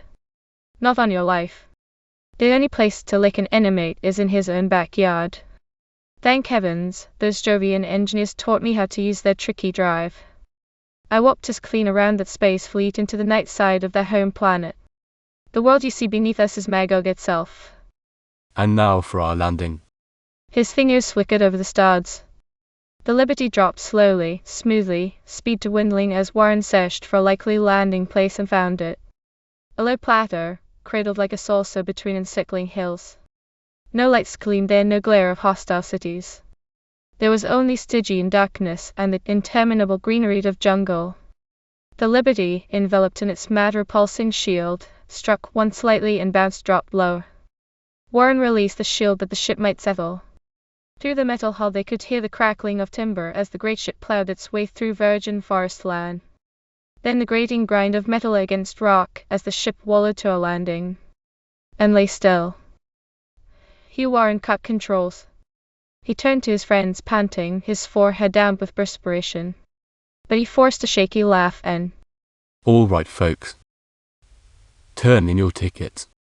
This is the place we started for. So, said Flick Muldoon. We're here. Actually here on Magog.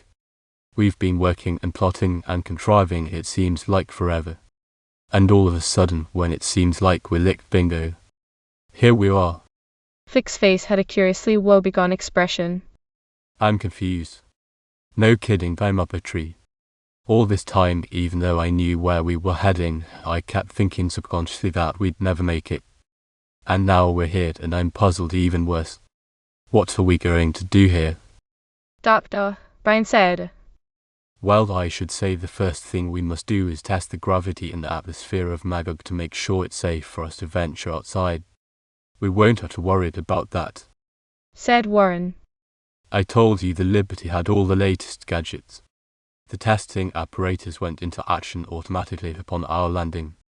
We'll have a complete report in a few minutes.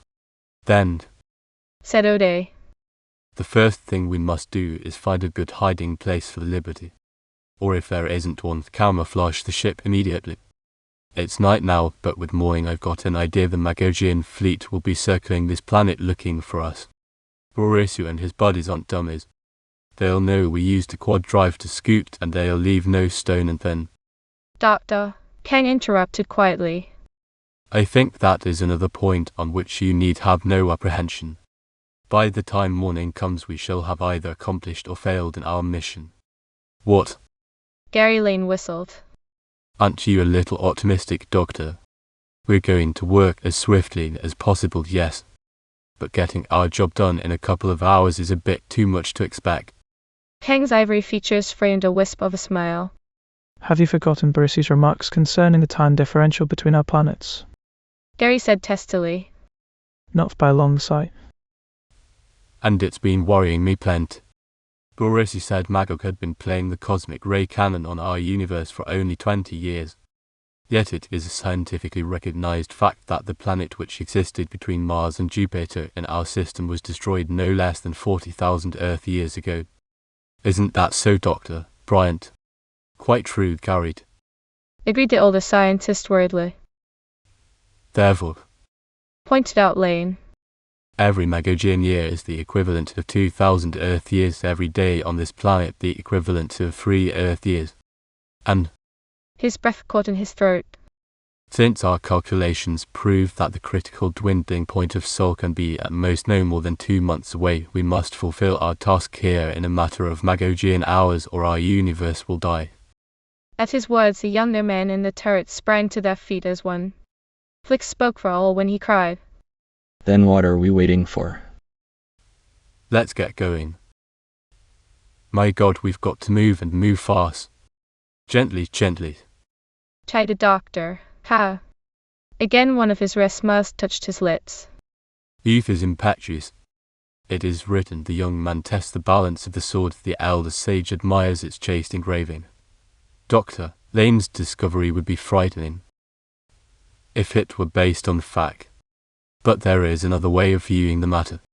One you have not pondered. Have you failed to take into consideration the length of the Magogian year? Dr. Bryant stopped him in mid-sentence, his eyes lighting with swift admiration. But of course, that is extremely important. If the orbital revolution of Magog takes longer than that of Earth, I believe, said Dr. Ken placidly, you will find it does. Approximately 2,000 times longer. We have not, just now, the time to study the truth of my conjecture. But from certain factors I have noticed, I believe we shall find this to be true. The size of Magog argues a slow orbital movement. in brief, my friends, I conclude that Magog revolves about its primary but a single time while Earth is whirling around the Sun 2,000 times. There is therefore the one-to-one correspondence between the time units of our systems. We may completely disregard their relative size. A day on Magog may equal 2,000 Earth days, but 24 Earth hours spent on Magog are of no longer duration than the same period spent on Earth. We may govern our actions accordingly. Gary said soberly. I certainly hope you are right, Doctor. Otherwise, howsoever short a time we spend in this system may be too long to save our universe. But you realize what this means, don't you? I am thinking now of the lifespan of the Magogians. Dr. Peng nodded. I realize very well. It means that if they live an average of 60 to 100 Magogian years, each of them exists for a period of many thousands of Earth years. But He shrugged. is it too unreasonable to concede this? Has not our earthly science already suggested that the shortness of our lifespan may be due to the bombardment of cosmic rays? Here on Magog, where they do not live beneath this lethal radiation. Dr. Bryant's fine features cleared, his eyes lighted rapidly. He said, Then it is not only the immediate existence of our universe for which we are fighting, but another and greater goal. One of which mankind has dreamed for centuries. If we succeed in putting to an end this cosmic radiation, we may win for our people not only life but, yes, nodded Doctor. Ha. almost, eternal life. Chapter Romans 16. Cosmic Allies. Cripes, Said Flick Muldoon, Ord. eternal life. Golly, that's almost enough time for a guy to catch up on his back sleep. Or Chuckled Dede. really learn how to play a good game of tri-chess. But this is no time to be talking about things like that. The first problem is how are we going to contact the Magogians again? I think Hugh Warren had risen abruptly to his feet as a light flashed on the signal panel before them. we won't have to worry about that problem. The Magogians seem to have already contacted us. See that warning? It means there is someone at the bellbox. Then quickly. Sapped Gary. Turn on the force shield, Hugh. Doctor. Hang shook his head. It is too late now. If invaders have lighted the warning signal, they are already inside the protective envelope. He turned worried eyes to the space patrolman. What shall we do, Captain? There's only one thing to do. Grunted Warren. Find out who it is, then blast them to hell and come out. Hawkins. He bawled the name out over the audio. A moment later the little Cockney steward bustled into the turret. Come in hot, Captain. You called me. Yes. Break open the ordnance lockers. Supply every man aboard with arms. I'm afraid we have visitors. Hawkins grinned impishly. He didn't scare easily. Right, Cap. Side arms all around it is, sir. And he scampered away as Warren turned to his companions. All right. Let's go have a little look-see at our unexpected guests. Moments later they were standing in the companionway beside the force-starboard lock. As the turret's warning system had advised, someone was outside the ship. A duplicate signal, activated by electric eye, was flashing on the airlock's inner port. Not only that, but through the aerated protection chamber could be heard faint noises of someone rapping or fumbling with the exterior controls. Uday nodded at Lane significantly. Magogian's all right. But our pal Borisu's not with them. He'd know how to operate the lock from outside. They don't. Gary said tightly, Well, since the mountain can't come to Mohammed. and drew down the lever which opened the inner port. The noises were clear now. In addition to the scrabbling sound there were faint murmurs, a low babble of indistinguishable voices. Warren glanced swiftly at instruments on the airlock wall, nodded to his companions. Gravity and atmosphere OQ were adjusted to the first by our changed size, I guessed, and the second approaches Earth's normal. Everybody set. I'll throw open the outer door. The minute you see them, let em have it. And his hand reached for the second control lever, that which would open the passageway between the Liberty's interior and the outer darkness. But even before the activating machinery could throw the massive door open, a single voice raised above those others which muttered outside. And the words it spoke startled all the Liberty's equipage into stunned immobility. For in clear, unmistakable terms, the voice repeated a single phrase in 3 languages. Jovian, Sully Universal, and Amur English. Fidu emaki toritasal. Amigisimu amite. We are friends, let us in. Gary gasped. Good Lord. English. A trick. Lark warned. Don't take any chances. But then the great door swung open. And even he allowed his ready weapon to fall to his side as there stood outlined in the bright oblong of the portal a group of azure-tinted men similar in trappings and appearance to their Jovian benefactors. Doctor, Brian choked. Men of Jupiter. But how come you here? The leader of the newcomers, both arms widely outstretched in token of pacific intent, smiled with happiness at learning which tongue he should employ. In precise and only faintly accented English, he said hesitantly, No, not off Jupiter, miss. We are children of the planet Gog. Hug. exclaimed Gary. But that planet has not existed for. A cloud darkened the stranger's eyes. He nodded sorrowful agreement. For many centuries your time. For long years ours. Nor did any of us here ever see our parent planet. We are the children and the children's children of our forefathers who once ruled Magog. Warren, suddenly remembering his obligation as space captain and host, said, Gad, this is incredible. But we can't talk here. Come into the ship where we can be comfortable while we get acquainted. The Gogian leader turned to the doorway, raised his voice to an assemblage of attendants. Muttered replies and the stirring of many bodies in the darkness betold acceptance of his command. Then, designating 1 or 2 to be his companions, he followed Warren to the Liberty's lounge. And there, in an ultra-modern, earthly space cruiser, was held the strangest conference ever attended by humans.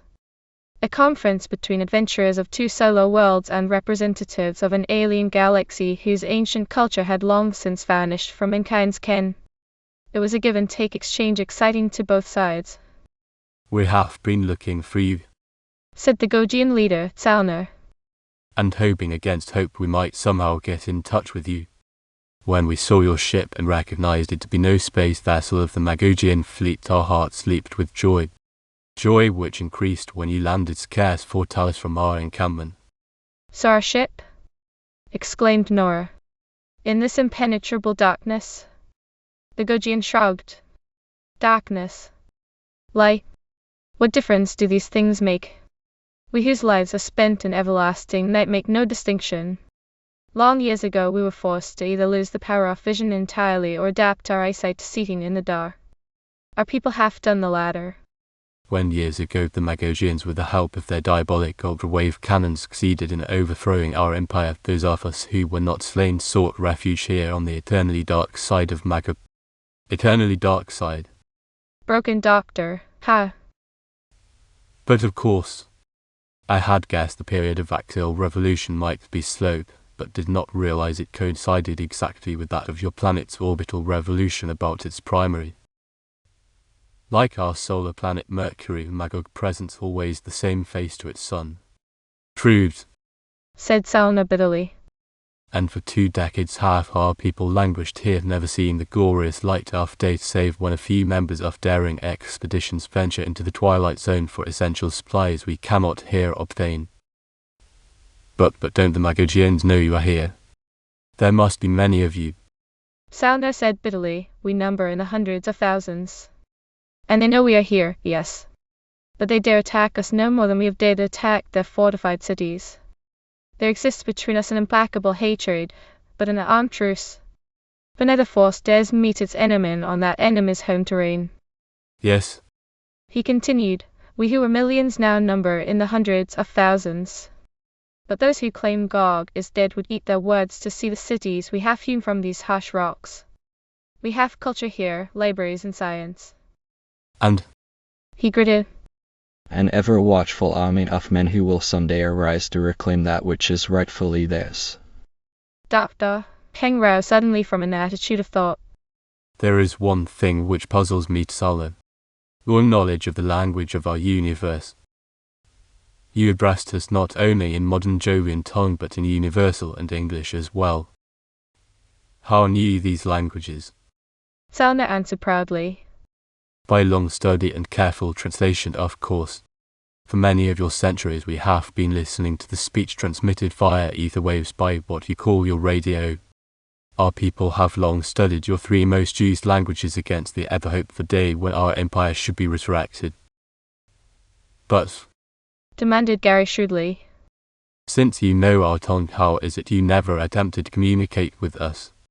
If you have receivers to pick up our radio conversation, certainly you should be able to build transmitters as well. Certainly we could do so with earthen. But we would not dare. We are not fools, but neither are our adversaries. Were we to build transmitting units here on Magog's dark side, bi-directional finders, they could locate our cities and send a space armada to wipe us out of existence. No, we have had to wait and build and hope and plan for just such a day as this. But now, and his eyes lighted rapidly, now at last you have come. Working together we shall overthrow the Magogians, stay the disaster you have told me threatens our ancient universe, and again be free to look upon the sun. Captain Hugh Warren spread his hands in a gesture of despair. You know you have our friendship. We would do anything within our power to help you, but what can we do? If you with a great army have never been able to breach the Magogian defenses, what can our pitiful group do? You, said Salna promptly, can do what no Gogian can do. Effect entry to Magog's capital and their work from within to destroy the barrier wall which protects it. When that wall falls, our warriors will flood into the city of Kundru in hordes. But why we? Salna smiled mirthlessly. It is a matter of Hugh. Warren jumped. Who, me? Nope, said Dr. Brian. Not you, Hugh. I see what he means. It is a matter of fleshly color. The Magogians are coloured, or nearly so. Dr. Boris Andrews was of a complexion sufficiently similar to that of an Earthman to pass himself off for many years as a Eurasian. Similarly, we might, I suppose, masquerade as Magogians. He turned a questioning gaze to Tselna. The Gogian nodded. Exactly. Let one of our blue-fleshed brethren but present an appearance before any Magogian, and he would be rayed down mercilessly without ever being granted an opportunity to speak. You alone have the coloration which would permit entry into the city of Kundru. Where is this city? A very short distance from here. Scarce more than 100 talus on the edge of the Twilight Zone. And you say it's the Magogian capital.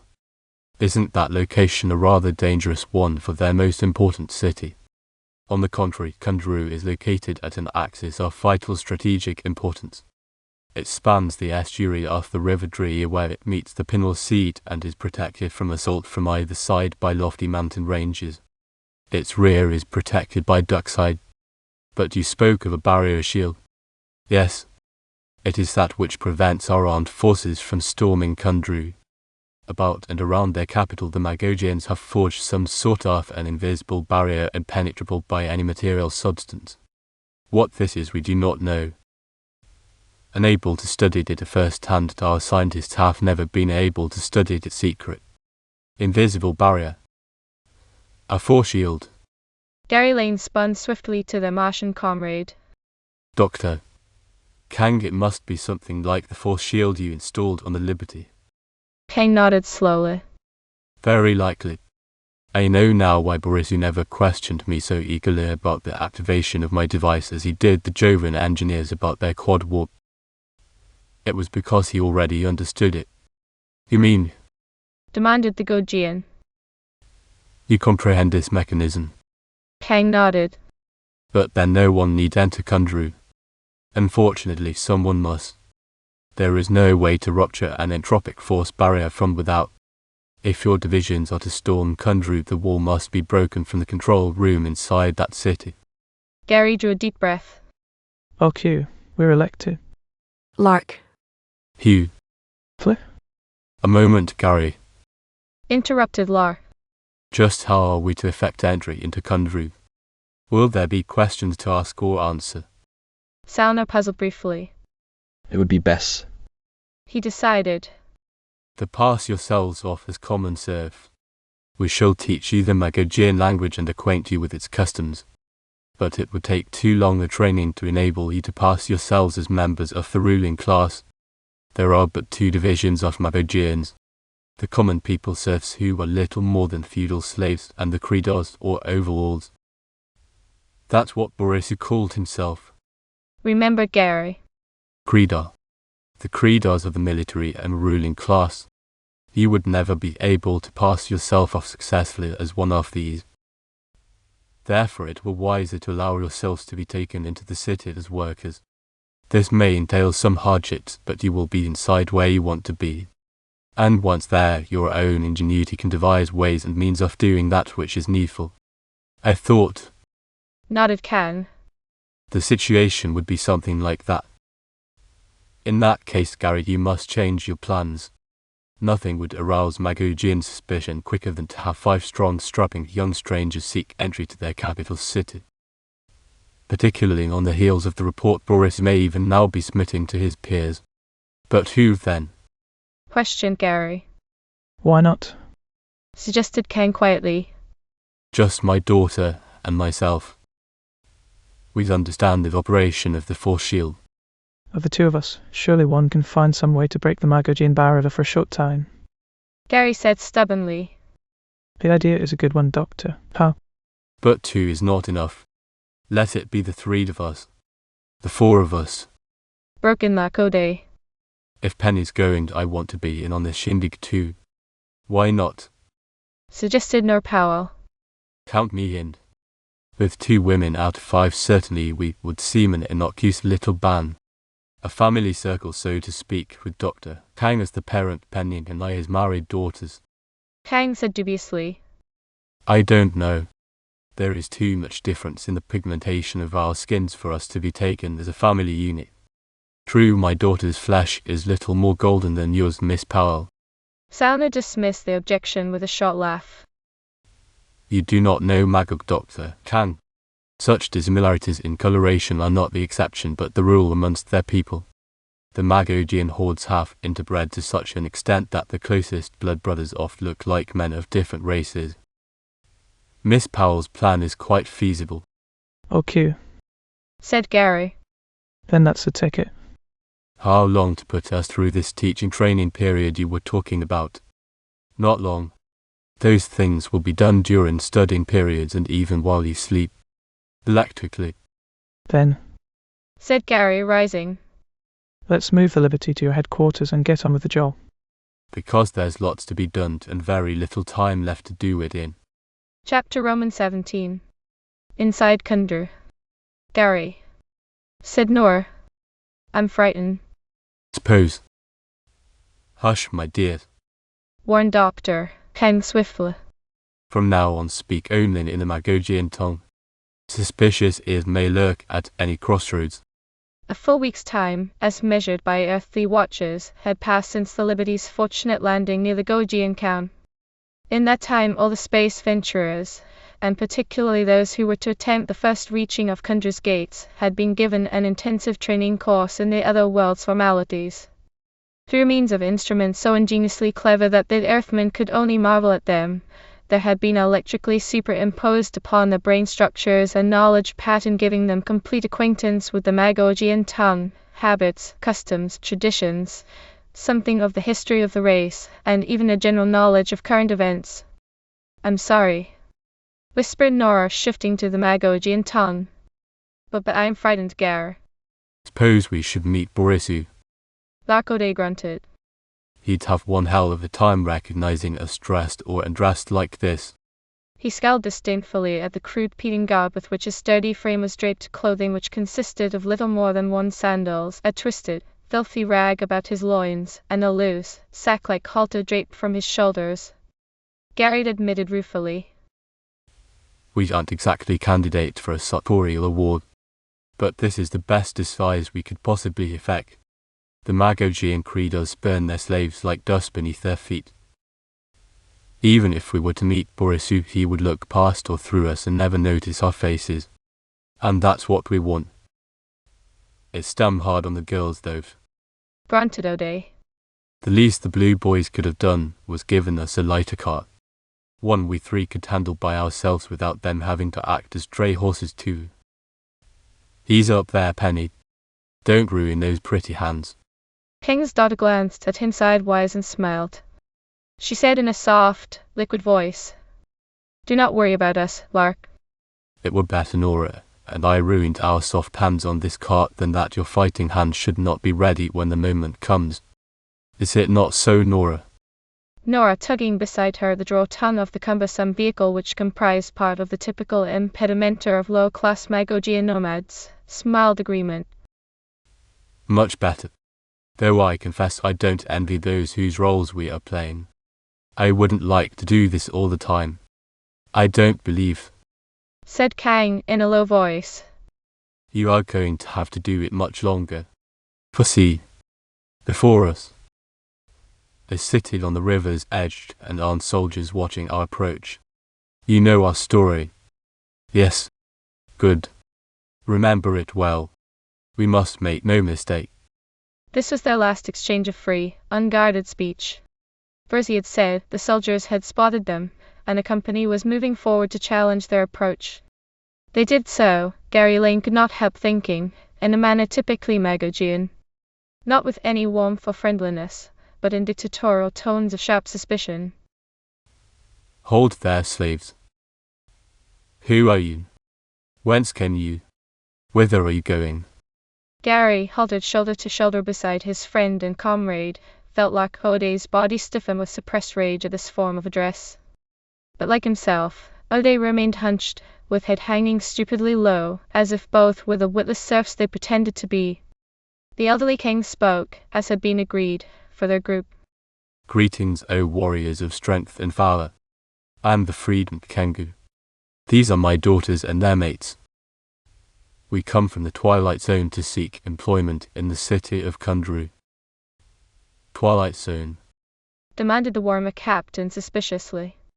What were you doing there? For 3 years, Answered Kang. we labored there in the service of the Creedor Alisir. Now the noble Creedor is dead. We have no master.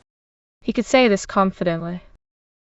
From a Magogian newscast had been learned of Alisir's recent and opportune demise. That Alisir had been an explorer operating in the Twilight Zone was a feature upon which they had been swift to capitalize. The warrior captain nodded and strode to the cart, pulled back the sacking with which it was covered. And what have you here? Valuable goods, no doubt you stole from your dead master. Nay, noble one. Naught but our common household belonging. Bedding and articles of furniture. Clothing. Utensils for cooking. The captain, peering into the leaden cart, grunted disdainfully and threw back its cover. The old man speaks truth. The foul cart reeks of rubbish. Very well, old fool, on your way. Report yourself to the guardsman at the Twilight Gate and show him this pass. He scribbled briefly on something resembling paper, tossed it at Kang. This will permit you to enter the city. Wait. A look of cunning stole into the chieftain's eyes. Of course there is the matter of an entry fee. You have some money. Kang answered humbly. Very little, my lord. Scarce enough to sustain us until we have succeeded in finding employment. Barely 5 units. Hand it over. Demanded the other harshly. There are 5 of you. The entry fee is a unit each. Well, swiftly, slave. Or must I use the lash? He fingered almost hopefully the braided whip which dangled at his belt. But docilely Kang withdrew a sweat-stained leather pouch from his garment and handed it to the captain. And without further challenge they stumbled down the road to the entry gate. Here they were stopped by a sentry, and Kang proffered the captain's note. The sentry read it, Gary thought, almost angrily, and grumbled. Hestrality. I suppose you got what money you had. Kang answered meekly. We had but 5 units, sir. And that was the entry fee the captain told us. Curse him. Repeated the sentry. He bleeds them all white before they get this far. Very well then with you. But look sharp, you move in a hurry when this light turns white. If you're only halfway over the line when the shield closes again, God help you. He laughed unpleasantly, pressed a button, and spoke into a diaphragm beside him. An instant later a light at the sentry box glowed white, and hurriedly the 5 slaves, straining, tugged the heavy cart into motion. They had barely succeeded in crossing the designated line when, with a sudden, crackling sound, a dust film rose from the ground behind them and the white light went out. Gary, glancing back at Dr. Kang, saw the old man's forehead was beaded with perspiration. When he looked askance, Kang whispered, They don't take many chances. They didn't leave the barrier open long. If we had been a minute slower in bringing the cart through. What? Asked Nur Powell. The closing barrier would have smashed us into atoms. But we have learned one important thing, at any rate. Yes. Asked Gary. Again. Said Dr. Hale.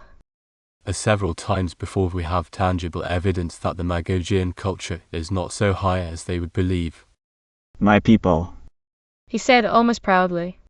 Have ways to open one portion of the force shield at a time, admitting friends to its protection through a small opening. Theirs is a more elementary form. To open it in any spot is to open it everywhere. That may be a handy thing to know. Thus entered Gary Lane and his companions into the city of Kundru. It was a strange city. Even Lakode, who of them all was best capable to judge, having flung his mad gap way afar amongst the planets of Sol's universe, admitted that. I have seen Greater New York. He said. An imperial series. They are about topped in ultra-modern culture. I have seen the barbaric splendors of the Venusian capital and the filthy mud hovels the Mercurians call or use to call their temples.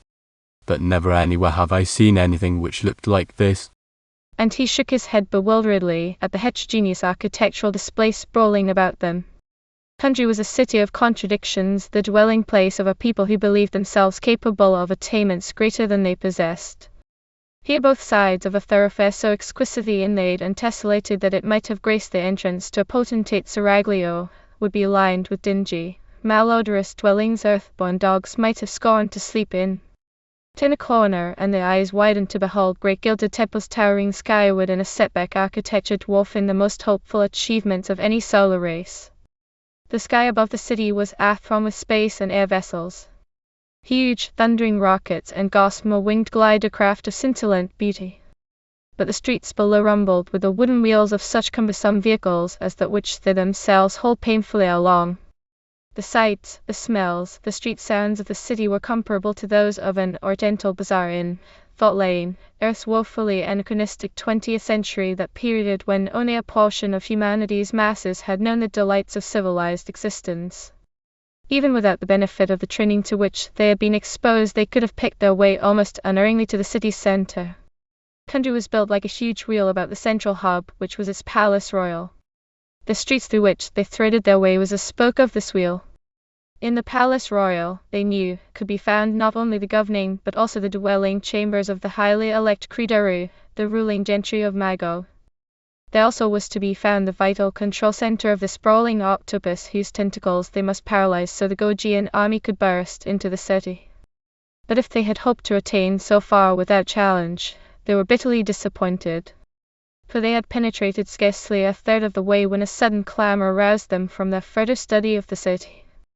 Voices cried out, whether in surprise, alarm, or joy was hard to tell, and the milling throng which but a moment ago had rubbed shoulders with them too closely for comfort began to clear from the thoroughfare and huddle fearfully against the walls of the street.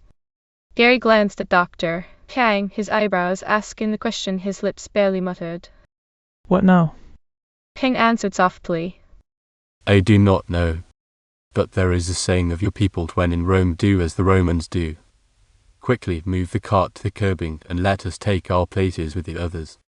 But before the awkward tumbrel could be dragged from the right of way, with a flurries of brazen hoofs and a raucous clamor of trumpets, there galloped around the corner and squarely down upon them a small troop of mounted lancers.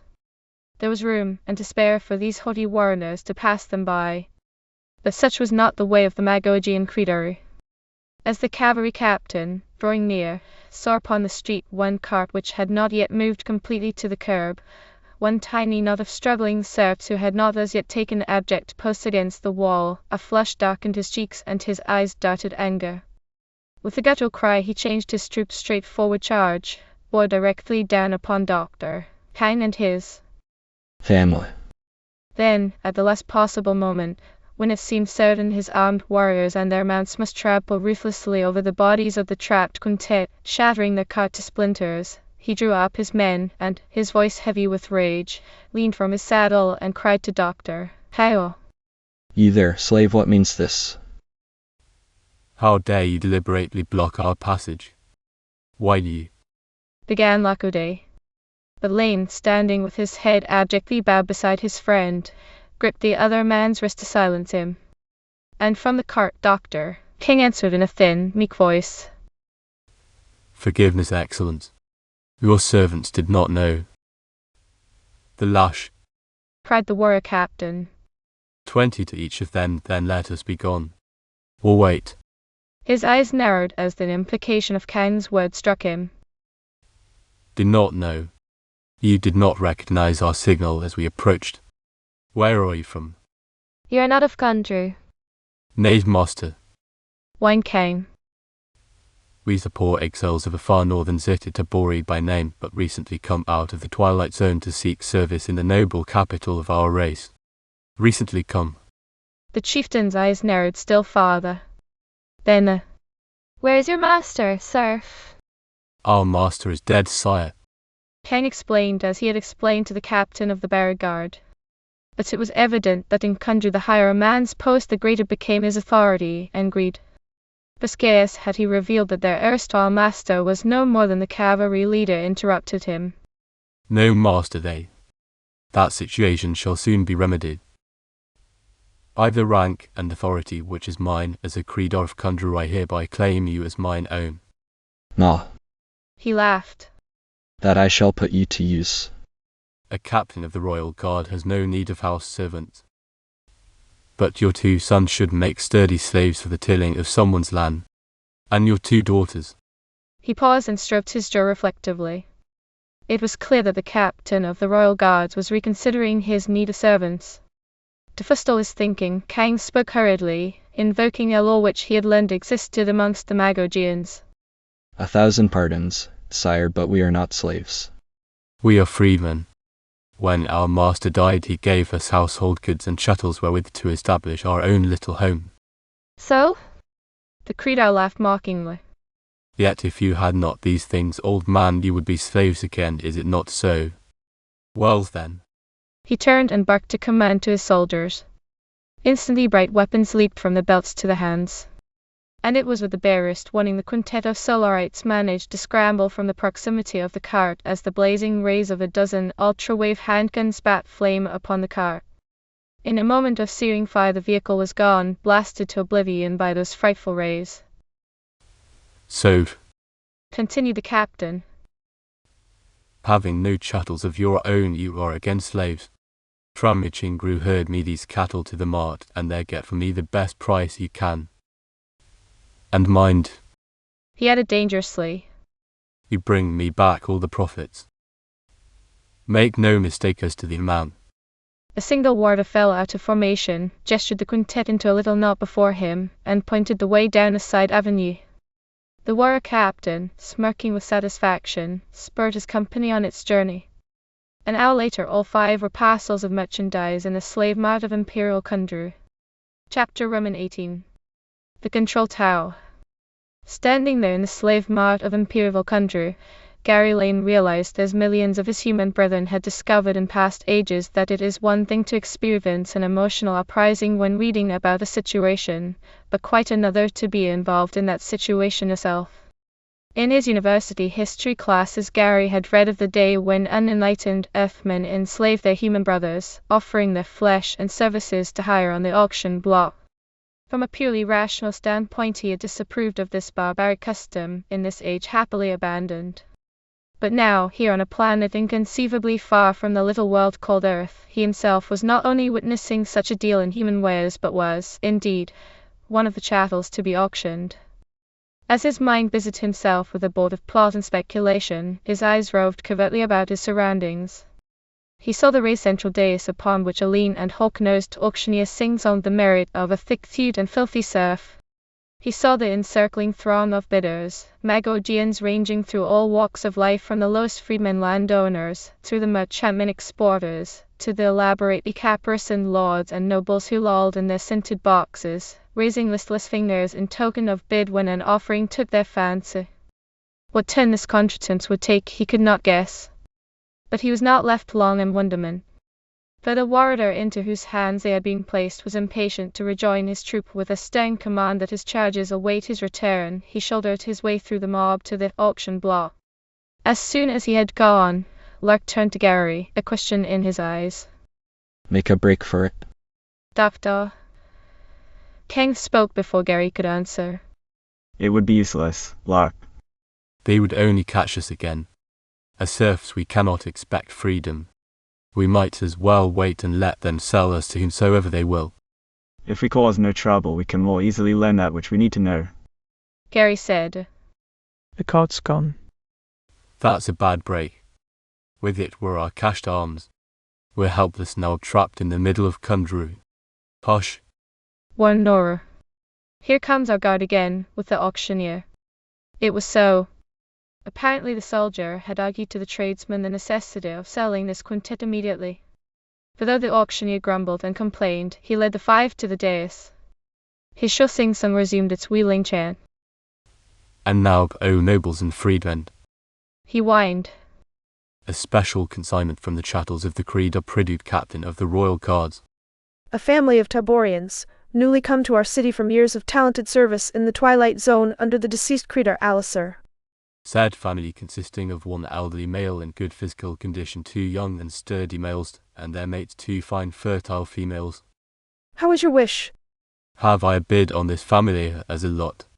Fine and fit. Began Lakode, outraged. Kang silenced him with a gesture.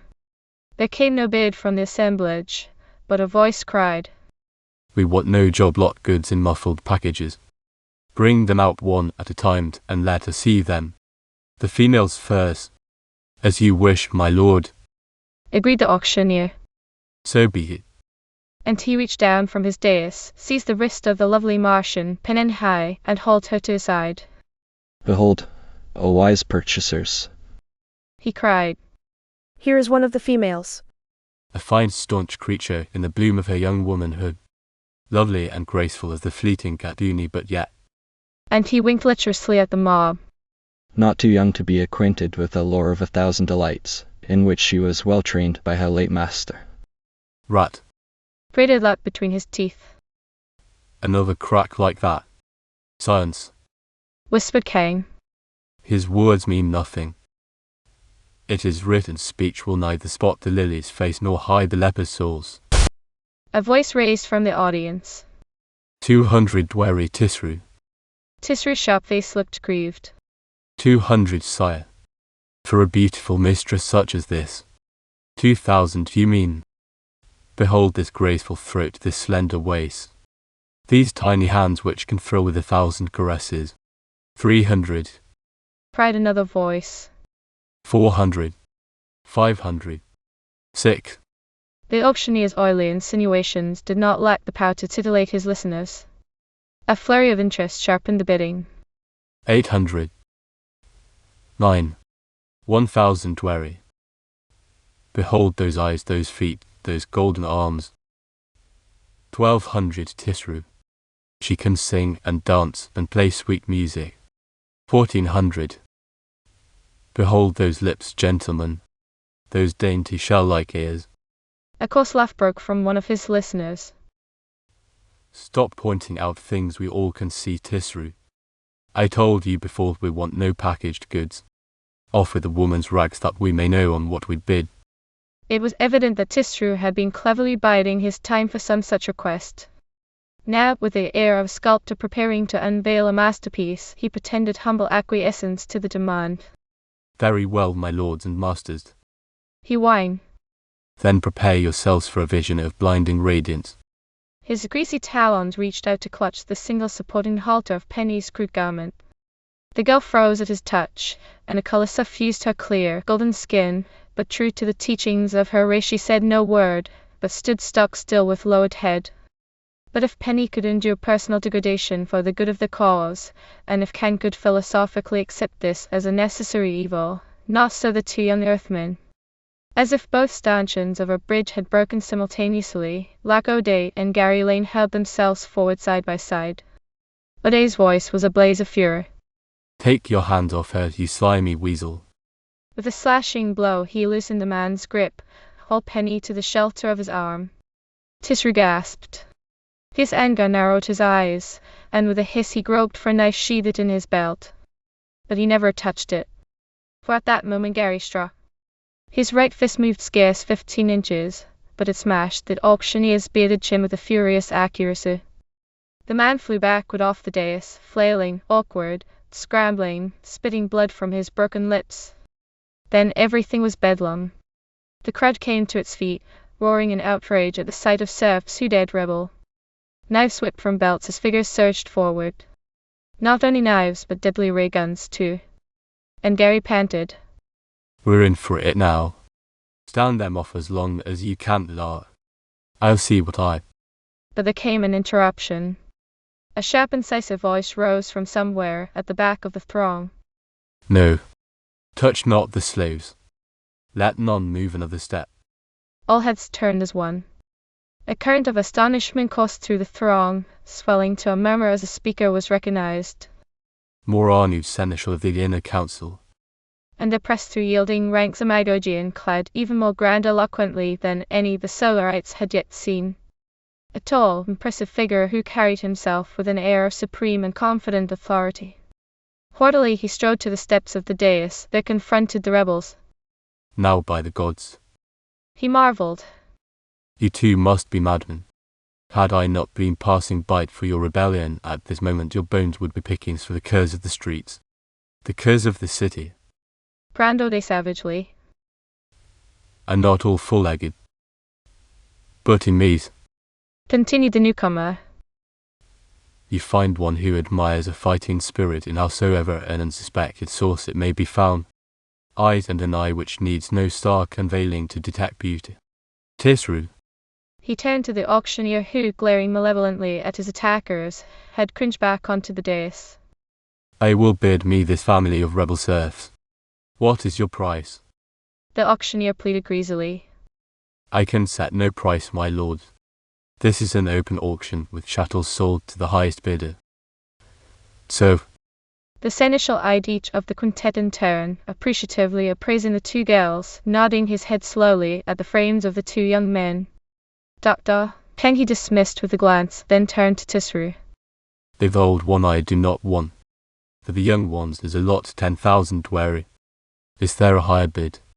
Tisru knew there would not be. Not only was the price staggeringly high, but none in this audience dared bid against the seneschal of the inner council. He shook his head, gasping. Nay, sire, there is no other bid.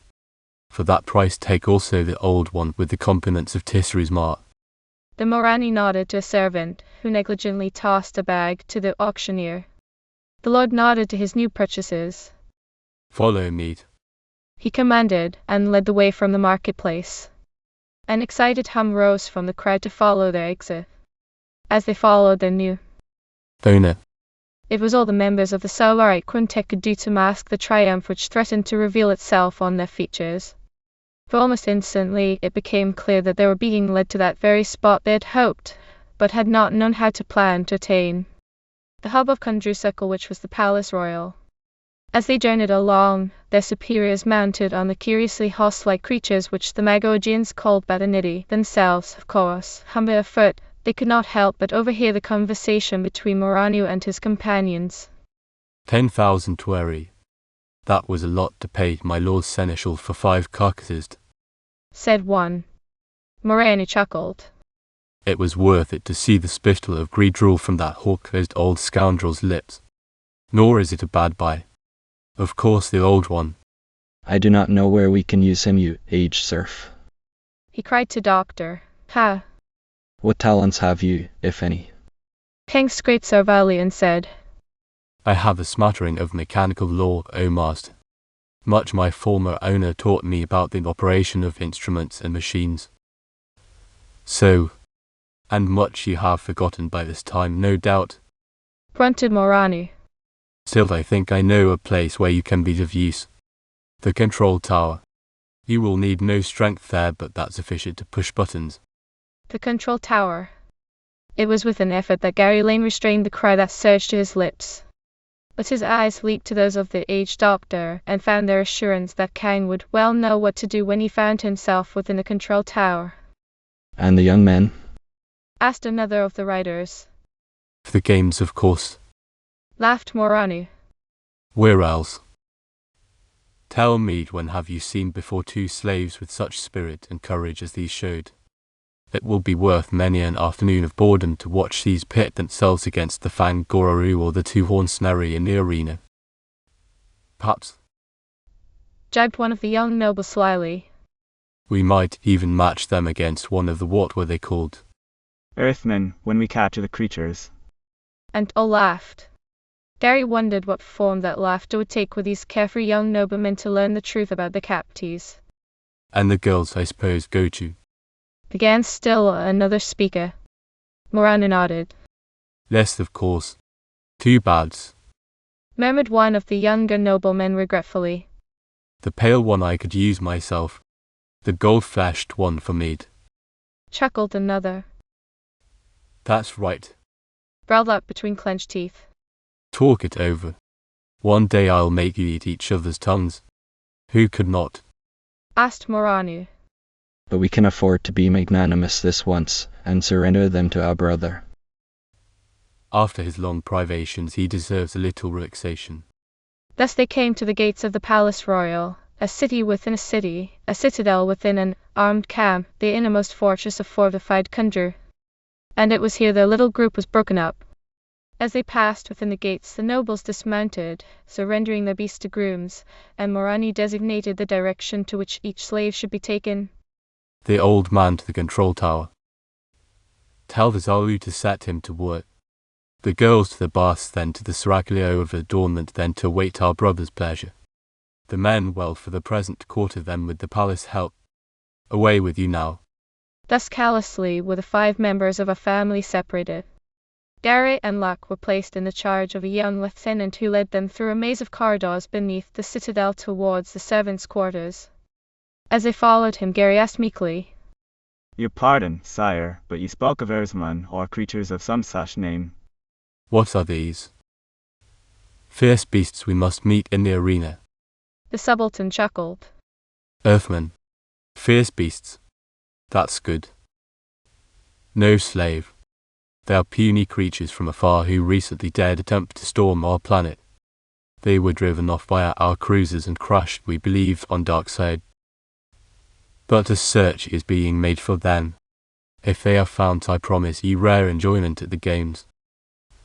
For they are stupid, weakling creatures. It should be amusing to watch you carve them to bits during the games. Hello? Asked Gary in simulated eagerness. Our mates, when will we see them again? The garrulous young lieutenant grinned. Oh, by and by, I suppose. When our brother to whom they are being loaned for a little while wearies of them. You see, he has been journeying afar quite a while, and is in need of relaxation. It was he who returned, but a day ago, to warn us of the invasion of these Earthmen. It was fortunate that as he spoke the young subaltern did not happen to look at the faces of his 2 charges. For at his words, both Locke and Gary stiffened, their eyes met in wild surmise. Then Gary spoke for both. And in the name of this noble creature? He asked. The nobleman laughed curtly. I do not see that it concerns you, serf. But there is no harm in telling you whose august presence your mate will be permitted to attend. It is our brother lately returned from tiny Gog, the great and noble creator Borisu. Chapter Roman 19. Deadlock. Borisu. There's a limit to which human impassivity can be constrained. Gary Lane had now surpassed his ability to play the ignoramus. The name burst from his lips with explosive force. Borisu. O'Day echoed the cry. Borisu. But my God, Gary, that means. In his dismay, Locke spoke in English. The captain had been startled enough at Gary's cry, but upon hearing speech in a foreign tongue from the lips of a supposedly uncultured slave, his eyes opened wide in astonishment. He demanded, What is this? Whence came you twain that you speak a language I do not know? And his hand reached for the ray gun at his belt. But it never got there. For Locke O'Day called signals in a language the Magogian could never possibly understand. He cried sharply, All right, Gary. Confirmation. 1, 2. Pap. and simultaneously the 2 Earthmen converged on their guard, one high, one low. Gary, taking his cue from Locke's quarterbacking, made no effort to wrest the weapon from the Magogian's grasp, but kicked straight and true at the young lieutenant's wrist. The gun flew high, and by the time it clattered to the paving, Locke had smashed the young creature to the ground and battered him into unconscious submission. Gary tugged at his friend's shoulder. Okay. Lark, that'll do. You don't have to pound him into hamburger. Not hamburger. Rasped O'Day, withdrawing reluctantly. Just a reasonable facsimile thereof. He's the louse who said he wouldn't mind making a play for Penny himself. Gary said. Never mind that now. Somebody's going to make worse than a play for Penny if she and Nora are ever taken before Borisu. You know what that means, don't you? Lark nodded grimly. Perhaps for the bunch of us. He's the one person in Kundru who could recognize any of us beneath our disguises. And by the time the gals get tidied up well, what'll we do? Gary said. I've got an idea. You're about that guy's build. He nodded toward the prostrate figure. Scramble into his uniform quick, before somebody happens along this way. And while you're dressing, I'll roll him into your rags. Okay. The shift was made. Finally O'Day Slave. lay prone in the middle of the corridor floor, and a handsome young creature of the Magogian guard towered above him. Okay. Repeated Lark then. What next, director? You must have something on you. Figured Gary. with which to call help. Find it. Locke poured the unfamiliar paraphernalia with which his uniform was draped, finally discovered a small whistle. He looked at it distastefully. You mean I have to put this in my mouth and blow it? Yes. Go ahead. I'll probably get hydrophobia. Grunted Locke, but obeyed. The whistle brought immediate results. Footsteps clattered through the tunneled corridor, and shortly questions were being held at the false guard officer by an excited handful of Magogian soldiery. I was taking these two slaves to their quarters. Explained Lar. That one is a troublemaker. He turned against me. I was forced to strike him down. Cart him away. Throw him in the dungeon. You He picked out a likely-looking prospect Gary's size. come with me while I take this other where he must go.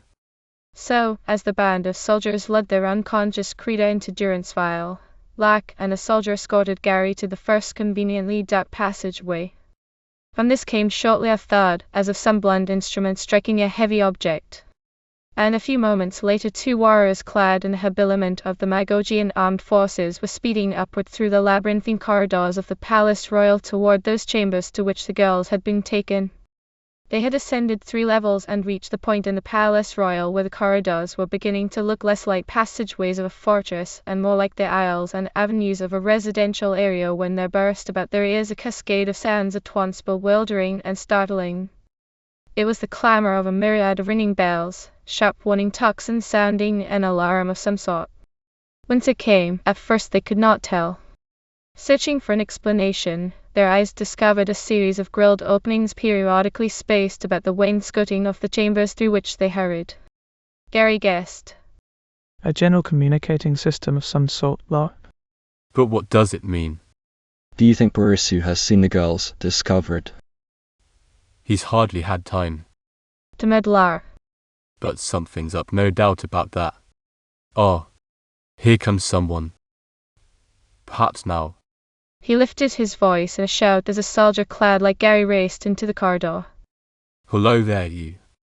The Magogian warrior identified the rank of his accoster and halted, saluting. Yes, Gredar. Foot soldier Norad preparing to take post served in accordance with emergency alarm instructions. Very good. Approved Lar. What is the nature of the emergency? Have you any idea? The private nodded. Yes, sir.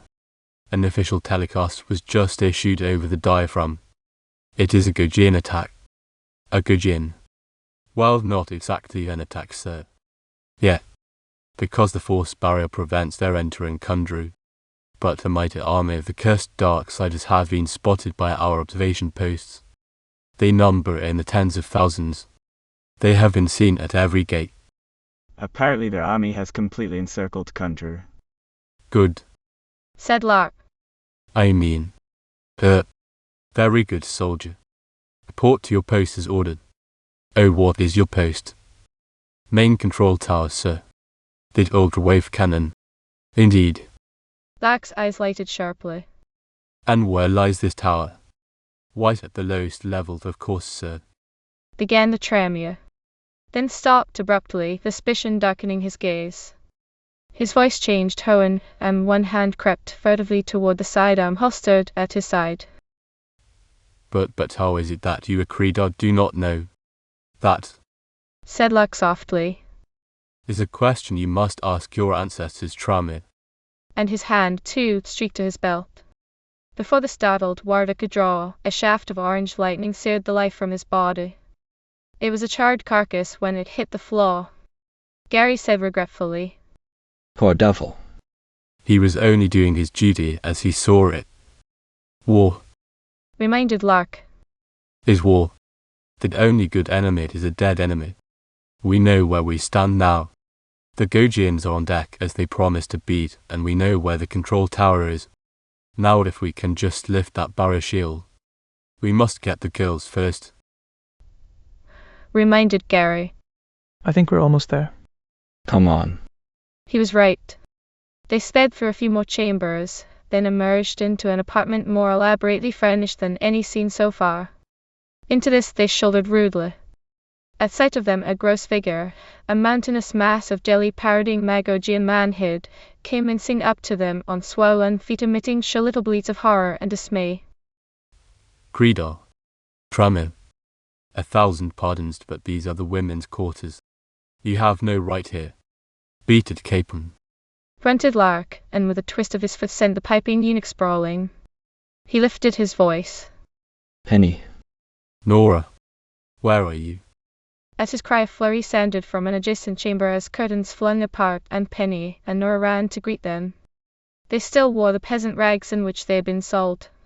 Penny cried. Lark. We knew you'd find us. We knew you would come. And Nora echoed. We were waiting. But Gary, what does the alarm mean? When they heard it, those who were attending us fled. All the women in Kundru have taken shelter. And every man has gone to his post, Explained Gary. They've spotted the Gogian army outside the city. We must work fast before they can turn their armaments on our unprotected friends. Come on. Yes, but where? To the control tower. It's the key to the whole situation. This time their flight through the avenues of the Palace Royal was not so unimpeded as before. The entire city had sprung to a state of alert. As they left the residential quarters and moved once more into that portion of the citadel which was its walled fortress, they passed on several occasions small bodies of troops hurrying toward designated battle posts. As they passed gun stations, they saw artillery crews huddled behind flame guns and rotors which, through slits in the palace wall, commanded wide areas of the city before and below. Twice their passage was challenged. Once by a patrol sentry whom luck easily satisfied. Creda Gorilu and one attendant on special duty, taking these 2 females to the dungeons for safekeeping. Very good, sir, said the sentry, and permitted them to pass. But the second challenge was not so easily averted. This came from a Creedar of equal rank to him as whom luck masqueraded. This noble made the fatal error of attempting to question the fugitives without first calling assistance. Creda Gorilu, He repeated. I know no such lord, and your trappings designate you as one of the inner palace guard. Why then are you fleeing in this direction? And why are you drawing that gun to Creedar? Because, Answered Lark simply. You ask too damn many questions and we haven't got time to answer them. Sorry, pal. And they left the inquisitive Creedar behind, inquisitive and suspicious no longer. But finally they went again to that section of the Palace Royal, which they knew to be its nerve center. From the deepening throb of many motors, and by the slowly increasing static crackling of dynamos endlessly turning, they knew when they had reached their objective. But there was something missing. Something which puzzled and worried Gary Lane. So much so that as they approached the central control tower he drew his companions to a halt in the shadow of a deserted lookout niche. Wait a minute. He warned. Let's stop and look this situation over. There's something wrong here. Wrong. Repeated Lark. What's wrong about it? Everything looks so cute to me. We got this far without trouble, well, much that is. And judging by appearances, that doorway. He nodded. Opens to the control tower proper. So far as I can see, there's not a damn soul around to stop us. That's just it. This is the nerve center of the entire Magogian defense system. Look. Look below there. Gary gestured to the window slit by which they were huddled. Through it could be seen the low court of the Palace Royal and several streets of country beyond. All had been emptied of vehicular traffic, and were swarmed with fighting men prepared to repel any invasion attempt. They've got the palace guarded to the hilt, but the main control tower doesn't have a man around it. Lark chuckled cheerfully. Just like the Magogians. Dr. King's been saying all along they don't have good sense. So much the better for us. Come on. Let's get going. We've got to open that barrier. Well, all right. Agreed Gary. But be careful. I don't like this. So they crossed the last open space between their present post and the partially isolated control tower, a domed minaret of a building constructed within the palace walls but remote from other portions of the edifice. Serving to strengthen Gary's suspicions, the door of this tower was not even locked, but yielded readily to their pressure. Within this dome the thrumming drone of motors sounded more insistent than ever. It throbbed in their ears, their brains, their veins, like the slow and deadly dripping of a creeping poison. It was an audible magnet which drew them to the innermost chamber. And here again, stunningly, was the door unlocked. Its latch clicked at Gary's pressure. The heavy door swung slowly open, and a bright room yawned before them, a tremendous, vaulted chamber in which were mounted gigantic instruments of almost unmissable size and power. The control panels governing these instruments were set on high walls, but as they entered, Gary saw that a single figure, garbed in smock, an apron of laboratory white, head encased in a heavy vision-plated shield similar to that used by welders, sufficed to keep all this intricate paraphernalia in working order. This single technician was darting back and forth before his control banks, here touching a vernier, there readjusting a rheostat, elsewhere depressing a stud which performed some unfathomable duty. At sight of the single lab man, O'Day's exultation could no longer be restrained. With a gleeful cry he charged into the room, handgun drawn and menacing. His voice cried in swift command. All right, you at the controls there. Turn around and put your hands up, I said. And then too many things happened at once. There came a sudden gasp from Penny's lips. Lock. Ugh. And a frightened scream from Nora Powell. Metal clanged noisily as the great door clanged behind the four invaders. A bolt thick as a man's arm jarred into place. And even as the four willed to comprehend this phenomenon, an all too horribly familiar voice repeated O'Day's order. Yes, my foolish friends, hands up and drop your weapons to the floor. What delayed you? I have been waiting for you quite some time. And from behind the concealment of the now closed door, flanked by a detail of Magogian warriors, armed to the teeth and ready for instant action, stepped Borissu. A chop, Cried Gary Lane. a chop. Borissu smiled easily. Yes, my dear young doctor. You did not believe that we of Magog were stupid enough to purposely leave unprotected our control tower. Particularly when we knew you had contrived entry to our capital city. Nor Powell cried. And you knew we were in Kundru? Let me not assume undue credit. Smirked Borissu in mock modesty. Let us say, rather, I guessed it was you the moment I learned one of our younger Creeder had been attacked, and his uniform exchanged for the garment of a serf.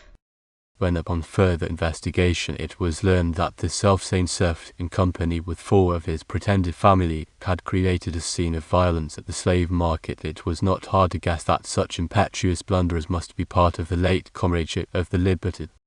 His manner changed abruptly, his oily smile disappeared, and tiny needles of flame darted from his eyes.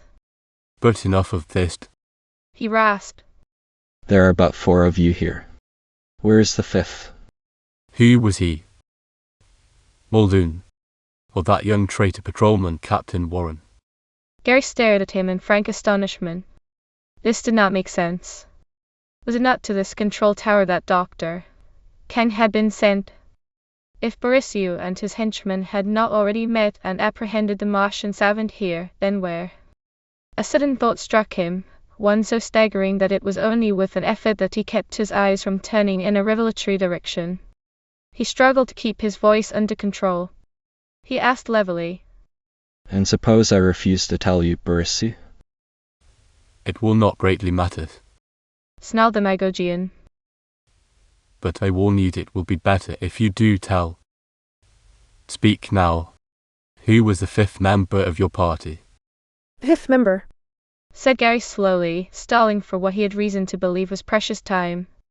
was. Then came an interruption. The hooded technician at the control board turned suddenly, spluttering swift, fearful words at the Creeder and his guards.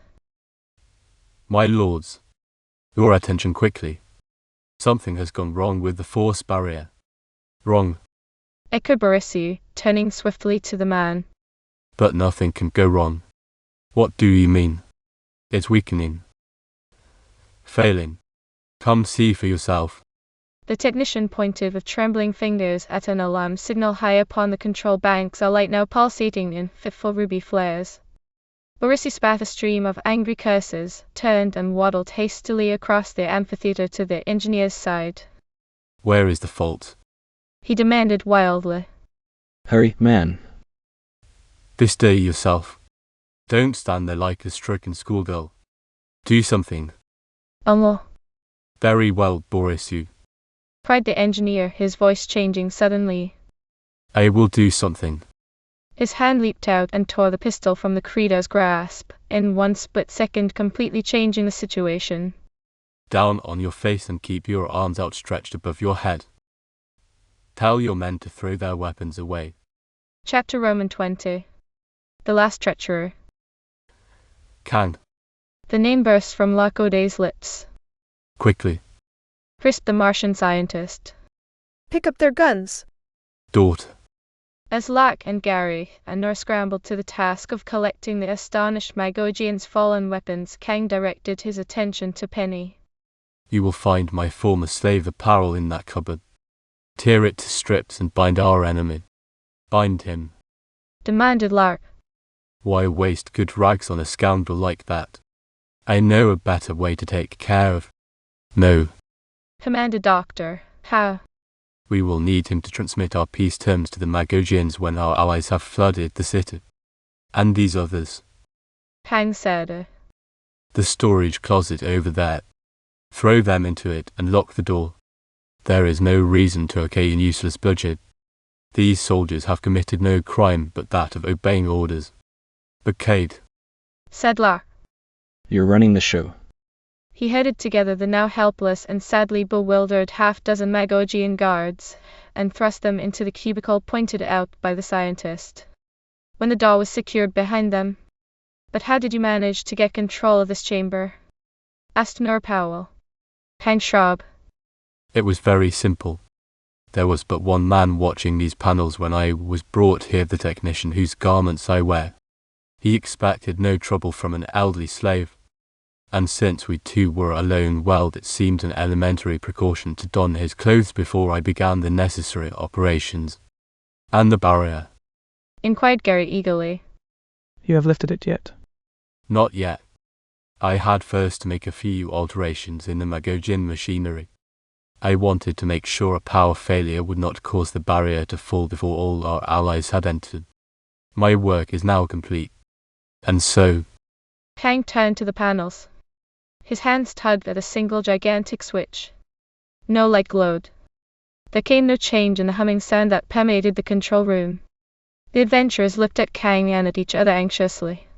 Penny spoke for all when she asked, "You're sure, oh my father, that the barrier is open?" Kang said, See for yourself. And he pressed a stud which lighted a vision screen before them. What they saw left little doubt as to the effectiveness of Kang's accomplishment. For the screen reflected one segment of the Imperial City's surrounding wall, a location which had been a gate in Kundru's defenses. But now that sentry post existed no more. It was a mass of broken kindling trampled under the rushing feet of hordes of Gogians who had burst from their place of ambush to storm the city. This is one spot, Kang. Cried Gary excitedly. And elsewhere? Elsewhere, Repeated Cal. it is the same. He spun the dial which moved the telelens of the vision screen at a 360 arc about Kundru. Everywhere they looked it was the same. Saner of Gog had placed his troops cunningly, entirely encircling the city. To the north and south, the visions had crossed the chasmed mounts to take their posts outside the barrier. Now in two wedges they were storming Kundru's primary defense line toward the central citadel. The marine detail, which had completely bypassed the capital to reach the shoreline, was now swarming up yet another avenue of Kundru from the docks and walls which they had seized. These three formed diversionary forces, hammering at the flanks and rear of the Magogians, who were forced to concentrate their main defense on the eastern front, that which faced the twilight zone out of which the bulk of the Gogian army was pouring. So swift was the movement, so hectic the opening phases of that battle, that it was only in fitful glimpses one could comprehend the magnitude of what was going on. Afterward Gary Lane recalled having briefly glimpsed Sauna himself riding at the fore of a cavalry detail hewing its way through broken ranks of fleeting Magogians up to the citadel proper. In another sector, whether yards or miles away it was hard to tell. He saw for an instant Flick Muldoon, wild-eyed and jubilant, in command of a foray squad busily opening a new breach in the fading Magogian defences. Little Herbie Hawkins fought beside Flick, and though no sound transmitted itself over the vision plate, the watchers could almost hear the voice of the little Cockney raised in joyful battle cry. Blimey, what fun, eh? What bleeding fun. How long the battle raged was hard to tell. Certainly long enough to place on pins and needles Gary and Lark, both of whom, as they watched the scenes depicted about them, chafed with impatience to fight at their comrades' sides. But this doctor, Peng sternly forbade, and gave good reason. No, not yet. As we have seen, it should be easy for our allies to take the outer city. The real difficulty will come when they try to storm the Palace Royal. We must wait until that moment, then take from within. From within. Echoed Lar. But how? This is how we will use him. Peng nodded toward the trussed Borissu who lay smouldering with impotent rage upon the floor. This chamber is the heart of all Magogian apparatus, not only their barrier shield and fission screens but their intercommunicating system as well. When the proper moment comes we shall displate him throughout the entire palace and make him order his countrymen to lay down their arms. Order them, yes. Grunted Lark. But will they do it? That's another question. Peng nodded serenely. They will do it. They are not like our people. They are a race trained through long ages to obedience. But if they don't... If they don't, then... Continued Kang soberly. Having given them their chance we shall destroy them ruthlessly and without mercy. All present knew what he meant. For that, too, was part of the plan which had been arranged in conference with the Gogians. Noticeably absent from those who now stormed the city was Captain Hugh Warren and his crew of space patrolmen. They, Gary knew, were even now waiting aboard the Liberty with motors idling, ready to lift at an instant's notice to soar over the capital. With their own fleet grounded, if the Magogians would not listen to reason, the Liberty's guns would both conjure in such a flood of fury and destruction as had never before been witnessed. Thus it was with a sense of increasing triumph the Solarites watched the battle for Kundru turning more and ever more in favor of the invaders. Most swiftly, with each passing moment, the defenders gave way, retreating to the shelter of their palace walls. Walls which, though they did not know it, were a fateful trap for themselves. And at last, save for mopping up operations carried on by small bands of Gogians in outlying sections of the city, the first stage of the battle was ended. All surviving soldiers of Magog had taken refuge in the Palace Royal, there to withstand siege. And siege, they now discovered to their horror, it most certainly was. For when, assailed by the weapons of their enemies, they attempted to retaliate by loosing their own destructive ray cannon upon the attackers, their artillerymen learned that the cannon were not in operation. These were not, like the smaller hand weapons, self-charging, but were powered by a direct cable from the control tower. And the control tower was in the hands of the adversaries. It was then, with the battle stalled briefly at a deadlock, Dr. Peng nodded. No. He said. Is our time. Bring him here. Gary hauled Borissu to his feet, prodded the bleating Magogian forward. Peng addressed him bluntly. You have heard what you must do. Never. Cried Borissu, blustering defiance. Never will I betray my people. It is written. Said Kang quietly. Only the fool rejects the inevitable. You are no fool, Borissu. Will you proclaim an armistice? Or for stubborn pride will you witness the destruction of your empire? Borissu blubbered. Better to go down fighting than abjectly. If I bid my people lay down their arms, your hordes will sweep in and destroy them. That, Peng assured him, they will not do. In conference we have already discussed this with the Gogians. Much have our two races to hate yours for, Borissu. Theirs for years of life and death in the darkling waste of Magog, ours for impaling upon us centuries of premature death and a dwindling doom. even so, we will not sow the seeds of new conflict in the peace of the old. Lay down your arms in peaceful surrender, and I offer you the pledge of 2 worlds that about the conference table shall be reasoned the merits of a new and lasting peace for all concerned. And if I do not, demanded Borissu. Then Kang promised him. you shall surely die. And as for your city, He paused and gestured toward the vision plate. Words were needless in the face of that which might there now be seen. A silver tube of the Liberty, shimmering faintly in the atmosphere of Magog, surrounded with its impenetrable force shield, flying supremely aloft above the capital city, coming to sedate rest directly over the citadel. there is your answer, Borisu. The decision is yours. There is little time in which to make it. Speak, Paul. And Borisu capitulated. With a grinding cry, he reached for the diaphragm Kang offered him. The Martian doctor depressed a series of studs, and instantaneously, in 1,000 chambers and corridors scattered throughout the whole of the Palace Royal, there appeared on vision plates before the startled eyes of all the embattled Magogians an image of him who was a creator supreme in the inner council of Magog. And they heard his cracked voice crying out his message. Brothers of Magog, lay down your arms. About our city are entrenched our Gaugian foes. Above our citadel hovers a vessel which, if we do not surrender, will blast us all to atoms. Your guns, as you have learned, are useless. The foe has overthrown our might. Surrender. The vision plate went dead. Throughout the whole of the Palace Royal a murmuring arose. Men lifted from concealment, and doors once barred were opened, as a race trained to obedience followed the instructions of a superior.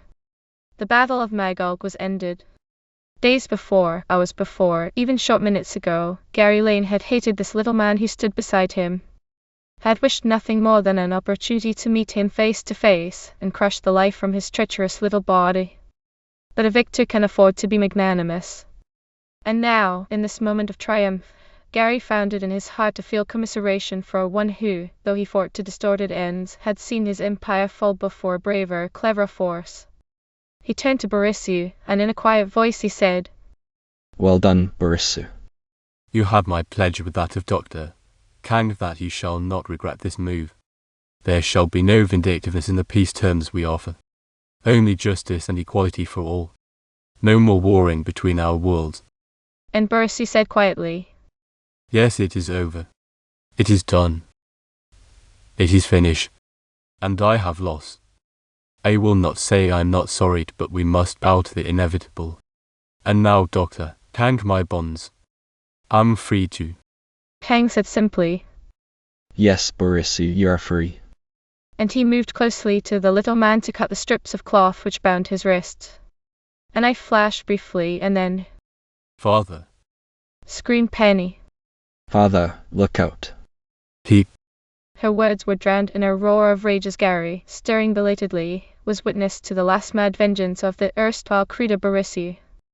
The instant his bonds had been stricken, the little man's hands danced like serpents, turning the knife in Kang's hand and thrusting forward with all his strength.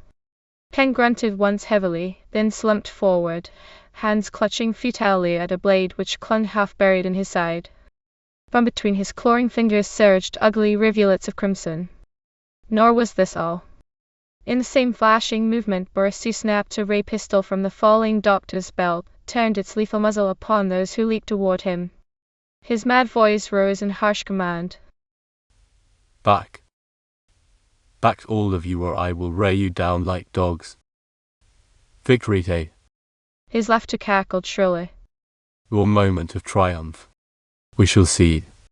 His tiny eyes darting from one to another of them to detect any slightest motion, he backed all the way across the room to where stood the most ponderous of all the machines in that control tower. A gigantic tube surrounded by gleaming coils and iridescent bus bars. A huge, revolving drum of an instrument whose purpose Gary did not know. Borisu left him not long in doubt. Still mouthing the taunts and curses of a half-demented man, he clambered to a raised platform on this machine, loosed a panel, and dug his free hand somewhere deep into its entrails. So, He mocked. you have won victory. But out of your victory you shall drink only the dregs of deepest defeat. You and all your cursed universe. Kang, who had lain as one dead where he had been stricken, now stirred and lifted his head dazedly. His eyes, turning slowly, sought and found Borisu, then widened in horror. He tried to speak, but his voice was a thick mumble. His words were punctuated by tiny streamers of blood that leaped from the corners of his mouth. That machine. Don't let him touch it. Borisius' quick gaze darted to the dying man. He laughed stridently. Then you are not dead yet, my good doctor. You barbarians take a lot of killing. Well, I shall not finish the job.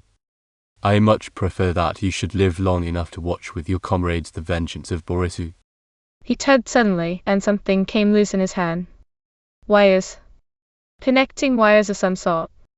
Instantly the low thrum which had sounded through the control chamber began to heighten. The tone crept higher up the tonic scale. Something within the machine Borisius had damaged was beginning to move faster and faster. You dog. Grated Larcode. You filthy conniving scoundrel. I'm coming after you. I'll break your neck with my bare hands if it's the last thing I... Back, Corsair. Snarled Borisius.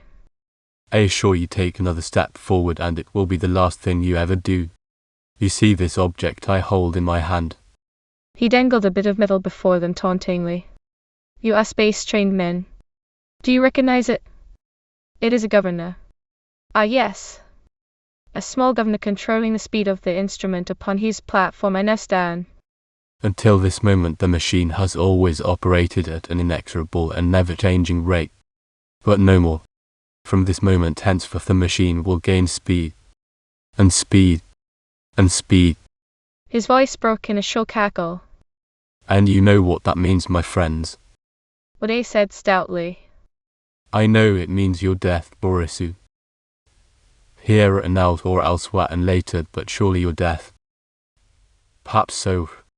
Laughed the diminutive creature. But more than that.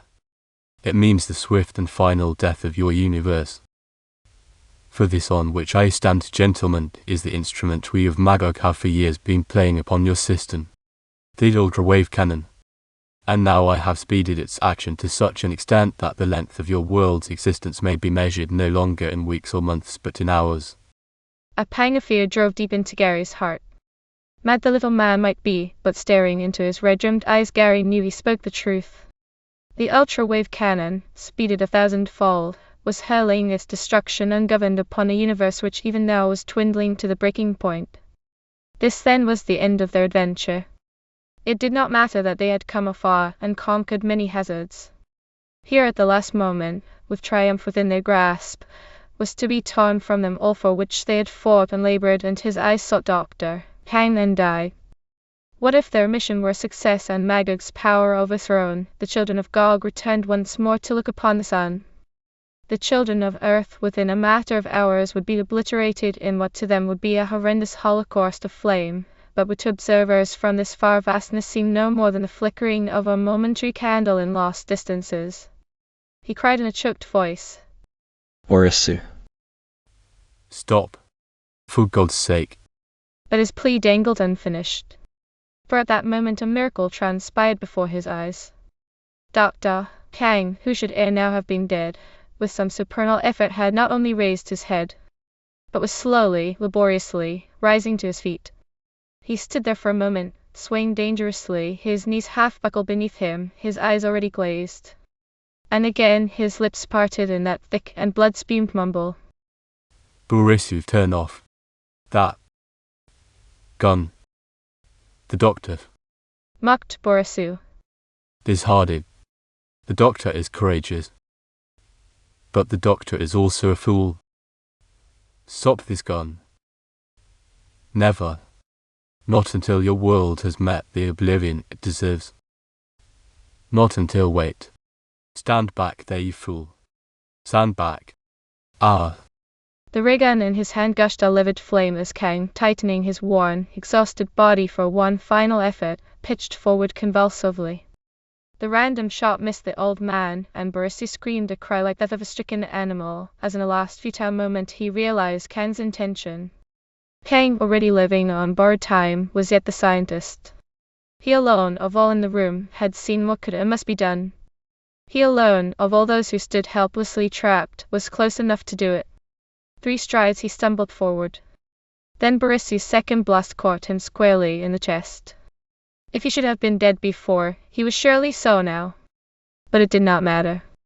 Understanding had come too late to the madman of Magog. The sheer impetus carried Kang's body forward to that which Kang had planned. His body plunged full length and sprawling upon the gleaming bus bars of the wave cannon. There burst from Boris's lips a last and frightful scream. The atmosphere crackled. For a moment the biting odor of ozone was horribly mingled with the charnel stench of searing flesh. Down, Roared Gary. Down on the floor, for God's sake. short circuit. As one, the watching four fell flat on their faces just as the gigantic machine before them, quivering and trembling to its very roots, rocked itself from its moorings.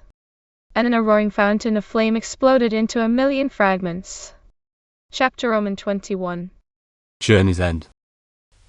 So, Said Salna regretfully. you will not change your mind. You will not stay. Gary Lane shook his head. No, Salna. Someday we may return. But now our duty is to go to our own system there, tell them what we have here, learn. Salma nodded. Yes, man, off Earth, I suppose that is best. But you will send others of your people to see to us. You will teach us, as you promised, your method of travel. That there may be friendship and amity between the people of our worlds. We will. Pledged Gary. Dr. Bryant has said that now this ultra-wave cannon is destroyed, the solar universe will not only stop its dwindling but will, indeed, begin to return to the true and greater universe from which it was exiled. But before this happens, our races will have forged bonds of friendship so close that when Sol returns to take its place amongst its sister stars, there need never again be war between our worlds. Muldoon said. And you, Salna, you've got an even more important job than we have. Keeping the Magogians under control. You've got to see to it that they never try to build another one of those cannon. Salna said softly. We shall be careful. But I think we need never again fear the construction of such a weapon. The credos of Magog have been overthrown. It was never the common people who conspired against us. When we have taught them the benefits of freedom and democracy, they too shall take their place in a new and better universe. A bell clanged in the control turret of the Liberty, and Captain Hugh Warren, seated in the pilot's swivel, turned to his friends. Well, I'm afraid that's the signal. Or sure that's going ashore. Salnair and his retinue left. A few minutes later the Liberty was once again tenanted only by those making the return trip to the solar universe. To an Earth free now forever of the dangers which had threatened it. Dr. Bryant sighed. And so, He said. begins the long journey home. Only, Grinned Lakode. it won't be such a long journey. We've got the Jovian's quadridimensional coordinates for a spacewalk that will drop us a couple of hours from Earth. All set over here, Hugh. Right. Warren called from his banks. All right, folks, here we go. And he depressed the green stud. Locke rose. Leaving me, He drawled. with nothing to do for the next couple of hours. Unless He spoke to Penenhai hopefully. maybe you'd like to take a little stroll out on the observation deck. Yeah. Chuckled Flick. And watch the fourth dimension whizzing by. That ought to be a lot of fun, Miss Penny. It all depends Chuckled Warren. on who you're watching it with. I was just about to suggest something of the same sort. How about it, Nora? Suppose you and I. But Gary interrupted him. This was a new and different Gary Lane from the curt young man who, for months past, had been too preoccupied with a life and death struggle to pay a proper amount of attention to matters which were a part of his personal and private life. Gary said. Oh no, you don't, you. Not so fast. I got here first. He reached out and folded the arm of Nora Powell into his own. He said. Nora and I have a few matters to discuss. Business matters. The girl looked at him astonished. The business, Gary. At a time like this business. Gary said seriously. Very important business that has been delayed altogether too long. A matter of a merger, you might say. Nora sighed. Whether it was with relief, or whether there was in that sigh a hint of acquiescence to follow was hard to tell. But she smiled and nodded. Oh, in that case, she said. I have no choice. I have to do what my boss tells me, Hugh. I'll go with you, Gary. And they left the bridge. Muldoon snickered. Business. He snorted. Business, my hat. Biological business, if you ask me. And Warren shook his head dejectedly. Oh well. He shrugged. What the hell? Somebody's got to stick around to drive the ship.